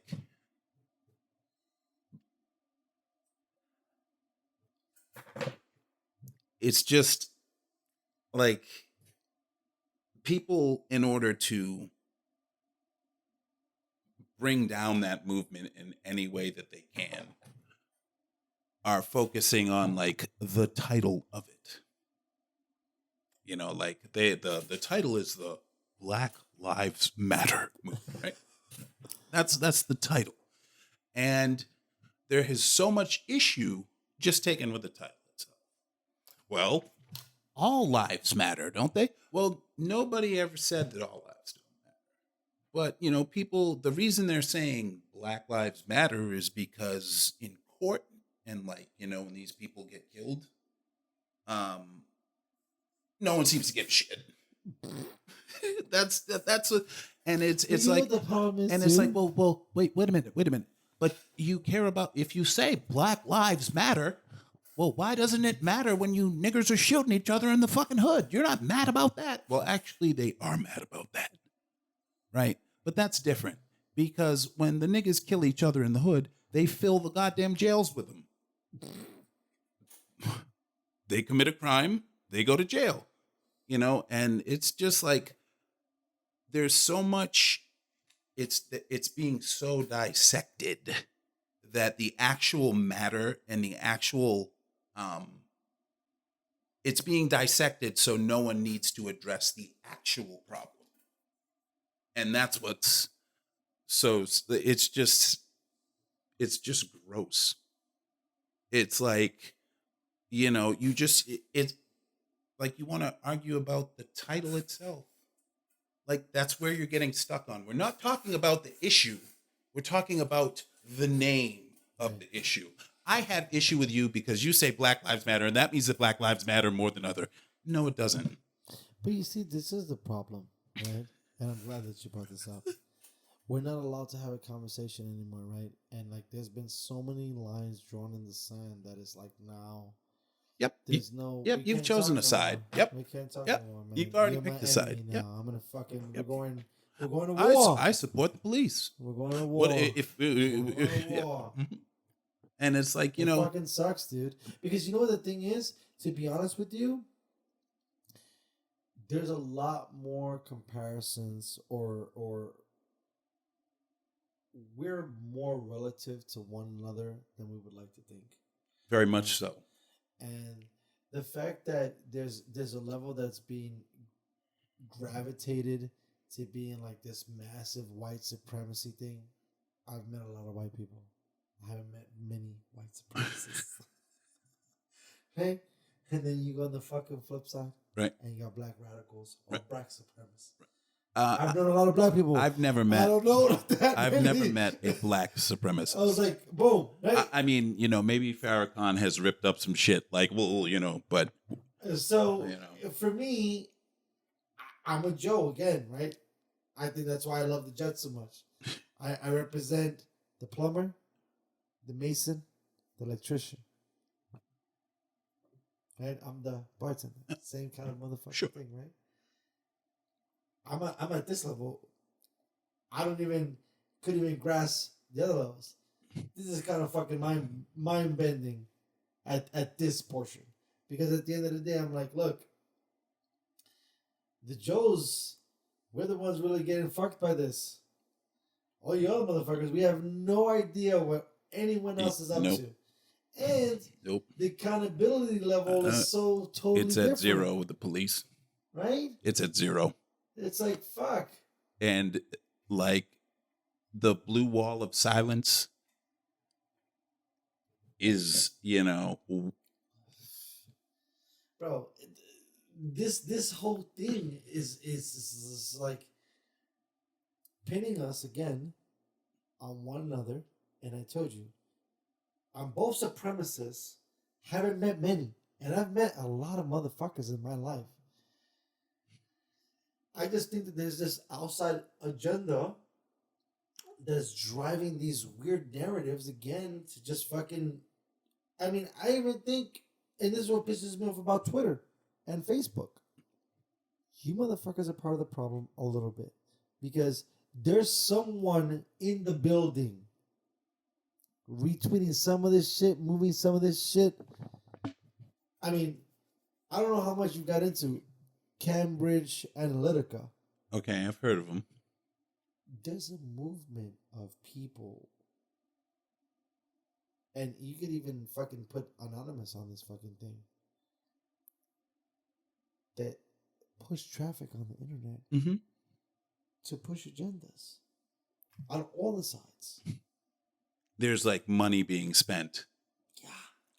On commercials to be running your feed. Right. Yep. And it's free for you, but not for them. Right. But at the end of the day, you're like, I love this guy. And like I told you before, there's a show dedicated to how awesome Trump is and how fucked up Joe Biden is. Well, Joe Biden is pretty fucked up. Facts. But it's a little lunacy to have a show to say how dope Trump is right now. Because I think it's a little irresponsible. When you look at the state of the union. Yeah, we're not, this guy's not doing good. Yeah, like we're all like literally. Listen, you might have had a killer casino one time. You might have his casino went bankrupt. No, meaning like killer, like it was fun to go to. Oh, okay. It was fun to go to. Right. You might have had this one loft that I checked out. It was dope. Right. You might have had this one party I went to. Fire. I might have seen you in the club one time. They played these songs. It was dope. The shit you're doing now, bro. No, bro. Yeah. You was cool in the 80s. You know what's so funny? One of my greatest fucking rappers of all time, and it might be offensive, was fucking 50 Cent. Damn, you was the man in high school, homie. Okay? That's what Trump's right now. He was like the man in high school. That's awesome. And right now, bro, at 30-something, and you're not even 30-something, you're way older than that. Okay? Because I was just trying to be generous with the removal of high school. Right. You've been 40 years out. And this is where you're at. I mean, kudos to him because I think he'll go down as one of the greatest scam artists of all time. How the fuck that guy stole the presidency is beyond my mind. That's why the Cambridge Analytica motherfuckers come into the fold because they said, or people said that they were able to sway a movement through propaganda, through social media to make people choose what this man was trying to say. If you were paying attention to politics at the time, like I was, you knew that Hillary was a bad candidate to run. So that was the thing too. Was this all a ploy? Because that was the problem. Everyone hated Hillary. Yeah, she wasn't a good candidate. And I would even say everyone hated Trump. And out of the two, the less hated person won. They were working on who was more popular. It was about who was hated less. Fox News was working on Hillary Clinton like nobody's business. Nonstop. Like she was business. Public enemy number one. I think even some of the other fucking left-wing fucking cats were jumping on her fucking shit too. You mean the other right-wing cats? Right wings are conservatives. Lefties are liberals. Right. Even the liberals were on her ass. Everyone. That's what I'm saying. Like, she was getting already attacked by the righties. Yeah. And because it was so hot, even the liberals started to jump on the back. We're like, she's horrible. Yeah. And then that's why Bernie was doing a little trash. Benghazi. Right. And then the emails. Benghazi. And the motherfucking this. And then everybody started saying, like, Benghazi. Email. Can't trust her. But she was done. No. The final was, if you can't keep your man, how can you keep the country?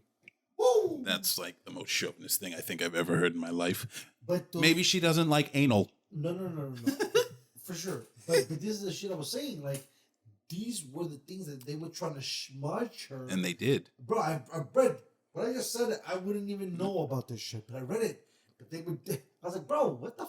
And like, dude, like 2 people died in Benghazi, and she was a Secretary of State at time. What did you expect her to wake up, grab an M16, and go over there and kill the people herself? This is the thing that gets me very upset about this whole campaign. Okay, so Bill Clinton. Let's go with guilty on everybody, right? Okay. He's a pedo. Okay. We got him dead to rights. We'll just say that he's a kid fucker. We got dead to rights. Okay. Okay. Let's even go harder. If you're married to the woman, she knows that you're a pedophile. Correct. Not necessarily. No. We're gonna go dead to rights. Okay. So right? She knows. Yep. Yeah, okay. She knows. Right. Because there's no way we're doing this as such a high profile shit that if I fuck up, I can have you clued in. Okay. Right? You gotta be part of the program. Okay. Because we've been doing it so long. It might have been cute when we were in our 20s trying to win valedictorian and motherfucking prez at the college. We're political now. Yeah. So even if we break up, we can't even discuss that. You could be a lesbian. We can't discuss that. Yeah, right. I could be fucking shagging it. We can't discuss that. Right. We've got a contract right now that we're working. Mm-hmm. Me and you. And like, it's thing. Okay. We didn't even get into the fact that she was Secretary of State for who? On the what administration, I would like to ask Obama. You. Correct. Yeah. He's guilty too. Okay. Now, under the same fucking thing, okay? Because there's no way. Okay, so let me ask you. I don't know a lot about, and this is going to be a good one. We're going to end it on this. This is going to be fire. Because you know a little bit more about politics than I do. I'm going to play the dumb guy. If you're my Secretary of State, should I not know you? Should there not be a level of intimacy? And I don't mean sex. I mean, like, we should be homies. I should be like, I know maybe your kids. I know where we at. I'm just saying. She was on his cabinet. Ideally, you should have some sort of relationship. Okay. You know who else was on that motherfucking cabinet? Joe Biden. Mm-hmm. Guilty as charged. Okay. So wait a minute. Hold on. If earlier you were throwing Barry under the bus. Yeah, not a very big fan. Right. I'm going to continue to throw these cocksuckers under the bus because this woman potentially is, I don't know, this might be a heavy word, but you can argue treason. For what? For fucking her government in the regards of being complacent of, sure, the emails might have not important, but right now she's in court for some other shit she was fucking doing. Right. Right? Okay, so you're making it hot wherever you are. You're burning emails. For me, where there's smoke, there's fire. Right. Okay? We need to look into your whole shit. Right. You're already hot, girl. You're fucking, you're scorching your guy. You might not be. Sure. All right, we're going back. This thing is really smart. I've done my review. You know what's so great about this Zoom Here H6? comes the plug. Tell me about the Zoom H6 from whatever. When it stops, it literally takes your recording to the last second as it saves the file. Nice. So my batteries just crashed on me, ladies and gentlemen, right? With this made in China. It's Fuji. Or actually, they probably made in Japan. Where did I get these included? Japan. Okay. Went down. By the way, thank you, Japan. These batteries were okay. They gave me 2 rounds of recordings. But I put the energizers on, and I don't even know, probably energizers made in Indonesia. I didn't check either. Pretty safe. But what I thought was fire when I did this is that if it unplugs, you're not going to lose anything. No, you'll lose it to the last second. Right. So, anyways, I was getting on these fucking pricks. Yeah, and we were in the world of speculation and assumption. Yeah, right. Yeah. Speculation. I just saying that there's no way. Like for me, if we're thinking Obama's presidency was flawed, why would I want to vote for a guy that was with him? For example. So, for example, I wouldn't vote for Hillary. And I definitely fucking would have voted for fucking Biden. Right, because they were part of an administration that you didn't approve of. Right, and so now you're going to peddle me this? And this is the thing, it's always regurgitated. I think that's why, and I love when they do this, Donald J. Trump is going to win again, bro. At the end of the day, the Democrats brought some weak sauce guy out of the building. Like, first of all, where's Mike Bloomberg? I don't think Biden can beat him. Yeah, and you know what I love? I love this whole like bullshit polling that they're polling right now. He's behind. He's trailing. I almost feel like saying he was trailing fucking Hillary. Nobody should believe that. What the fuck are you guys? What's happening? And then who knows now with the coronavirus how we're gonna be handling voting? It's gonna be mailed in. It's gonna be fraud on that. And also, dude, like I'm sorry, but voting is such, you know, the way that we have it in this country. This is what voting is for black folks. Okay, you get to vote, niggers, but in the entire state, in your district, there's only 3 places you can vote. And in those 3 places, you have about 78,000 constituents. So it's going to cost you between 5 and 12 hours to vote standing in line. Now, me, I've been fortunate. I've always lived in nice places with it's not a lot of money where, you know. Right, the public school, where there's a lot of more access. Where I walk in and I vote in like literally 5 minutes. Correct. If I had to wait more than 30 minutes to vote, I wouldn't fucking do it. There, I said it. So this is my thing. We could literally order anything from the internet. Yep. And they could. Yet I can't vote online. But dude, they could fix that. They could fix that problem that there are 3 things, but they don't want to. Right. Of course they don't. Because that's what makes me nervous about it.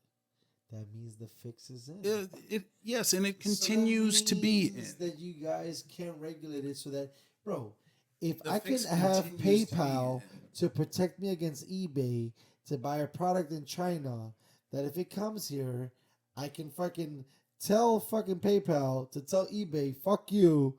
And it all gets done in a week. And there are thousands of people doing just that. Telling me the other that I can't vote at home. Yeah. Okay.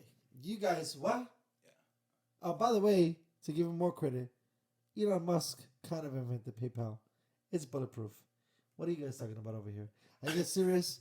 We have like tech giants solving some serious questions, and we can't vote. Keep lying to me. It's a lie. You guys are full of shit. And we can't vote. I don't know. Is it because you want to control us though? I think that's what it is. Because there's no way I can't do this. I can talk to some fucking person in motherfucking Tokyo right goddamn now with a motherfucking HD cam, which I did buy Logitech for free. Where you at? And now you're telling me we can't do this? No, you can't vote. Come on, man. You could have a fucking. You could have it set up where it's a video conference. They have face recognition. Yeah. They have like fingerprint analysis. Like you can literally do all that shit on your computer, bro. On your phone. Yep. Like they can make a fucking app. Yep. Where you put your fucking handprint on and you could vote. So no. So why don't they do that? Wow.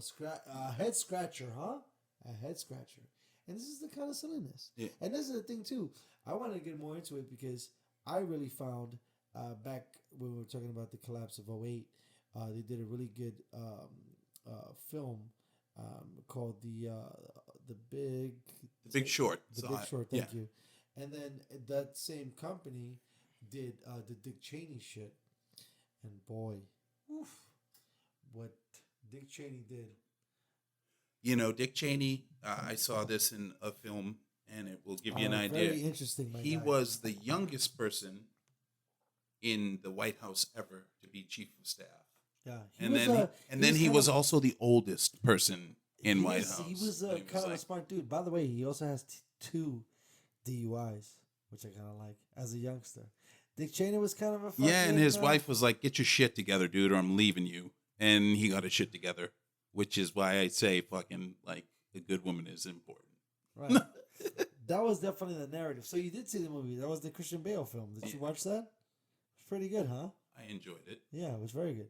So for me, it's still a crook. I can't believe that fucking cunt It's still a crook. I can't believe that cunt isn't in prison. Yeah. Where, I got this company that I work for. We're on the board of trustees, and we rebuild companies after we bomb them. He became basically a billionaire during, and this is another thing too. Maybe this is the tea leaf that I need to read. Maybe I missed it. And What's that? now through this show I watched it. So if Warren Buffett says you need to watch past analysis to predict the future, right? So what Warren does is he looks at every failure, right, and sees the rebound and watches that how it grows. Right. Very, very similar. What I just thought about using that kind of thing. The only thing that we have the stats to measure on this situation is 9/11, and a lot of people made a lot of money too during 9/11. You don't want to get me talking about 9/11 because they'll be like, he's a loony. Yeah. I mean, I'm a conspiracy guy.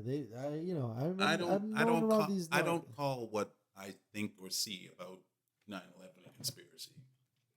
Because when I'm watching a broadcast from the ABC News, video, ABC News, and I'm looking at the wall of the Pentagon that was hit by a 757, I put that in quotes, they're there on the scene putting out the fire. You know, the fire trucks and shit got there, and the media got there too.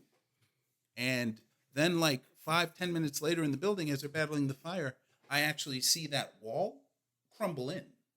Like they have video of that hole in the Pentagon. They have video of it actually collapsing. So if they have video of it collapsing, then when it was hit, They have all that. yeah. So basically, what I'm saying is, there's absolutely no way that a 757 hit the Pentagon. So this is the question: was the attack on the U.S. by the U.S.? I don't know who it was by, but it was not a bunch of people. It's the story we got is total bullshit. Yeah, of course. At least we agree on that. The 40-story building Yeah, come on, man. that fell down, that was not hit by a plane, that only experienced You fires. know what I started to trip out on, and this is gonna be weird. I watched Marvel's Avengers. Sure. Very great film. Yeah. Okay. When and this is movie magic, but I would like to think that these people are trying to put into perspective how buildings move. Right? There's a scene where one of those big caterpillar things that the Hulk and Iron Man are fucking up literally falls on top of a building. Right? It just falls on the building. The building doesn't crumble. The building doesn't drop to the floor. So, in my understanding of what these people are understanding is that the understanding of the buildings in New York City, built in this time, with all of this iron, could withstand a plane hitting it without collapsing it. The Right? the architect of the World Trade Centers, he made a video bragging about their construction, in which he said from his lips that this building could take multiple hits from an airplane and not because Come on. yeah, Come on, bro. yeah, Right? Come on. it Come on, bro. he designed And I get it. It was a movie that the caterpillar, and it was a big fucking thing, and the building shook, but it didn't collapse. no, This is steel and brick. Okay? and steel don't melt, dude. No matter how hot the fucking fire is, this shit, it has to be like 9,000 degrees or some shit like that. And just the way, like, oh my gosh, what a thing, bro. And this is the world we live in, brother. Like, and they're killing us again. like, Because I'm telling you, bro, What- I get fucking mad at these dudes. you know what the most egregious thing of all that was? The most egregious. And see, this is where your Uncle Saultee gets fucking angry Oh, as let's go. I fuck. like it. Because Is they're gonna take it out here on this. Whether or not you believe the building fell down because of a plane hit or something more nefarious, when that building was constructed, one of the most popular things for heat insulation was what? Hold on. Asbestos. Right? Yeah, I was gonna say that. Asbestos. Yeah, asbestos is a carcinogen, right? Okay, so 220 stories worth of asbestos-filled building has just crumbled into downtown New York City. And the second day, the EPA comes out and says the air is safe to breathe. That may kill us again, bro. Now, not only is it a bunch of asbestos air, but there's body parts, plastic, Everything. anything that would be in a 50-story building is in this cloud. And you're telling the American people that it is safe to breathe a cloud of fucking asbestos. Bro, even if it was just the human remains, and I hate to get so grotesque, that had to be sick for you, right? Where like all these people burned and it's in the air. You're breathing in little human body parts. Yeah, but I'm saying like that would be a concern for alarm. When you're telling me plastic and metal and brick and human and dollars and every fucking complex thing you could think of got burned. Everything that's in a house is in the air. Bro, we should probably quarantine. And that was another thing too. The whole place should have been fucking evacuated. Yeah.